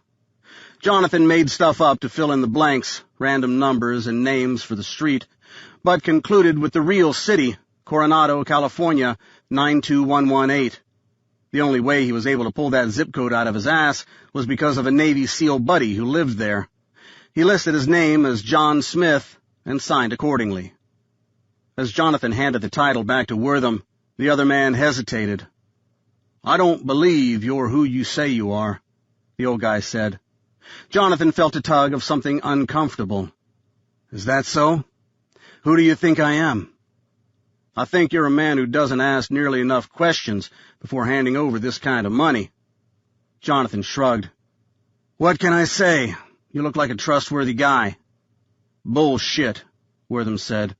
He looked at the title. "John Smith, really? You don't even have more imagination than that?" Jonathan felt Boxers shifting behind him, growing uncomfortable. "Maybe you need to count that money again, Mr. Wortham. Those bills are all real. It's more than anyone else will pay you, and I filled out the form. You've done everything that the law requires. I think we should leave it at that." Wortham hesitated. "I don't like this," he said. "I think you two are heading for trouble. That doesn't bother me so much, but if you get in trouble, that might pull me into trouble. I don't need none of that." "You know what, Mr. Wortham?" Jonathan said. "I haven't been navigating this planet for as long as you have, but I'll share one of my big lessons with you. Sometimes the best information comes from the questions that go unasked." Wortham thought about that. Jonathan continued, "At this point, Everything is completely legal. You've done what you need to do, and I've done what I need to do. If, hypothetically, I have lied in my paperwork, then that is my problem, not yours. Are you catching my drift? Wortham took a long time answering. "Where did you two serve?" he said at length. "Excuse me?" Jonathan asked. It was mostly a stall for time. "You both have a military bearing about you," Wortham said. "An awareness and a look in your eye. I know that sounds like romantic bullshit, but there you go. I trust romantic bullshit. Where did you serve?" Jonathan cast a look back at Big Guy. How much dared they share? "I only ask because I'm a vet myself," Wortham continued. "Back-to-back gunship tours in Vietnam. Got the shrapnel to prove it." "Thank you for your service," Jonathan said, and he cringed at his own words. Jesus, that sounds cliched and simple, but I really mean it. Thank you. Wortham smiled. "You're welcome, Mr. John Smith of Coronado, California. Those are nice words, but you still haven't answered my question. Where did you serve?" Before he could say anything, Jonathan heard Boxers make a growling sound again. It was Big Guy's way of warning him not to engage. Wortham could be the nicest guy in the world, but he still had no need to know. "Let me put it this way," Jonathan hedged. "You had the military part right. Now think about every hot spot in the last 30 years, and there's a really good chance that we were there." "Are you guys special forces or something?" Wortham asked. The facial reactions he saw confirmed it. "Ah, okay." Wortham rubbed the back of his head for a few seconds, and then, when he looked back at them, his face was frozen in a place between pain and curiosity. "One thing," he said. "Just promise me that if I knew what you were doing, I'd be proud to tell people that I'd sold you my car." Jonathan smiled. He held out his hand as if to seal a bet. "That's a deal. So long as you promise never to tell your friends anything like what you just said, you'd be proud to tell them." Wortham shook on it. "I miss it, you know," he said. "It's terrible to be a man my age and think back and realize that my life was most exciting when I was 22 years old." Something tugged at Jonathan's gut when he heard that. It was the secret that civilians could never grasp. As hellish and bloody and deadly and overall awful as war was, nothing outside the battlefield could come within 10% of the adrenaline rush. "Either way," Jonathan said, "I promise on a stack of Bibles that my friend and I are on the side of the angels." Wortham slapped Jonathan on the shoulder. "In that case, I wish a quick trip to hell for whoever's on Satan's side." With that, he started walking back toward the terminal. Jonathan felt a flash of guilt. He had the old guy's car, which meant that the old guy had no wheels. "Hey," he called. "Mr. Wortham." The older man turned. "Can we drop you somewhere?" He flashed 2 rows of perfectly aligned teeth. If they were natural, they were an anomaly for his generation. "Are you shitting me? I'm at an airport and I got a pocket full of money. I figure the world is mine, at least for the next month or so. Plus, I don't have to answer phone calls about where my truck might have ended up. Whatever you're doing, good luck to you." The old guy disappeared into the executive terminal as Jonathan grabbed the cash bag and brought it up in front of him. The Expedition was an Eddie Bauer model, complete with beige leather and beige everything else on the interior. "Nice guy," Jonathan said. "Don't you ever just grunt and ignore people?" Boxers asked. "I mean, Jesus, you flash money like it's friggin' manure, and then you tell 'em we're part of the unit. Christ, why don't you just give 'em a business card with a lipstick print? I wanted to put a friggin' sock in your mouth." Jonathan granted bragging rights to Boxers as the man who'd saved his ass more times than anyone else on Earth, and as such granted a huge margin for stepping out of line. This was an unusual break. "I sense you have a problem," he said. Boxers laughed. "How very intuitive of you," he said. "It's not a big deal, Dig, but you just need to start taking OPSEC more seriously. You're getting chatty in your old age." That was a double shot. Old age and flouting security. Jonathan opted to ignore both of them. They had stuff to do, and they didn't need the pall of an argument. Jonathan pulled 2 radios out of the cash duffel. He handed one to Big Guy and kept the other for himself, not much bigger than a pack of cigarettes, The radio represented the best in satellite and encryption technology. He hooked it onto his belt at the small of his back and slipped a wireless transceiver into his right ear.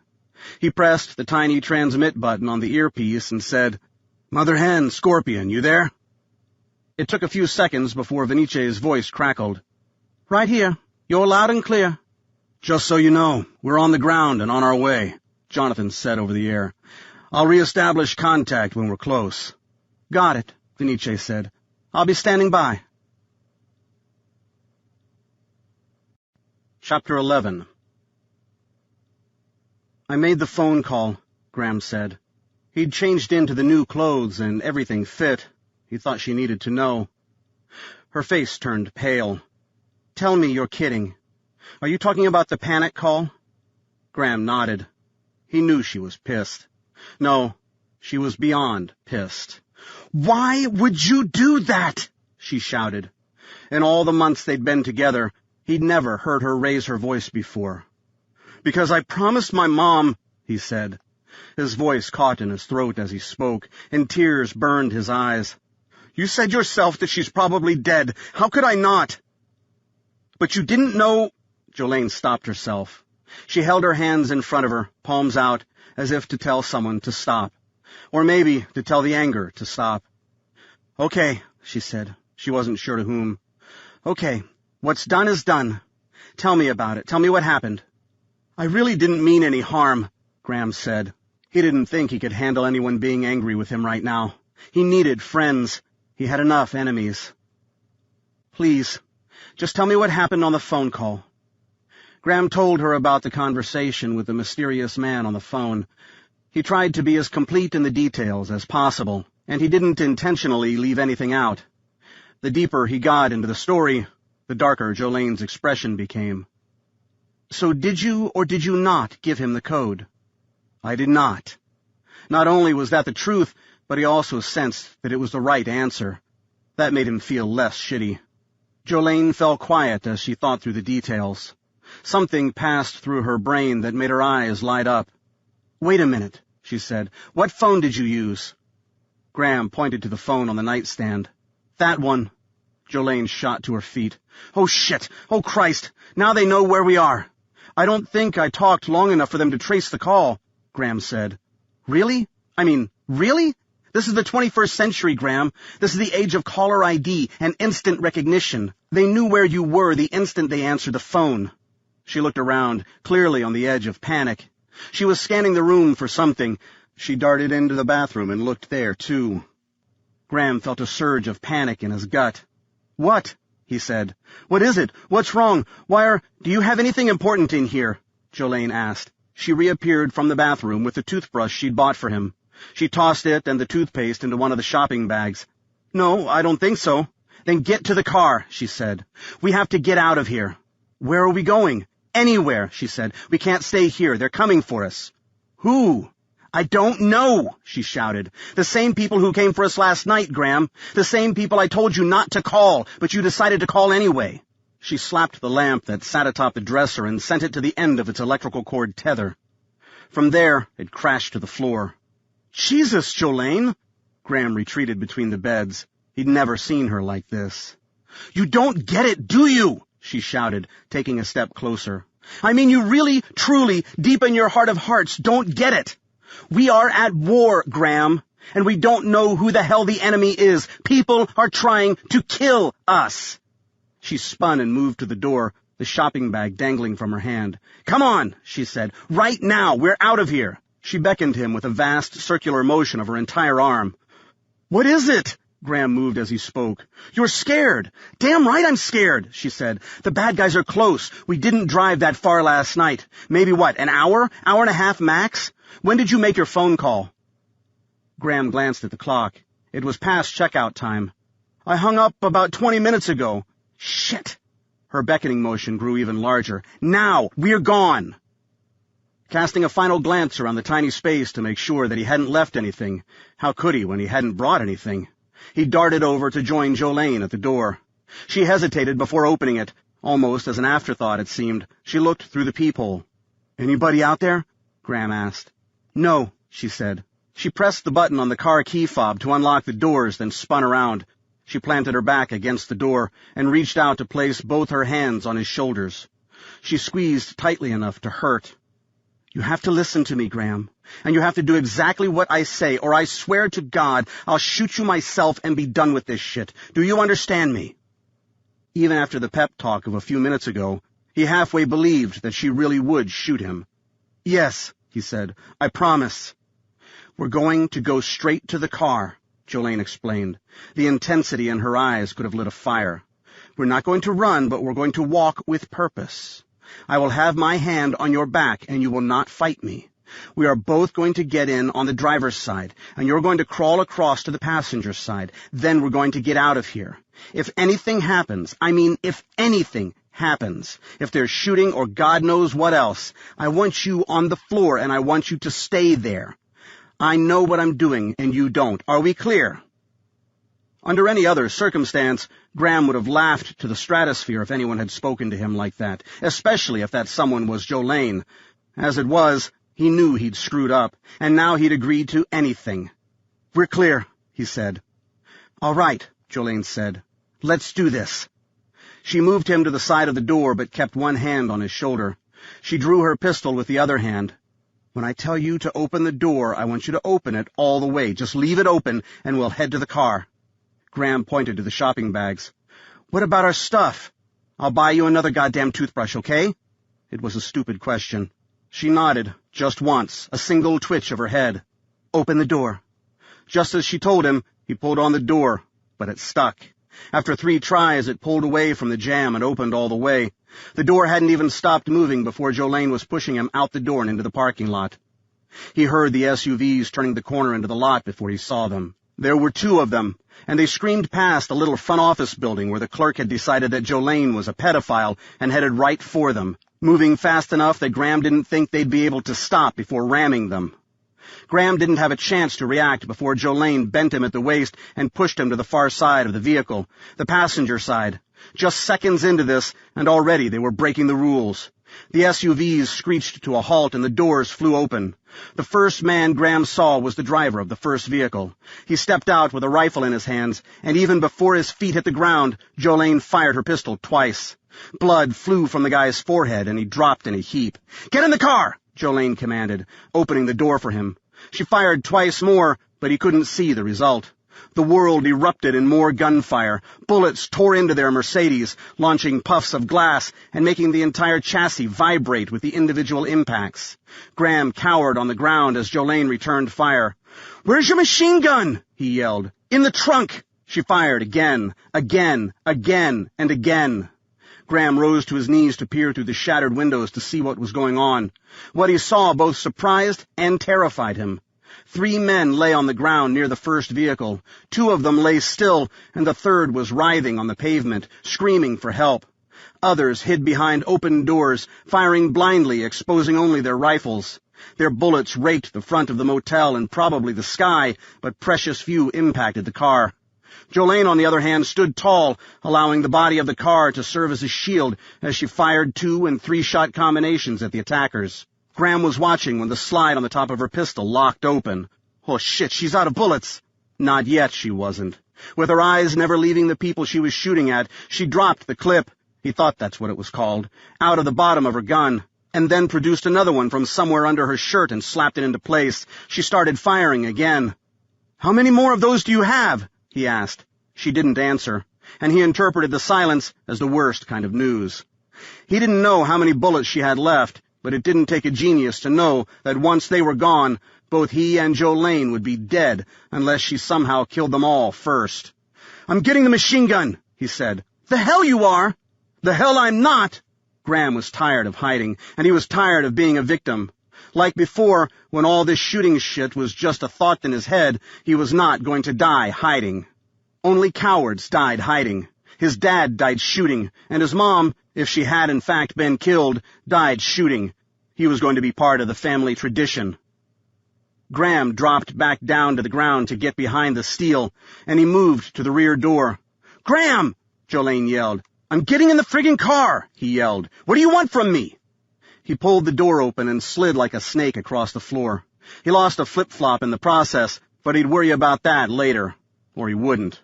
Right now, it didn't matter. His legs were still hanging out the door when he reached up and pulled down the armrest in the middle of the back seat. He was working a hunch, and it proved to be correct. There was a hatch behind the armrest that opened up to the trunk, if some asshole hadn't locked it. He pulled, and it opened. Yes! There weren't many advantages of being short and skinny when you're 14 years old. In fact, before today, he wouldn't have been able to name one. But it turned out that being able to slither into a tiny space to retrieve a machine gun was one of them. He entered like Superman, his arms outstretched over his head, and when his shoulders were clear, he started feeling around. This space defined darkness. But for the tiny streams of light that penetrated through the bullet holes, the blackness would have been perfect, absolute. That dim light, however, provided only shadows, no definition. As the world continued to explode outside, his hands found what he thought might have been a lug wrench, and also something that felt squishy that he didn't like to touch at all. There it was. His hand landed on the tip of the barrel first, the muzzle and the sight, and he grabbed it. As he backed out of the hole, it occurred to him that the muzzle was pointed directly at his forehead. His scout camp counselor had pounded them on the importance of never allowing a gun to point at anything you weren't willing to destroy. But now was not the time. His shoulder cleared the hole, and 2 seconds later he had the rifle in his hands. He tumbled back out onto the parking lot just as Jolene's gun locked open again. She looked at it with anger, as if it had betrayed her. "Jolene!" he yelled. Her eyes darted first to him, and then to the rifle he held. She smiled and ducked below the level of the fender just long enough to grab the carbine. "Good for you," she said, and she rumpled his hair. "Now go back in there and get the rest of the ammunition. I've got a bunch of extra magazines in pouches. Hurry!" Graham was a total shit for not obeying her orders. But when this was over, she was going to have to give him a hug. Jolene didn't know what she'd been thinking when she locked her only decent weapon into the trunk of her car. But as the Glock ejected her last shell casing, the appearance of the M4 felt like a gift from God, like a sign that they were destined to survive this round. Whoever their attackers were, they were not experienced warriors. They fought as if they were afraid of being shot. Of course, everyone in a firefight was afraid of getting shot. But those who were experienced understood the best way to avoid catching a bullet was to aim your shots and make sure they counted. As a mentor of hers had once said, the secret is to shoot first, shoot fast, and shoot well. As an added bonus, it never hurt to shoot dirty, too. That first kill, dropping the driver of the first vehicle, had rattled the attackers, and despite their larger numbers, that rattling had given her the advantage, at least for as long as her ammunition held out. Now that she was armed with 30 rounds of 5.56 millimeter devastation, the other team was going to learn just how bad a mistake they'd made. Because she was the last person to handle the M4, she knew that a round was already chambered. She used her thumb to change the selector switch from safe to single shot, and she rose again. With the weapon pressed against her shoulder, she moved from behind the Mercedes and advanced on the SUVs and their cowering occupants. Way back when she'd first loaded the magazines for her carbine, the anticipated threat had been vehicle-borne kidnapping, and as a result, she'd loaded them with armor-piercing ammunition. As she stepped out, she scanned for targets. Where she saw legs on the ground, she zeroed in on a spot about 3 feet north of the legs and fired through the steel panels that obscured the torsos. The titanium-tipped bullets hit with enough energy, concentrated at an infinitesimally small surface area, to liquefy the steel at the point of contact, only to pass through intact to pierce whoever lay behind the shield. 2 attackers hit, 2 attackers killed, for a total of 5 dead so far. There had to be at least one more, maybe several. Not only had she thought she'd seen them when they drove up, but it made no sense to have 2 vehicles with only 5 people. In a perfect world, the smart move would be to wait them out, let them make the first move, and then pick them off when they did. But this much gunfire and this many bodies were going to attract a lot of attention. And that attention was going to come with badges and guns. She didn't want any of that. They couldn't afford any of that. There was no way to explain the inexplicable. "Graham," she said. She never took her eyes off the real estate in front of her. "Right here. Are you hurt?" "No, I'm fine. I have the extra bullets." "Okay, good. Now get out, stay behind cover, and look on the ground near the front of the car. Do you see the keys? I dropped them, and they should be down there." She heard him moving. "Got them. Have you ever driven a car?" she asked. "I don't have my license. Different question. Have you ever—" She stopped the question because the answer was irrelevant. "You're about to drive the car," she said. "Get behind the wheel and start it up." "But there's broken glass. Graham! Okay. Jolene saw movement behind the SUV that was farthest from her. A crouched bad guy was duck-walking to get position behind the engine block for better cover. She didn't see the man as much as she saw the gun barrel. He held it a little too high. Jolene switched the selector from semi to full auto and fired a 3-round burst into the engine block. Even the armor-piercing rounds wouldn't penetrate the thickness of the engine, but they would burrow deeply enough to disable the motor and to give the guy a religious experience. Just for good measure, she fired another 3-round burst through the other SUV. There would likely be survivors among the attackers, and she didn't want them to have a way out. She had just begun to wonder what Graham was doing when the Mercedes engine turned over and then revved as Graham gave it way too much gas. "Get in!" he yelled. "We're ready!" "Hold on a second," Jolene replied. That guy behind the fender and whatever other friends he had left were a problem.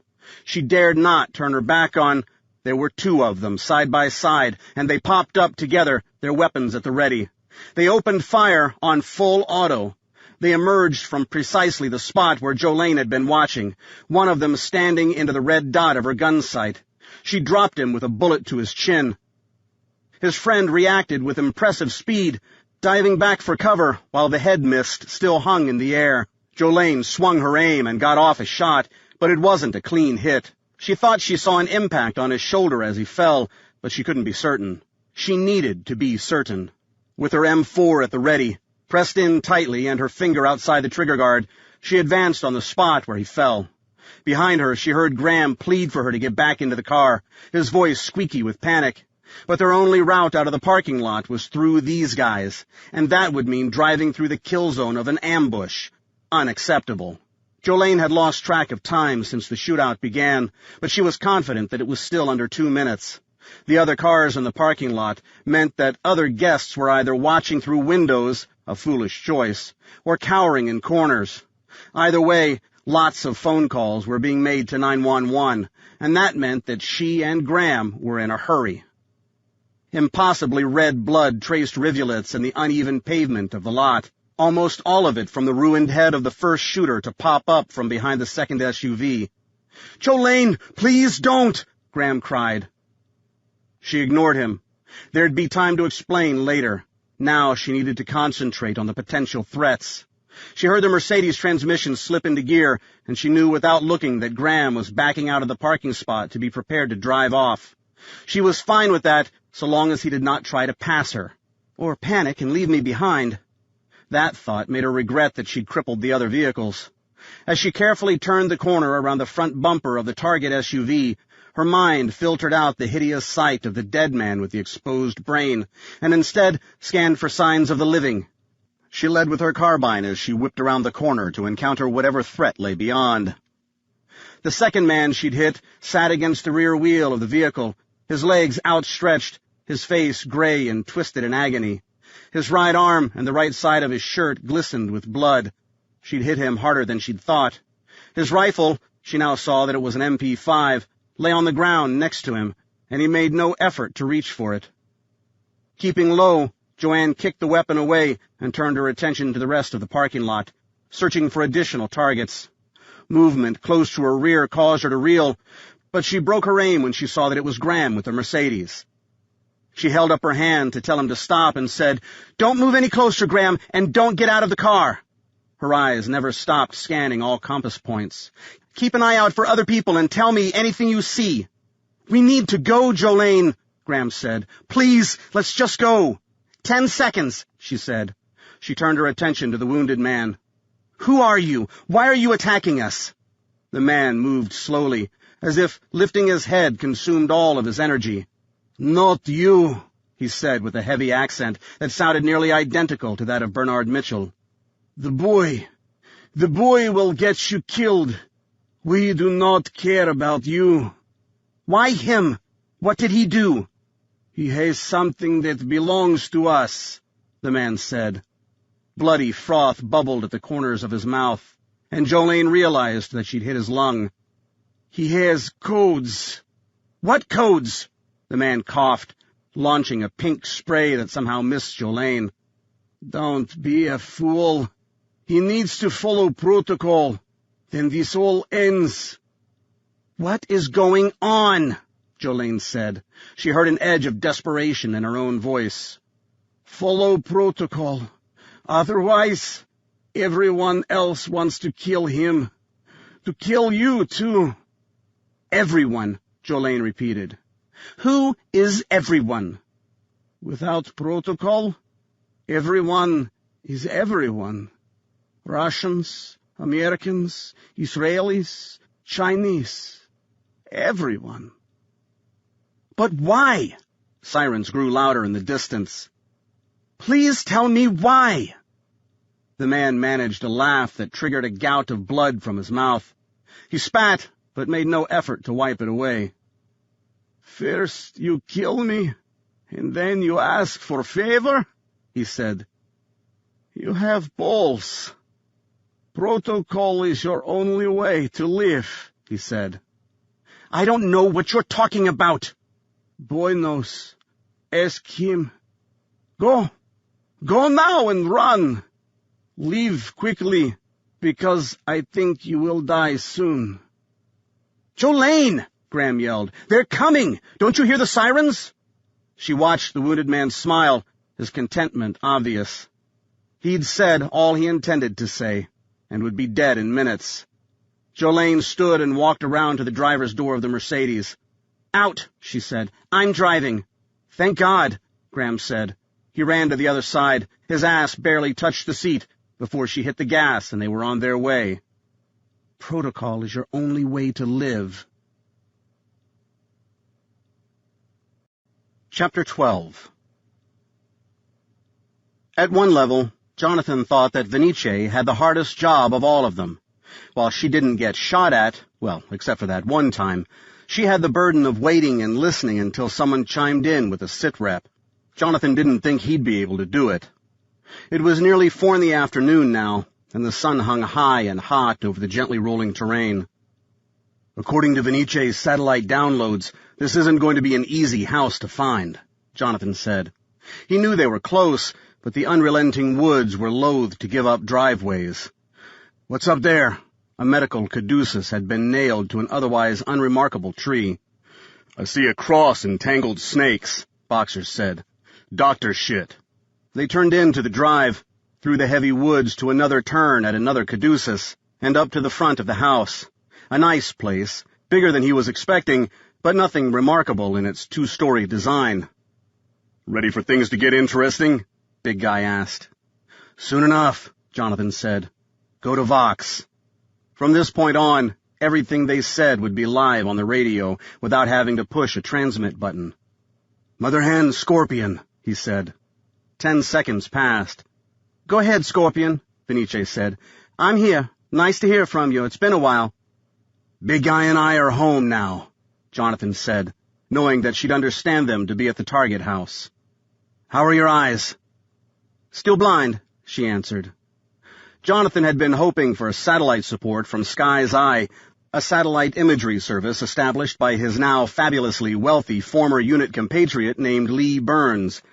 Built with private funds under the auspices of assisting in petroleum exploration, the Sky's Eye network had proven to be extraordinarily helpful to Jonathan over the course of his freelance years, well worth the staggering price tag, providing nearly military-quality imagery of fine details from a couple 100 miles in the sky.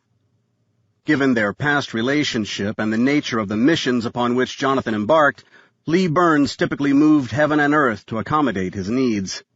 Sometimes, though, the timing just didn't work out. Lee had a business to run, after all, and Jonathan imagined that sometimes it would be hard to tell the representatives of mega-rich oil company that their multi-million-dollar contract would have to wait while the system was repurposed to support an illegal operation. Big Guy and I are both on Vox, Jonathan said.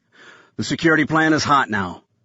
The security plan mandated situation reports, sit-reps, every 7 minutes, or more frequently if the situation warranted. Translated, that meant that the risks of getting hurt had just multiplied. "Speak up, big guy," Vinice said. "Right here," Boxers replied, thus completing the radio check. "I'll take the front," Jonathan said, "and you take the back. When we're both in position, I'll knock. If someone answers, we'll play it by ear. If they don't, we'll crash the door." As an afterthought, Jonathan added, "Mother Hen, before we make a mess here, you are 100% sure that this is the house where the car is registered, right?" 100%, Vinice replied. Jonathan looked to Boxers, and Big Guy nodded. "All right, then. Report when you're in place." As Boxers disappeared toward the black side of the building, Jonathan headed toward the white side. Jonathan estimated the age of the place at around 30 years, old enough to need new fascia board, but not so old for the need to be urgent. Having traveled the world several times over, mostly focused on the dirty bits that normal people tried to avoid, he'd seen all different terrains, from the vertical to the flat. It occurred to him as he looked back the way they'd come that this place was just boring. Jonathan hated approaching a building that he only suspected concealed a bad guy. If he knew for a fact that an enemy was in place, he could approach with guns blazing. When less than certain, the mere presence of a firearm could turn a benign situation violent, converting otherwise good guys into bad when they reacted with legitimate fear at the sight of the weapons. Jonathan walked warily down the weed-infested brick sidewalk with his Colt holstered and concealed by his denim jacket. If needed, he could draw the weapon and have shots down range in 2 seconds, but that brought him little comfort.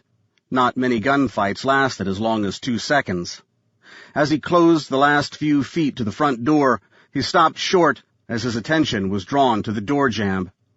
The wood near the deadbolt was splintered, hunks of wood avulsed from the rabbit. The effect was to leave a giant scar of raw, unpainted wood. It was time to draw down. As he reached for the .45, his earbud popped. "Scorpion, Big Guy," Boxers said. "I've got signs of forced entry back here." Just like that, everything changed. "Me too. Are you prepared to crash the door?" Jonathan asked over the air. "Oh, yeah."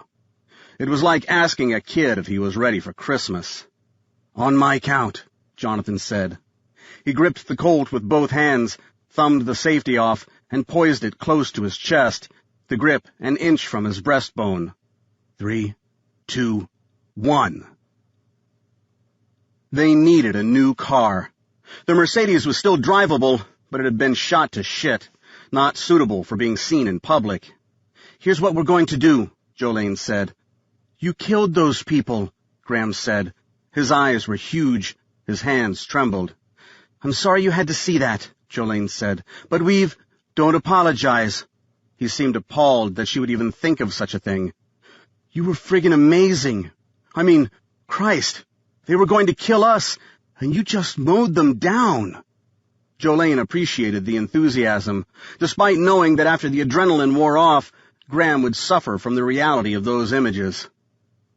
Grateful that the streets were relatively empty, but fully aware that she and Graham were far from invisible, she whipped the Mercedes into an alley between 2 buildings that looked underutilized, if not abandoned. The windows had been soaked, and grass grew through cracks in the pavement. It was exactly the kind of industrial neighborhood that one would expect to be served by the Hummingbird Motel. She created her own parking space next to a bulging dumpster. "We need to get out," she said. "This car's too obvious." As she spoke, she opened the door. "We need to walk." "To where?" "Anywhere but here." She placed the empty Glock back into its holster and covered it with her shirt. "This vehicle is a magnet for cops. We need to buy some time." Graham pushed his door open as well and stood. "Time to do what?" "To live a little longer," she said. "What about the rifle?" "Leave it. We can't go walking around town with a rifle."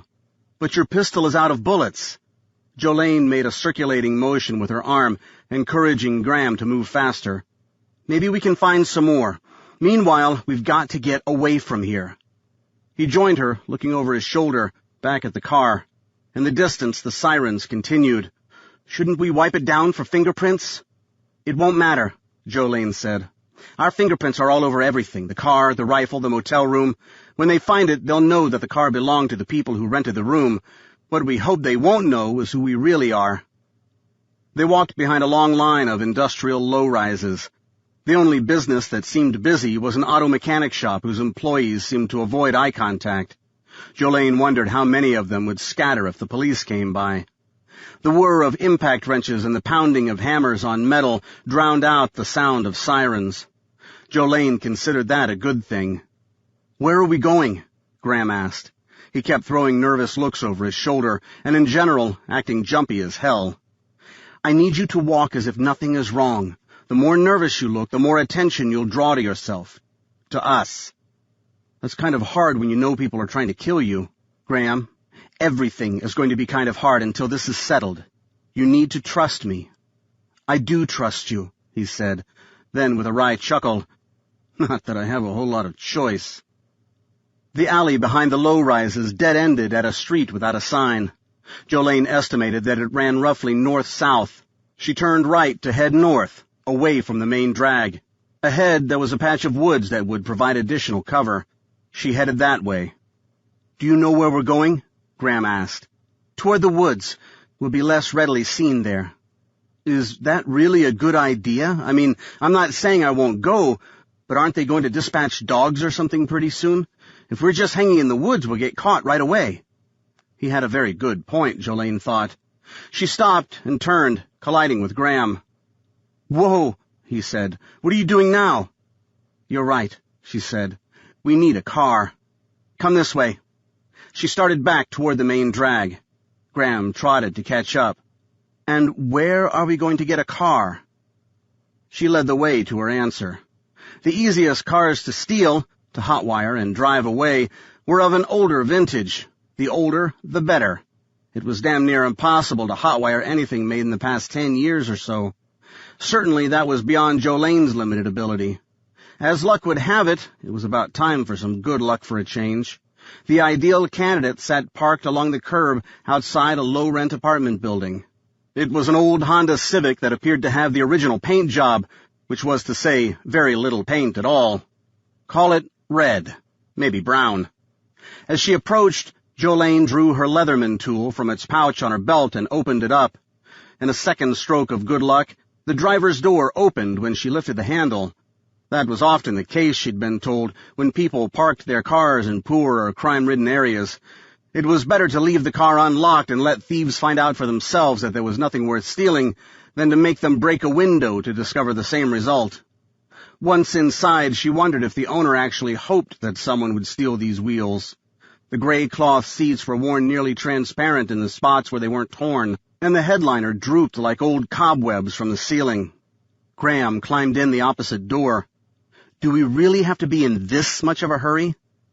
She ignored him.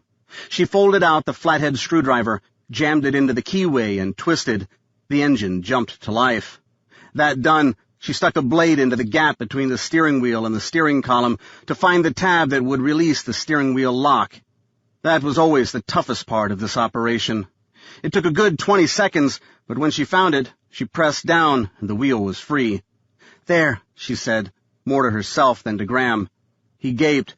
"How do you know this shit?" "I used to hang around with tough people," she said. In reality, she used to hang around with a former SEAL named Darrell, whose youth had introduced him to all levels of thievery. She'd held him in her arms until he bled out and died in some rocky village near Jabad in Afghanistan, whose name she'd forgotten. She pulled the transmission into drive, and they were on their way. She still didn't know where they were heading, but north seemed right, so she swung a U-turn and headed wherever the road would take them. Canada, maybe, if she could figure out a way to get them some passports. "Who were those people?" Graham asked. "And why were they shooting at us?" "You tell me," Jolene said. She made sure her tone was leaden, devoid of humor. In her peripheral vision, she saw Graham's head whip around. "What?" "You heard me," she said. "You tell me why people are trying to kill us." "How am I supposed to know?" She cast a glance at him, then returned her eyes to the road as she navigated out into the country. Buildings were already becoming sparser. "How do you think?" "I don't know," he said. What the hell is wrong with you? How did you become my enemy all of a sudden? The last thing I am is your enemy, Jolene said. Tell me about the phone call you made this morning. I already told you about that. I have it on good authority that you left out some good parts, Jolene countered. What did you say? I talked to a creepy guy and I hung up on him. But why? I talked to him because my mom asked me to. I hung up on him because he was creepy. What aren't you understanding? Jolene settled herself. Getting frustrated or getting angry would only be counterproductive. Please try not to be obtuse, she said. You talked with the creepy guy. You said something, and then all of a sudden the world is trying to shoot at us. Last night they were shooting at your parents. I don't think it's a coincidence that your mother filled your head with some secret thing and a phone number, and now our lives are in jeopardy. She paused and glared through his head. What do you have, Graham? What justifies all of this? I don't know. Bullshit. You know I'm risking my life for you, right? I could drop you off on the side of the road and let you fend for yourself. No one wants to hurt me because of what I know. They only want to hurt me because of my association with you. It felt good to utter the truth, even though she took no pleasure in hurting him. Let me off, then, he said. She'd triggered his defiant streak. Always a mistake. That's not the point, Graham, and it's not going to happen. You know that. My job is to protect you, and yes, it's to protect me, too. But you owe me what you know. I promised my mom not to tell anybody but the guy on the phone. And how's that working for you?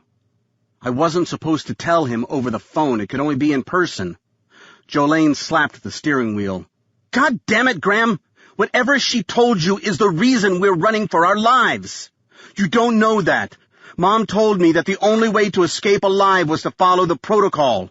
What protocol? I don't know, he shouted. Okay? I don't know what any of this is about. But you do know something, Jolene insisted.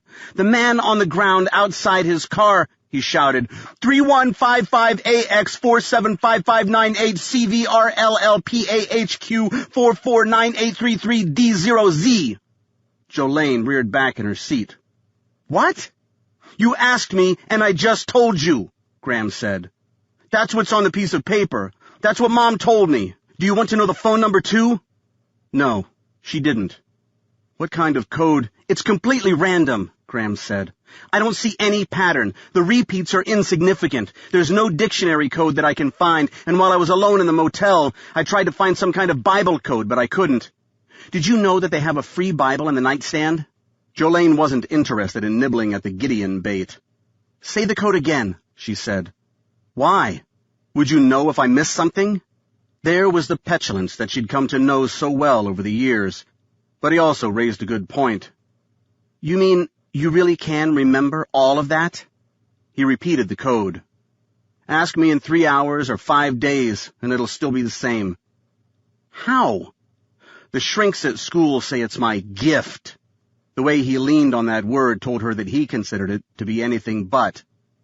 I just remember every friggin' thing. Numbers are easiest, and names are hardest. Jolene processed all of that. At least she tried to process it. So it's numbers and letters, she said. What do they mean? I don't know! His voice squeaked with frustration. And I swear to God I'm telling the truth. I asked her, and she told me not to worry about it. She said I didn't need to know what it meant. I only needed to remember it. So now I've got this shit in my head and a protocol to follow, whatever that means, and people are trying to kill me.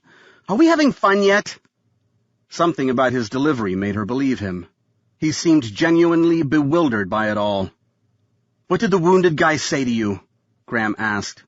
Jolene sensed the turnaround was an honesty check, and she wondered if the boy had done it on purpose. He said if you followed the protocol, all of this would end. Graham shrank in his seat. So, I should have just talked with him. But you told me, don't draw the wrong conclusion, Jolene said. I'm not sure you did the wrong thing, and I'm really not sure that sharing the code, whatever it means, would do anything to take us off whatever hit lists we're on. What are you saying? Jolene sighed again as she weighed the propriety of going where this conversation was leading them. Screw it. In for a dime.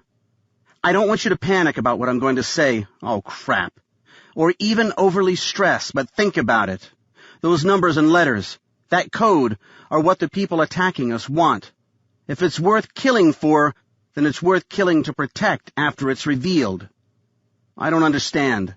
Think, she said. You possess a code that people really want to have. That's motivation to keep you alive. But once you reveal the code to the people who want it, that motivation goes away. She pulled up at a stop sign, came to a full halt, and then moved on. Little towns were famous for speed traps and overzealous cops. Graham shook his head. No, that can't be right. Those people in the parking lot a few minutes ago weren't trying to save me. They were trying to kill me. I'm not sure that's true, Jolene said. I think they may have been there to kidnap you. I think we surprised them by shooting back. In fact, I'm convinced of it. So what does that mean? Graham asked. To us, that is. Jolene considered the question. It means that we can't trust anyone about anything. She wasn't sure that she could connect the dots verbally, but she gave it a try. Whatever the code does, I assume it unlocks something secret and important, else why have a code in the first place? It makes sense to me that it was as important to your parents to have it as it was for the shooters to guarantee that they didn't get it. Or maybe the shooters wanted it for themselves, Graham offered. That was good. He was on the same page as she. Extrapolating out, then, Jolene continued, whichever side wins in the struggle, the other side is going to want to destroy the code. Graham leaned his head back into the headrest and closed his eyes. And the code lives in my head, he said. He lolled his head over to look at Jolene. This is really, really bad, isn't it? Chapter 13. At this point in monitoring an operation, not much could pull Vinice's attention from her team's radio traffic.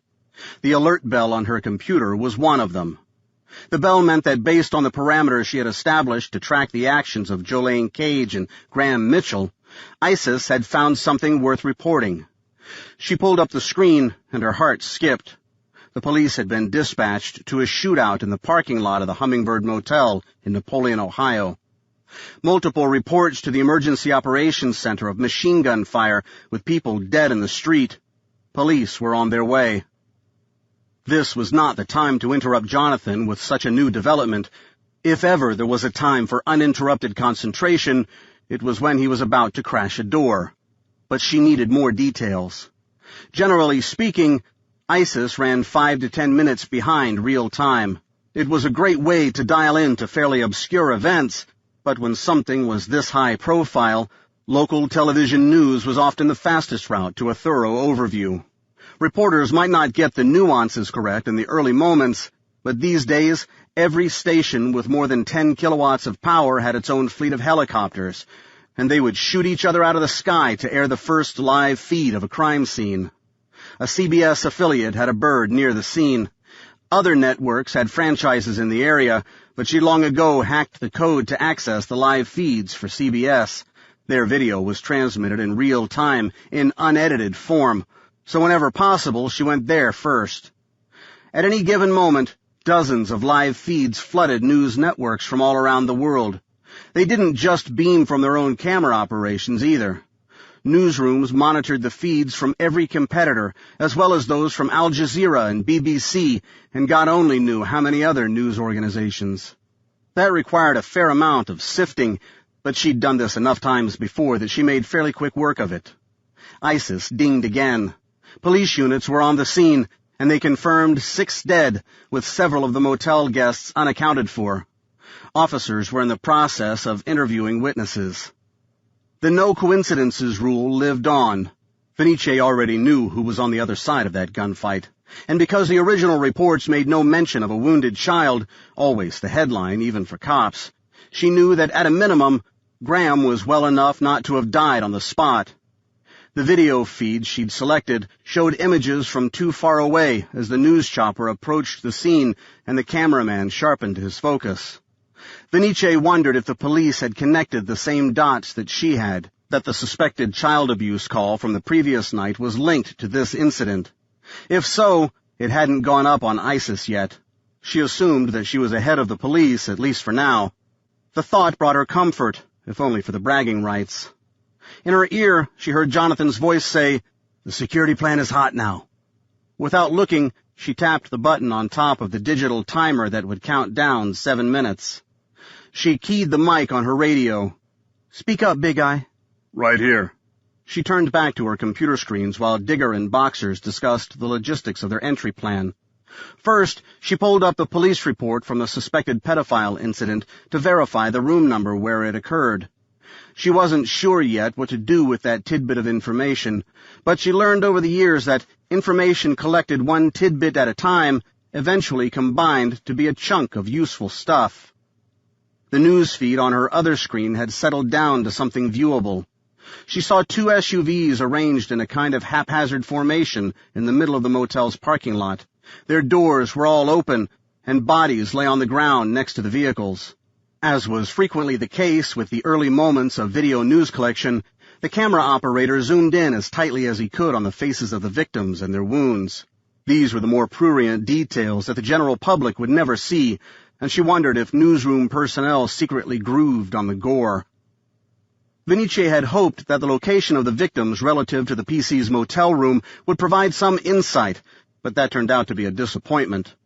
The layout of the place was such that about half of the rooms were all more or less equidistant from any one spot in the parking lot.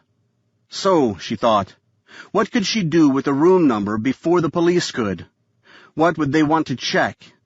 Obviously, they'd do all the physical forensics stuff, fingerprints, DNA, etc., but that had to be done on site. What could she do from... The phone!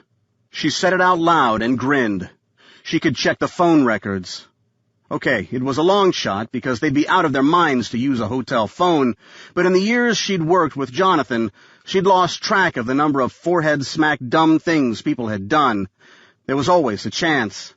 Accessing said records could be a challenge, but what was life without the occasional challenge? Jonathan didn't even bother with the knob. He knew at a glance that the lock was demolished, that the door was held in place only by inertia. With his weapon poised, he gently shouldered the door open and let it drift in of its own momentum. Elsewhere in the house, presumably from somewhere in the back, he heard a giant crash, and he knew that Boxers had taken a less subtle approach. "I'm in," Big Guy said in Jonathan's ear. "Me too," Jonathan said. "Report everything you see." "How about what I smell?" Boxers said.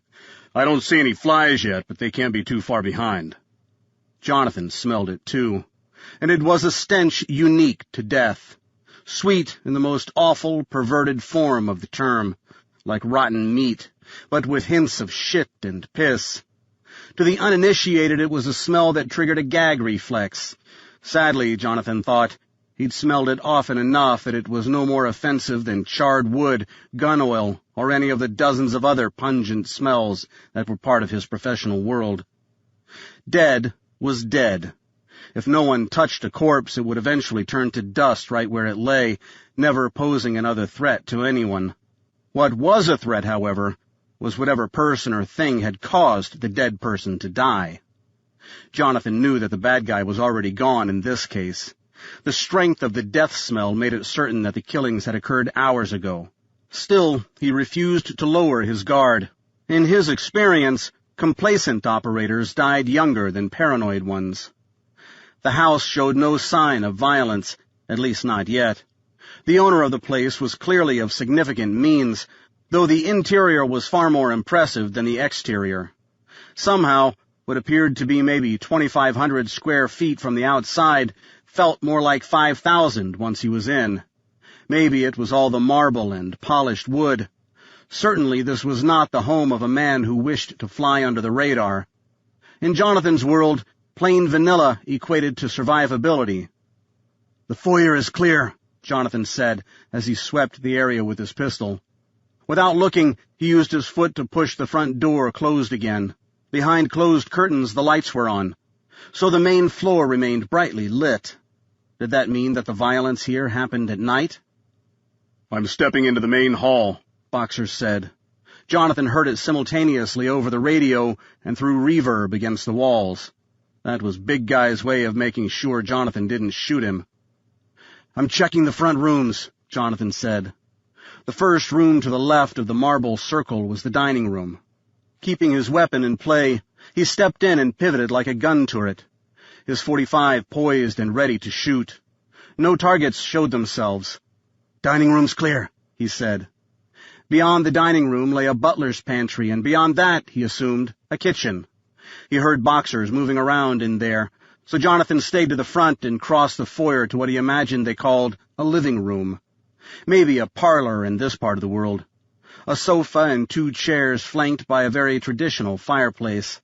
It, too, was clear, and he announced it as such right after Boxers declared the kitchen to be clear of bad guys. Jonathan returned to the central hallway to head deeper into the house. "I'm coming your way, big guy," he said. The death stench skyrocketed as he passed the massive stairway to the second floor, causing him to pause and look around more. Where the hell was it coming from? He saw no blood on the floor, no signs of a struggle. He moved on. Past the stairway, the foyer gave way to a cross hall, where Jonathan and Boxers joined together to clear a warren of rooms that showed no signs of people or violence. As time went on, Jonathan felt progressively safer. He didn't reholster the .45, but he eased his stance to low ready. "I believe this is what we call a McMansion," Big Guy said, "or what you would have called the servants' quarters growing up." They found a back stairway to the second floor, climbed it, and explored the bedrooms. Up here, things turned ugly. There were no signs of struggle in the master bedroom, but the other 2 bedrooms were wrecks. Both were the standard decor and detritus of mid-grade children, one a boy and one a girl. Covers were strewn across the floor as if their occupants had been dragged out of bed.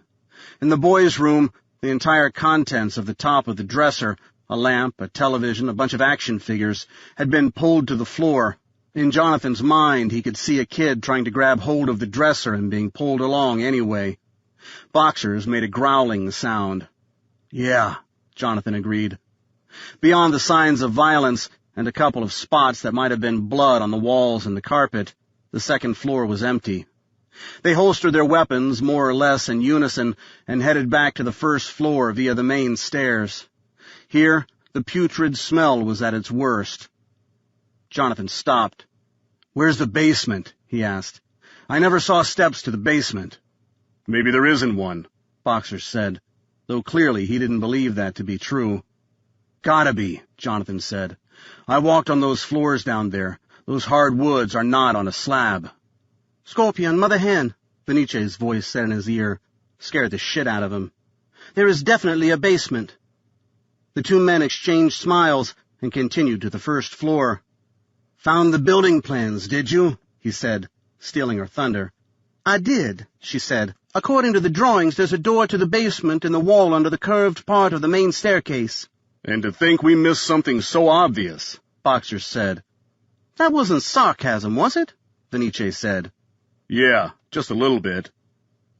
On the main level again, Boxers and Jonathan stood together at the spot where the door should be, but a decorative bench sat crosswise at the spot, under a huge painting of red flowers against a black background. The painting was maybe 5 feet wide by 8 feet tall, and now that he looked at it, really looked at it, as opposed to noticing it through his peripheral vision, Jonathan thought that it looked out of place. "Damn, that's a big painting," he said. "Almost big enough to be a door, isn't it?" Together, they dragged the bench out of the way to gain better access, and saw why the bench was there in the first place. It disguised the bottom 2 feet of what was most definitely a door. Jonathan ran his fingers down the back side of the left edge of the frame, expecting to find some kind of latch, but when there was none, he pulled. He felt some give, so he pulled harder. On the 3rd tug, he heard a thunk, and the picture floated away from the wall, suspended by a recessed hinge on the right-hand side. "Look what you did," Boxer said. "The door is masked by a painting," Jonathan said for Venice's benefit. That door led to a second door immediately behind it, but the second door was locked. "Step away," Boxer said. "I can open that." He took a preparatory step back, prepared for a kick. "Stop," Jonathan said, raising his hand. "Look." He'd found the buttons for the elevator, recessed into the jamb. This was definitely a custom-built job, much larger than most household elevators. Boxers looked disappointed that he didn't get to kick anything. They both drew their pistols again. The instant Jonathan pushed the button, the elevator began to hum, and the floor vibrated. Together, through shared instinct, the two men flanked the door. It never made sense to stand in front of a closed door. "We're going off, Vox," Jonathan said, and he flipped the appropriate switch on his radio.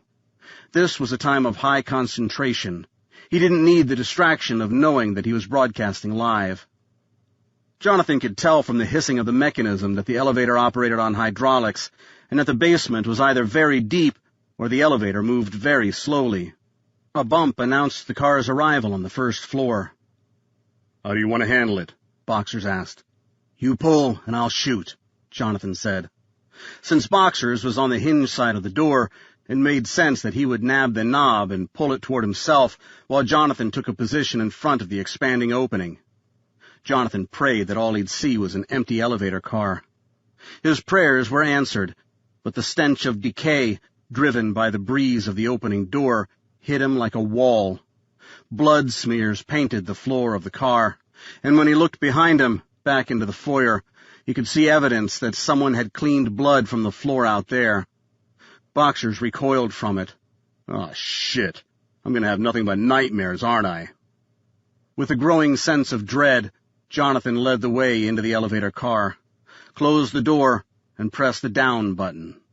Triggering another bump and another hum, Jonathan found himself breathing through his mouth as they descended. "I don't expect to find any threat," Jonathan said, "but—" "We've got to be prepared," Boxer said, finishing his sentence for him. "We've danced this number a few times, you know." His Beretta M9 hung by his thigh. When the elevator settled on the basement floor, Jonathan steeled himself with a deep breath through his mouth and reached for the doorknob. "You ready?" "No." Jonathan understood that to mean yes. "All right, here we go." With his pistol held high, nearly under his chin, Jonathan dropped to his right knee and pushed open the door. Ah, shit. Even without looking, he knew that this was the kill room. He stepped out of the elevator into a modern medical suite, complete with blinding lights and stainless steel everything. He recognized it right away as a clandestine hospital, a place where government agencies sent patients for treatment that never officially happened. The suite explained the opulence of the house as well. Uncle Sam did a shitload of things wrong, but when it came to taking care of his damaged covert operators, no expense was spared, no corner cut. Jonathan himself had had a foot or two of colon removed in one such place not all that long ago. "This is not what I expected," Boxer said, taking in the details. Coming off the elevator, there was only one direction to turn, and that was to the right. Jonathan led the way, as he always did because of his relative size. Ahead and to the right lay a brightly lit operatory, its curtains pulled wide open. The blood smear motif continued on the floors, though less concentrated than in the elevator. Jonathan approached cautiously, with Big Guy half a step behind him. There was no way he could have prepared himself for what he saw as he button-hooked the corner. Chapter 14. Venice fist-pumped the air. The fugitives had, in fact, made a phone call from their motel room. She didn't know the content, of course, but she did have the number they called and the duration of the conversation. It was a Michigan number from the greater Detroit metropolitan area, and the conversation lasted for just a little over 6 minutes. "Why would they do that?" she asked aloud. "Why would Joe Lane allow that to happen?" She was supposed to be smart about such things. The fact that the call went to Detroit rang a big warning bell. Michigan sported a greater concentration of Muslims per square foot than anywhere else in the country, and as much as Venice knew in her heart and in her brain that the vast majority of Muslims were wonderful, peace-loving people, she was enough of a realist to embrace the fact that the religion also fielded the lion's share of the world's terrorists. "Stop it," she said.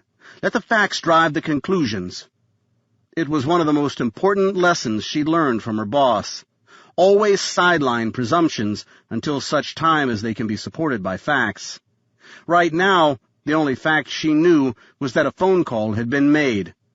And that wasn't necessarily a causal link to anything, at least not yet. The link materialized about 30 seconds later, when she cross-referenced the time of the call to Detroit with the time of the first calls to 911 to report the shooting. Less than 30 minutes difference. That raised the coincidence to the level of undeniability. The call triggered the shootout. How? By tipping their hand to their location. Venice often talked her way through difficult problems. Somehow, when she heard her voice say the words, her thoughts fell into place more easily. And that makes the person on the other end of the phone a bad guy. She supposed it was obvious from the beginning, but it felt like a real ta-da moment. "Okay, Mr. Bad Guy," she said. "Who are you?" The number traced to a physical address in Highland Park, Michigan. Another surprise, because if Venice were going to be a bad guy, she'd use only disposable cell phones. The fact that he didn't could mean any number of things. But in this case, she assumed that he was a rookie at this terrorism thing. There was a lot of that going around in the world now. The address in Highland Park was an apartment rented to Mohammed Kontig, who, according to the databases that Venice could access most quickly, was something of a nobody. Certainly he was not on any of the publicly accessible terrorist watch lists, and he didn't have a known criminal record. Not that that meant anything, it just reinforced her first thought that the guy was a rookie. He owned a car, though, and the car had a license plate number that traced to a 2-year-old Chevy Impala. Beyond that, she had nothing. It was time to bring Jonathan into the loop. The room in the farthest corner of the basement hospital suite was a slaughterhouse. All but the deepest pools of blood on the floor had coagulated. Great fans of blood reached high on the walls, with even a few spatters on the ceiling. "Jesus Christ," Boxer said. He sounded like he had a bad cold. Like Jonathan, he had developed a knack for using a soft palate to shut off his smeller. It was a skill that had saved Jonathan from a lot of puking. At first, the bodies were unrecognizable, just lumps amid the gore. Upon closer examination, though, Jonathan noticed that the body that sat tied into the hard-backed chair, he guessed it was stolen from a dining room and brought down, was that of a naked female, and that the body trussed to the cylindrical steel ceiling support was that of a middle-aged man. 3 other men lay dead of bullet wounds to the head. It was the sight of the children that turned his stomach. A preteen boy and a younger preteen girl sagged against the wall opposite the man, each of them bound and mutilated. This wasn't so much a scene of torture as it was a scene of ritual murder. Jonathan had seen too many horrible sights to even catalog them, let alone rate them in order of awfulness. But this one was beyond the pale. "Whoever did this wanted information that came too slowly," Boxer said. "Looks to me like they tortured the kids in front of the parents." "I bet one parent," Jonathan said. "I think the lady is Sarah Mitchell. This is a covert hospital. She came here to be treated, but the bad guys caught up to her." "And who exactly are the bad guys?" Boxers asked. "I don't know," Jonathan said, "but I have every intention of finding out." "So long as I get to pull the trigger," Boxer said. Big Guy had a thing for kids in jeopardy. Jonathan had never asked the questions to pursue it further, but there had to be something in Boxer's past that made him particularly homicidal when it came to protecting kids. All things considered, it was hard to think of that as anything but a strength. "Are you okay?" Jonathan asked. Big Guy puffed out a little. "I'm fine," he said. Lest anyone doubt, Big Guy was far too tough to be affected by something so simple as a couple of gutted kids. "Like I said, I get dibs on pulling the trigger on whoever did this." Jonathan said nothing for long enough to draw Boxer's gaze. "I got this, Dig." Jonathan acknowledged his friend with a quick nod. "You say you've got it? You've got it." Part of the job was to accept reality for what it was, free of the demonstrative emotion that defined humanity. For Jonathan and Boxers, The job required an ability to project false normalcy. Jonathan keyed the mic on his radio. "Mother Hen, I think we found Sarah Mitchell and Dr. Wilkerson," he said on the air. Boxers had already pulled a camera from his pocket to take pictures of the bodies. "We'll have images coming to you in a few seconds. Prepare yourself. They're pretty awful." "They've definitely been tortured," Boxers said. "Look at this. The lady's had her skin peeled away, and the guy on the floor looks like his legs and arms are broken." Jonathan walked out of the room. He'd take Big Guy's word for it. "Take care not to leave any trace," he said. Sooner or later, these bodies were going to be found by law enforcement personnel, and the last thing they needed was to leave evidence that could be traced back to either of them. Thanks to the work they'd done in their previous lives for Uncle Sam, no record existed of either Jonathan or Boxers. No fingerprints, no DNA, no hair samples, no pictures, no anything. Jonathan harbored no fear of being identified through forensics. He did, however, worry about someone connecting the dots of various crime scenes. Every hostage rescue done in the private sector technically violated the law, and creating a roadmap of sorts for curious reporters or prosecutors. If that happened, and the various pieces of the puzzle were tracked around the world, the emerging profile would threaten everything. Even when the chances of getting caught were infinitesimal, it paid to take precautions.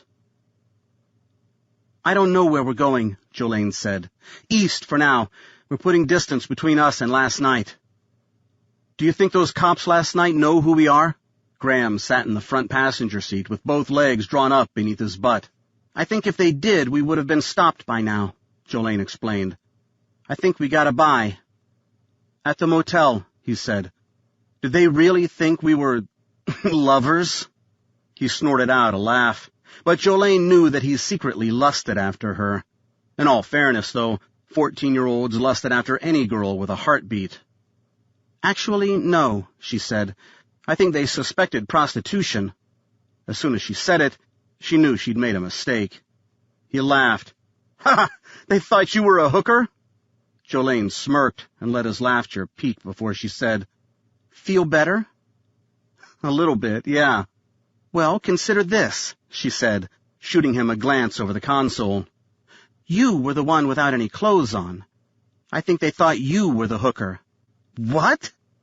The look of horror was everything she'd hoped for. "Sure," she said. "There are boy whores just like there are girl whores." Graham laughed again. "Paid to have sex, huh? I might have found my career plan." She laughed in spite of herself. "I don't think it's the carnal carnival you think it would be," she said. "I'd get paid," he reiterated, "to have sex. How could it be better than that?" How could she put this? "You watch cop shows," she said. "Do you know what the police call prostitutes' customers?" It took him a few seconds. "Johns, right?" She tilted her head and waited for him to get it. "Oh," he said. "You mean dudes." "I mean dudes," she said. Beyond the windows, farmland continued to expand. Inside, the stink of mildew from the upholstery was beginning to irritate her eyes. "And not to be unkind, I'm not sure what a boy your age would have to offer to a more experienced woman." "Like you mean?" Okay, this conversation just crossed the line into weirdness. She started to answer, but didn't know what to say. Graham sensed the hesitation and went for gold. "First of all, you obviously haven't peeked at me in the shower." "Oh, good God." "No, I mean, seriously," he said. "We're talking 8 or 9 inches. He held out his hands, marking the appropriate separation. She'd opened the door for bullshit guy banter, and she knew from her years with sandbox boys barely older than Graham that the banter quickly became self-perpetuating. "Plus, I'm young," he went on. "I have stamina." "Is that what you call it?" she countered, rising to the bait. "Is stamina the reason your right arm is so much bigger than your left?" Graham laughed hard, loving this. "Jolene," he mocked, "you're talking dirty to me." He made a muscle. "Wow, it is big, isn't it? My arm, I mean." Jolene made a chopping motion in the air. "Okay," she said, "that's it. We're done with this topic." Graham fell silent, but pantomimed two-handed masturbation of something the girth of a 2-liter soda bottle. "Graham!" she snapped through her laughter. Oh, almost there." She smacked his arm. "Stop!" He retreated against the door. "Oh yeah, baby, beat me. Make it hurt." She repeated the chopping motion. "Okay, you win," she said. "Just please make it stop." Graham still seemed spun up for more, but he controlled himself. All that was left was the residual laughter. Somewhere inside all the adolescent swagger and attitude, there resided a pretty decent kid, she thought. A handsome kid beyond the gangliness, with dark hair, bright brown eyes, and a quick smile when he deigned to employ it. The silence after the laughter didn't last long, but it brought a palpable drop in the mood. "How will you know when we've gone far enough?" Graham asked. "I don't know," she said. Again, it was tough not to sugarcoat things for him. "I hope that—" "Oh, shit!" A flash of blue and red drew her attention to her rearview mirror. A jolt of adrenaline lit her up like a horse kick. A cop car was on her tail, demanding that she pull over. As she eased to the shoulder, she tossed her pistol onto the floor of the back seat. She pulled to a stop. Graham looked horrified. "Jesus, Jolene, what's happening?" Jolene didn't look at him as she said, "Do whatever they tell you. It's going to be scary. They're going to have their guns drawn." In one fast eruption of panic, Graham thumbed the seatbelt and flung it away. He rose to his knees and peered out the back window. "No!" Jolene yelled, but it was too late. Graham understood the instant he saw the two cops react to his movement. They flung open both cruiser doors and ducked behind them for cover.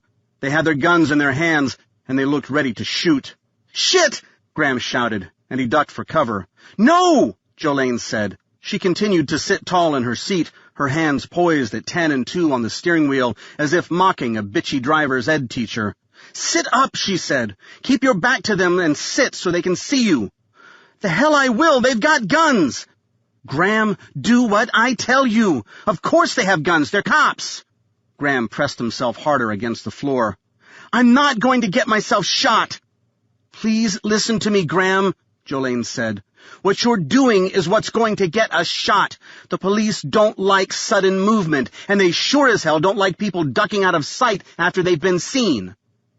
As if to confirm the point, a booming voice propelled by a loudspeaker said from behind, "In the car. Sit up and be seen. Keep your hands visible." "We need to run, Jolene," Graham said. "This is about the killings. We can't just give up. You said yourself that we can trust—" "I also told you that you had to trust me. You said that you would." She glanced back in the mirror. "We can't outrun a radio. Running will just make it harder on us." "How do we even know that they're real cops?" Jolene hesitated.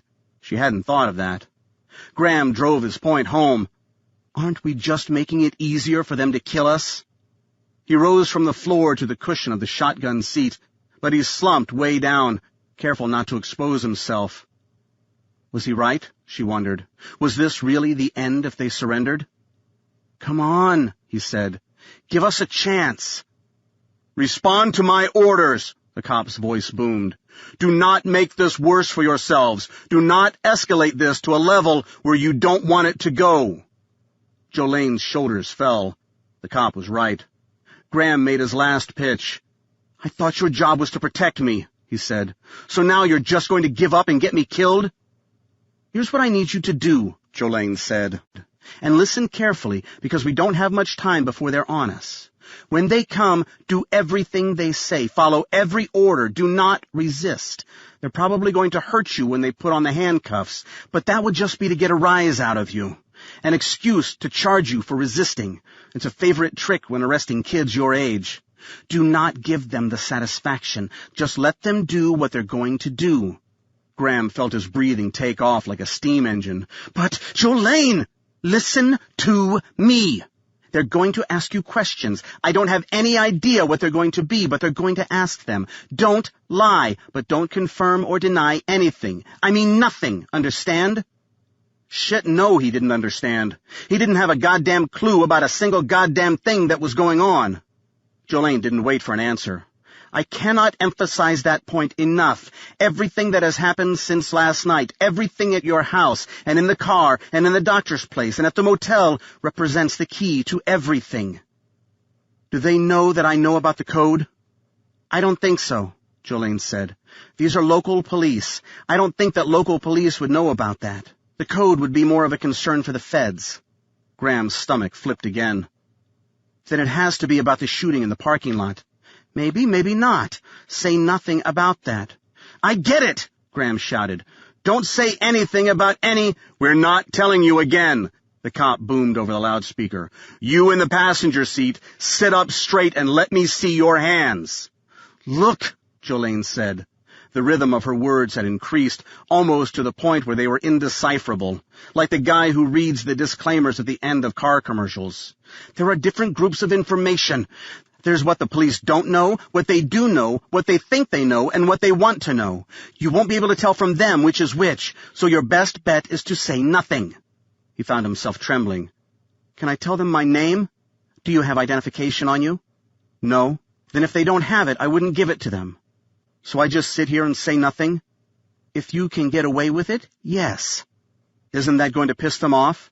She nailed him with her eyes. First you want me to start a high-speed chase, and now you're worried about pissing them off with silence? He started to answer, then stopped. I hope you know what you're doing, he said, and he sat up. I assure you that I do not, Jolene said.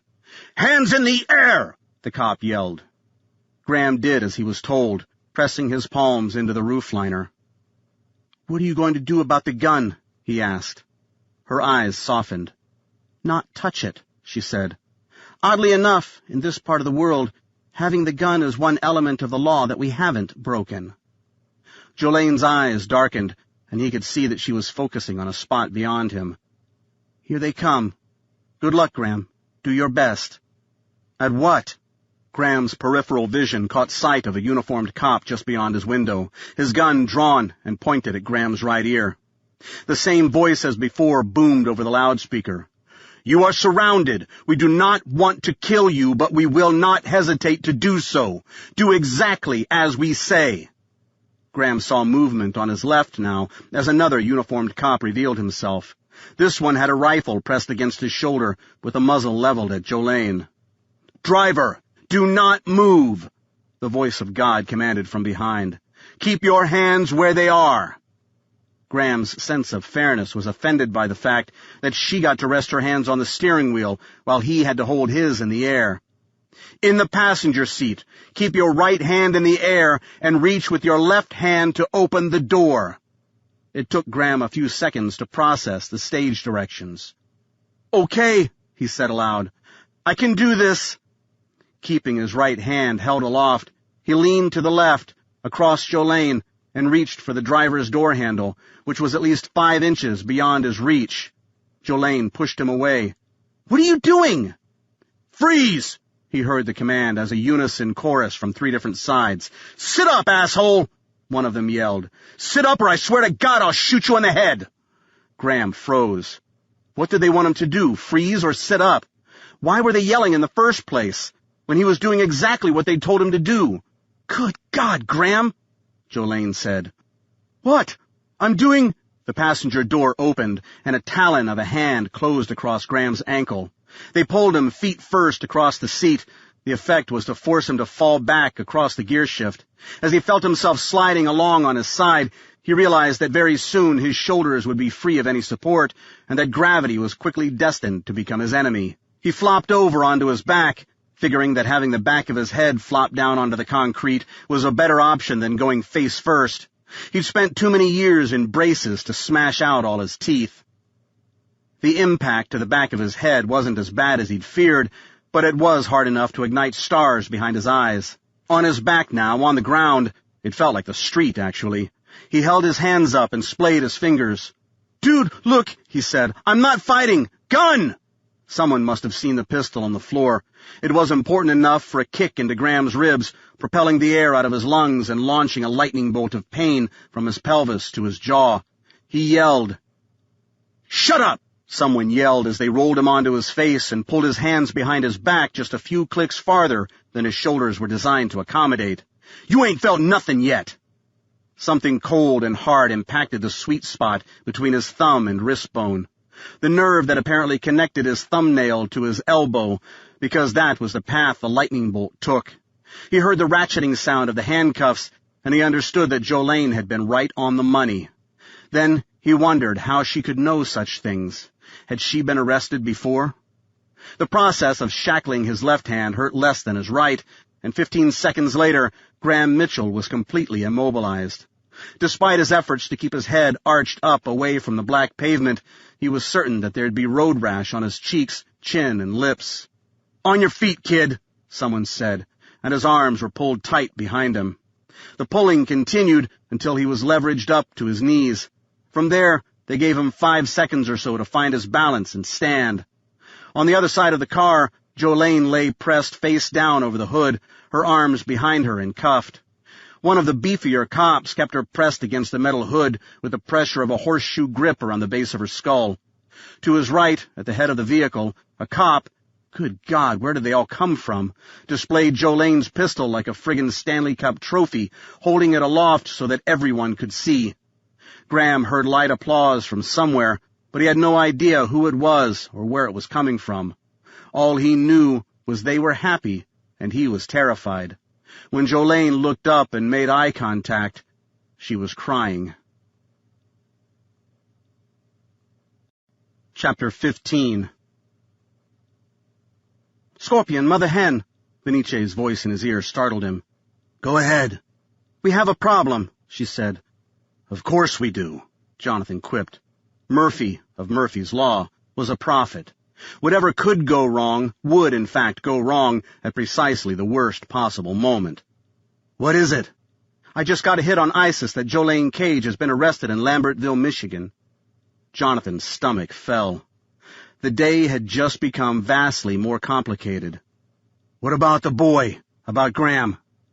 "Also in custody," Venice said. "He's at a police station, but that might only be until he can be transferred to a foster home."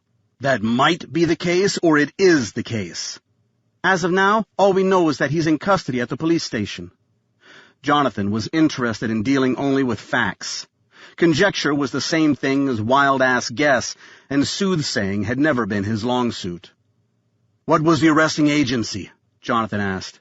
"Local police. No charges have been filed." "Stand by," Jonathan said. He stepped into the elevator. The corpses would be just as dead 3 hours from now as they were right now. The arrests, on the other hand, were a dynamic, developing situation that needed immediate attention.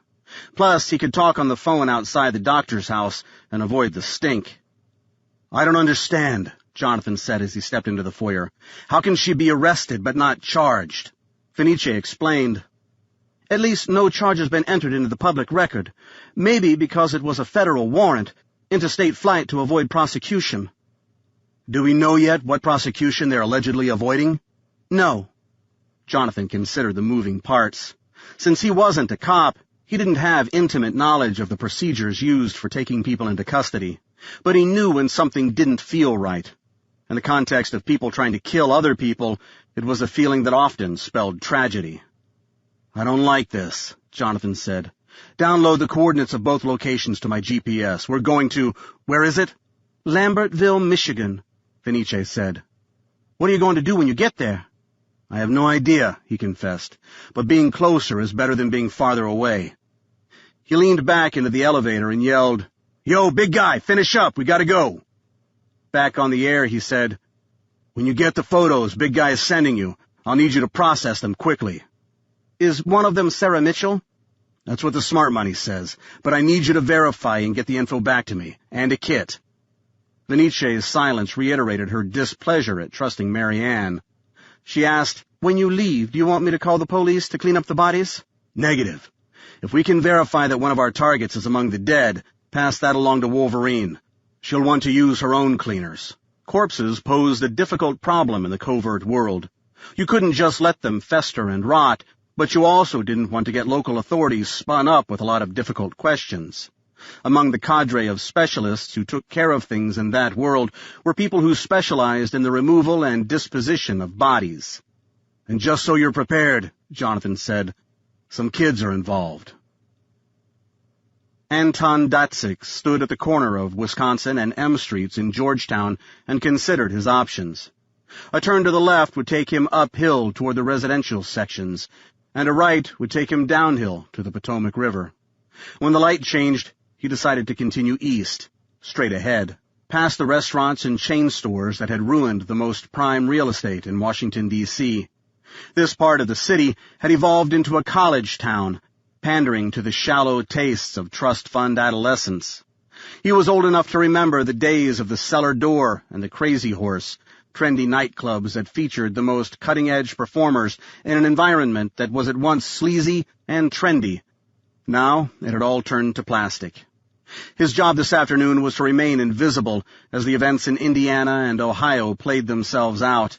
Any day that could be spent away from his office in the embassy of the Russian Federation was a good day. Datsyk had always admired the United States and its people. Compulsively friendly, they also seemed willfully naive, a combination that resolved to charming. Unlike his bosses, he'd never wished them harm, but he was certain that harm was inevitable. Once fierce and self-reliant, they had evolved into a passive culture that valued politeness over victory. Such cultures always collapsed under the oppression of aggressors who valued power over peace. The light turned, and he headed toward 31st Street Northwest. Datsyk considered himself a professional, not political, and he believed that it was not possible to be both. Professionals stayed focused on things that were important, what Americans like to call the big picture. Being of a certain age, Datsyk had witnessed personally the speed with which political priorities can change. He'd witnessed the implosion of security services in his motherland as the Soviet Union collapsed into disarray. He'd watched as the void of leadership seeded the grounds where the Bratva and the Organizatsiya flourished with a brutality that exceeded anything meted out in Russia after the reign of Yuri Andropov. After Gorbachev and that fat drunk Yeltsin rolled over and gave a big blowjob to successive American presidents, these so-called Russian mafia organizations grew fat and powerful, skimming their shares off the billions of dollars the United States pumped into the new Russian Federation. Datsyk never ceased to be amazed by the naivete, the intentional myopia, it seemed, of the American public. Surely they did not believe that the great democratic experiment they were able to launch in 1776 was somehow relevant to the modern world. Those U.S. dollars created monsters of unspeakable cruelty, and those monsters were able to buy and sell politicians like the commodities they were. To do what the oligarchs wanted was to become wealthy beyond imagination. To cross them was to find oneself and one's extended family tortured to death. Those had been Datsyk's formative years. He'd been an officer in the KGB for 5 years, when the KGB ceased to exist. He was not senior enough to know how the transition actually happened in the historical sense, but to him it happened literally overnight. He went home one night as an officer, and then when he reported to work the next morning, he discovered that work no longer existed. Throughout the former communist states, every agency that once was responsible for keeping order either disappeared or dissolved into some weak imitation of its former self. For more than a few men and women less fortunate than he, the transition meant death at the hands of the angry mobs who stormed headquarters buildings and dragged the occupants out into the street. He'd witnessed no such violence himself, but he'd heard stories from multiple sources. It was all far too reminiscent of Benito Mussolini. Being non-political didn't mean he couldn't work a room full of politicians. He sensed early on that those who lost power would soon grow hungry for that power to return, and he aligned himself with as many of them as he could. Hungriest of all, it turned out, were those who were ousted from the security services. Theirs was a special kind of power that was rooted less in money, although there was plenty of that, than it was in information, the kind of information that could make a man or ruin him. The current leader of the Russian Federation came from that very group, and Datsyk was pleased to find himself on the president's good side when the dust settled and the flow of blood slowed. The KGB became the FSB. The oligarchs who spouted democratic thoughts were ripped from power and stuffed in prison. and even the organized crime syndicates were finding it easier to operate elsewhere. Like all criminals, they thrived here in the United States and in the United Kingdom, where the fear of offending trumped the strict rule of law. In the middle of the block that separated 30th Street from 29th Street, an overweight couple in their 60s made eye contact with him, and the husband pulled a map from his back pocket. "Excuse me," the man said. "Are you a local?" Datsyk smiled. It was the structure of the question that amused him. He, in fact, knew this city as well, if not better than, most locals. But the instant he opened his mouth to speak, they would hear the accent, and that might trigger questions he had no desire to discuss. He said nothing and kept walking. Among the problems that remained in his motherland were the Georgians and the Ukrainians. Among the former Soviet states that sought their independence, the Chechens in particular had focused on brutality as the best means to an end. The hatred between Chechnya and Russia spanned generations, a mutual loathing so innate that it might have been genetic. Animals that they were, Chechen terrorists didn't care who died in their attacks that were designed to slaughter by the hundreds or the thousands. Now those animals were this close to having access to nuclear warheads, all because of a scheme devised by academicians in the hierarchy of American security to eliminate terrorists by arming them. As a professional, it was his job to keep that from happening, and he was getting ever closer to his goal. 2 of the Mitchells were dead, and the 3rd would soon be found.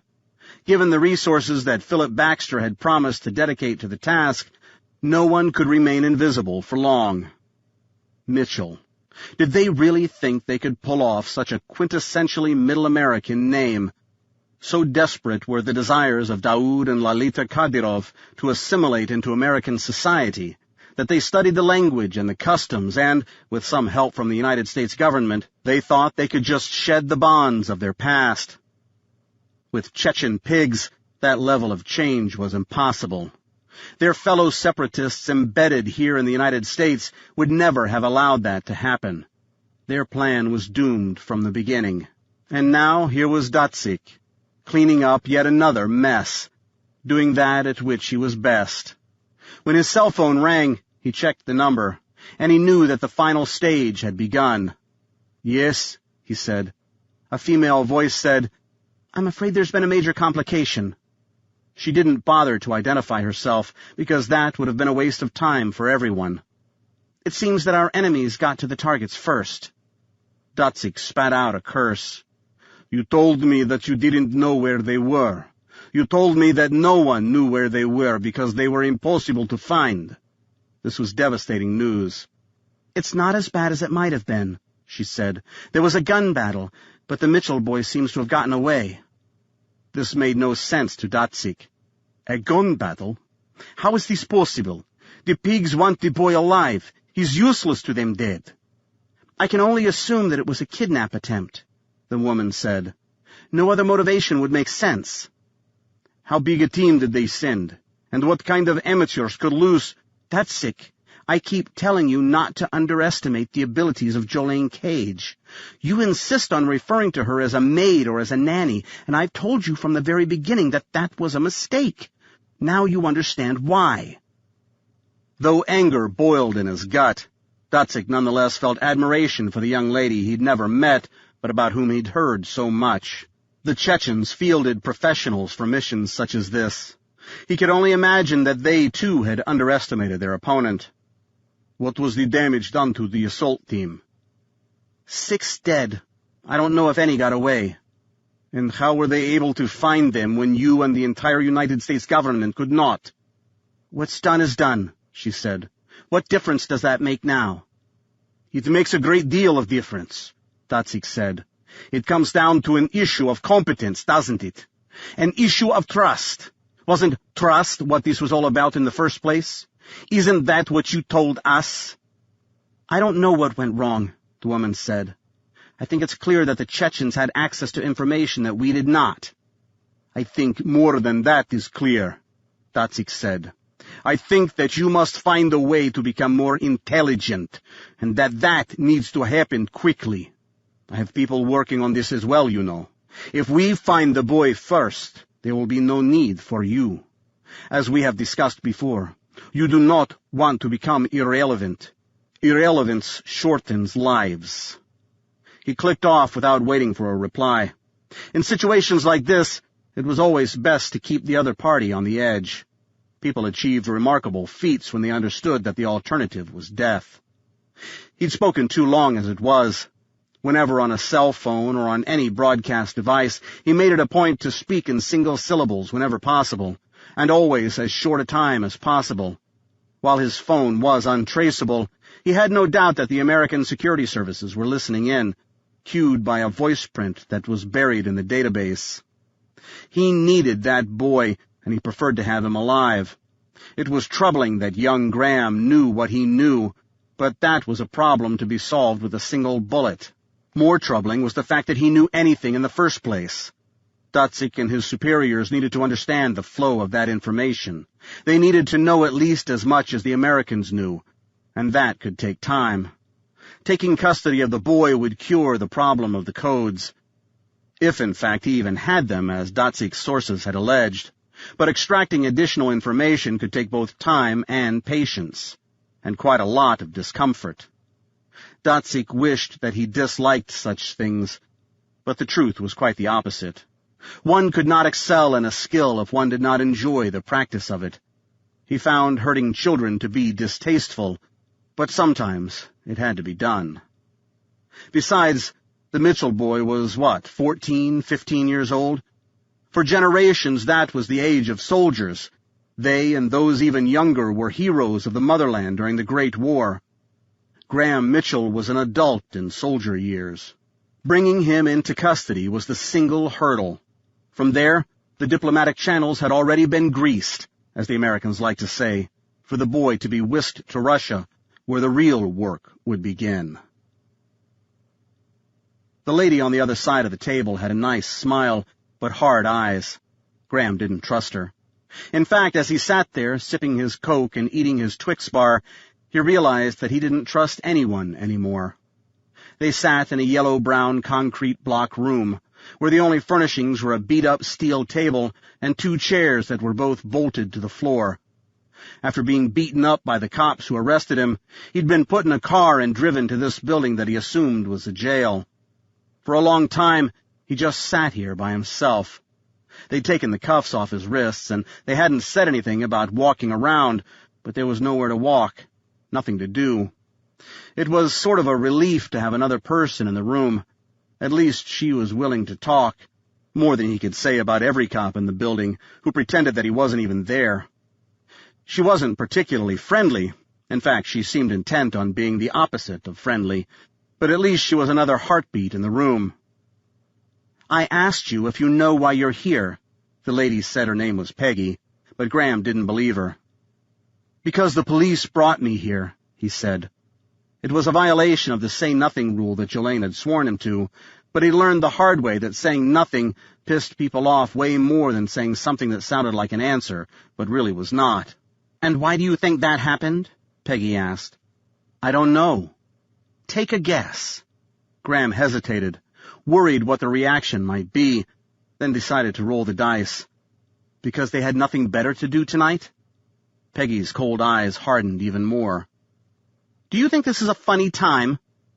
"No," Graham said. Finally, a chance to be 100% truthful. "I think this is a scary time, and I think you're a scary lady." She seemed to enjoy that. "Really?" She said the word as a statement, not as a question. "Why do you think I'm scary?" Graham hesitated. Then he said nothing. "Come on, Graham. You can answer. What makes you think I'm scary?" He hesitated again.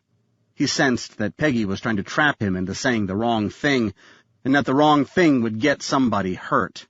At this point, silence was his most loyal ally. 20 seconds passed. "Graham, you realize you're in custody, right? You realize that I control your future. That Twix bar could be the last bit of food you get for the next 2 weeks. "There," he said. "You just threatened to starve me. That's what makes you scary. I think you want something from me, and I think you want that something more than you care whether I'm dead or alive." He'd intended that to be startling, but Peggy took it in stride. In fact, she might have looked pleased. "Tell me what has happened over the past couple of days." "You go first," Graham said. "Tell me what you think has happened." Peggy's face morphed into something ugly. She probably thought it was a smile, but it looked more like pain laced with raw hatred. "So something did happen," she said. "I wasn't sure, but you just confirmed that for me. That's how it works here. If you don't tell me the truth, I'm going to find it out anyway. You don't want to screw around with me, kid." This bitch wanted him to cry or panic, but he wasn't going to give her the satisfaction. Jolene's words raced through his mind. "Don't say anything to anyone. Don't reveal any details." But Jolene wasn't here to help him. She wasn't anywhere, in fact. For all he knew, she was dead, or she was saying things that would get him into trouble. His mind raced for words that would create the feel of sharing information without actually sharing it. Were the cops even allowed to talk to kids without some other adult around? Didn't he read a book or watch a movie or maybe a Law and Order episode where everything turned on the presence, or in the case of the program, the absence, of an adult during questioning? "I want a lawyer," he said. In the show, that had been the line of dialogue that changed everything. Once you asked for a lawyer, all the questioning had to stop. Peggy laughed. "Gonna lawyer up, are you?" she mocked. "That's cute. You think you're in charge. That's extra cute. Here's the deal, Graham, and I need you to wrap your head all the way around it. You are not in control. You don't even have a control to reach for.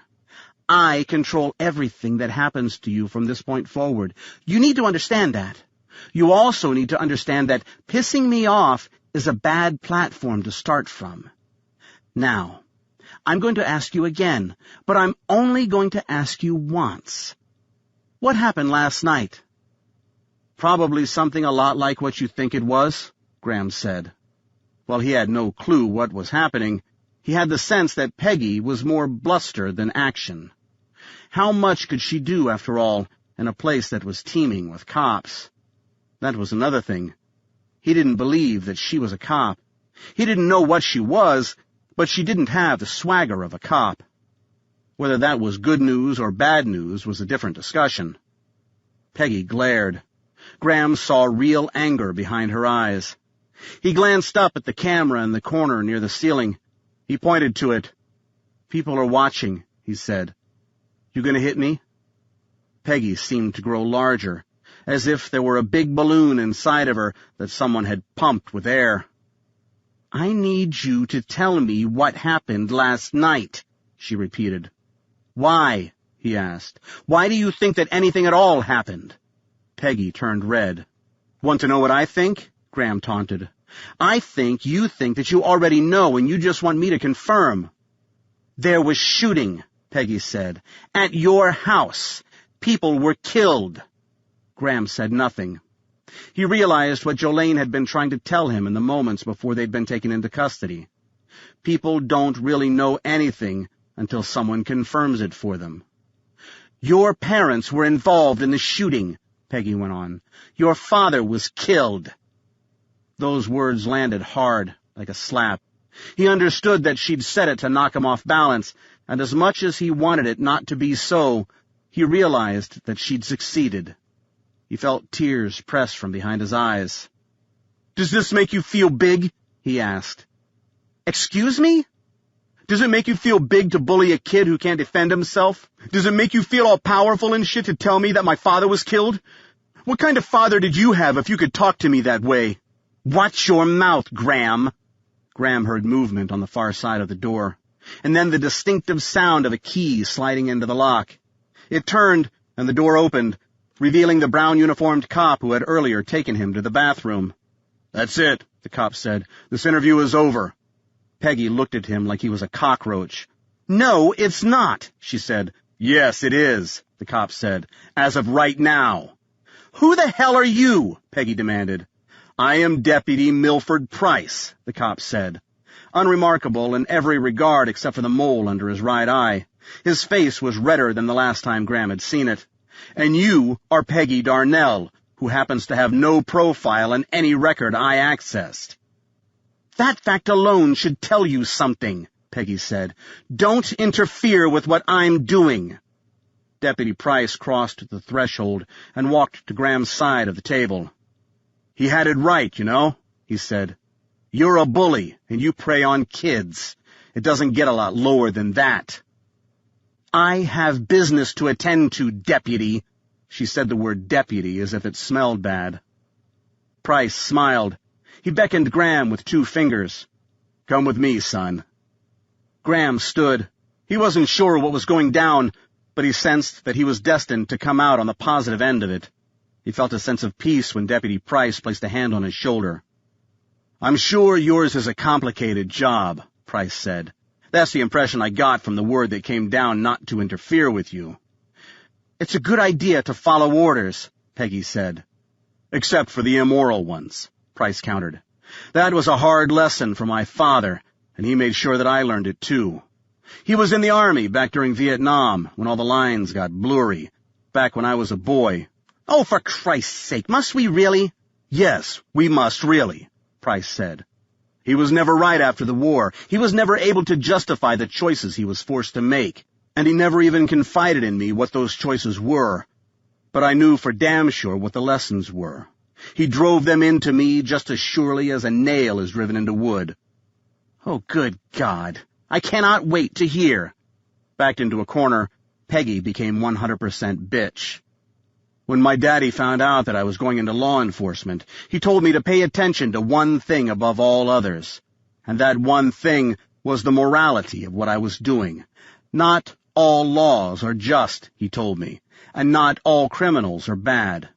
Sometimes people do bad things for good reasons. As an officer of the law, my job is to know the difference." "This is truly moving," Peggy mocked.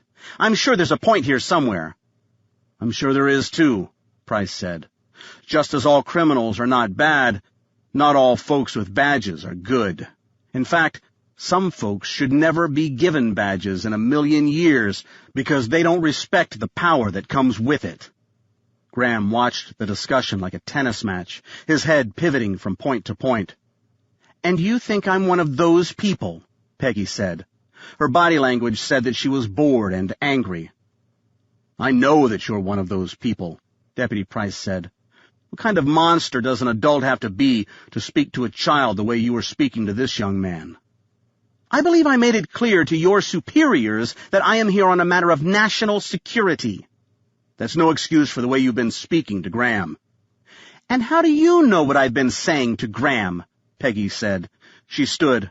"I left specific orders that this discussion was to be off the record." Deputy Price gave the kind of mocking smile that told Graham that he was definitely on his side. "Well, you know how it goes sometimes. Word doesn't always leak down." Peggy glared. "This isn't your station house, Agent whatever your real name is. This is my station house, and we're in the United States of America, not in some secret CIA prison. The boy asks for a lawyer, you stop asking questions.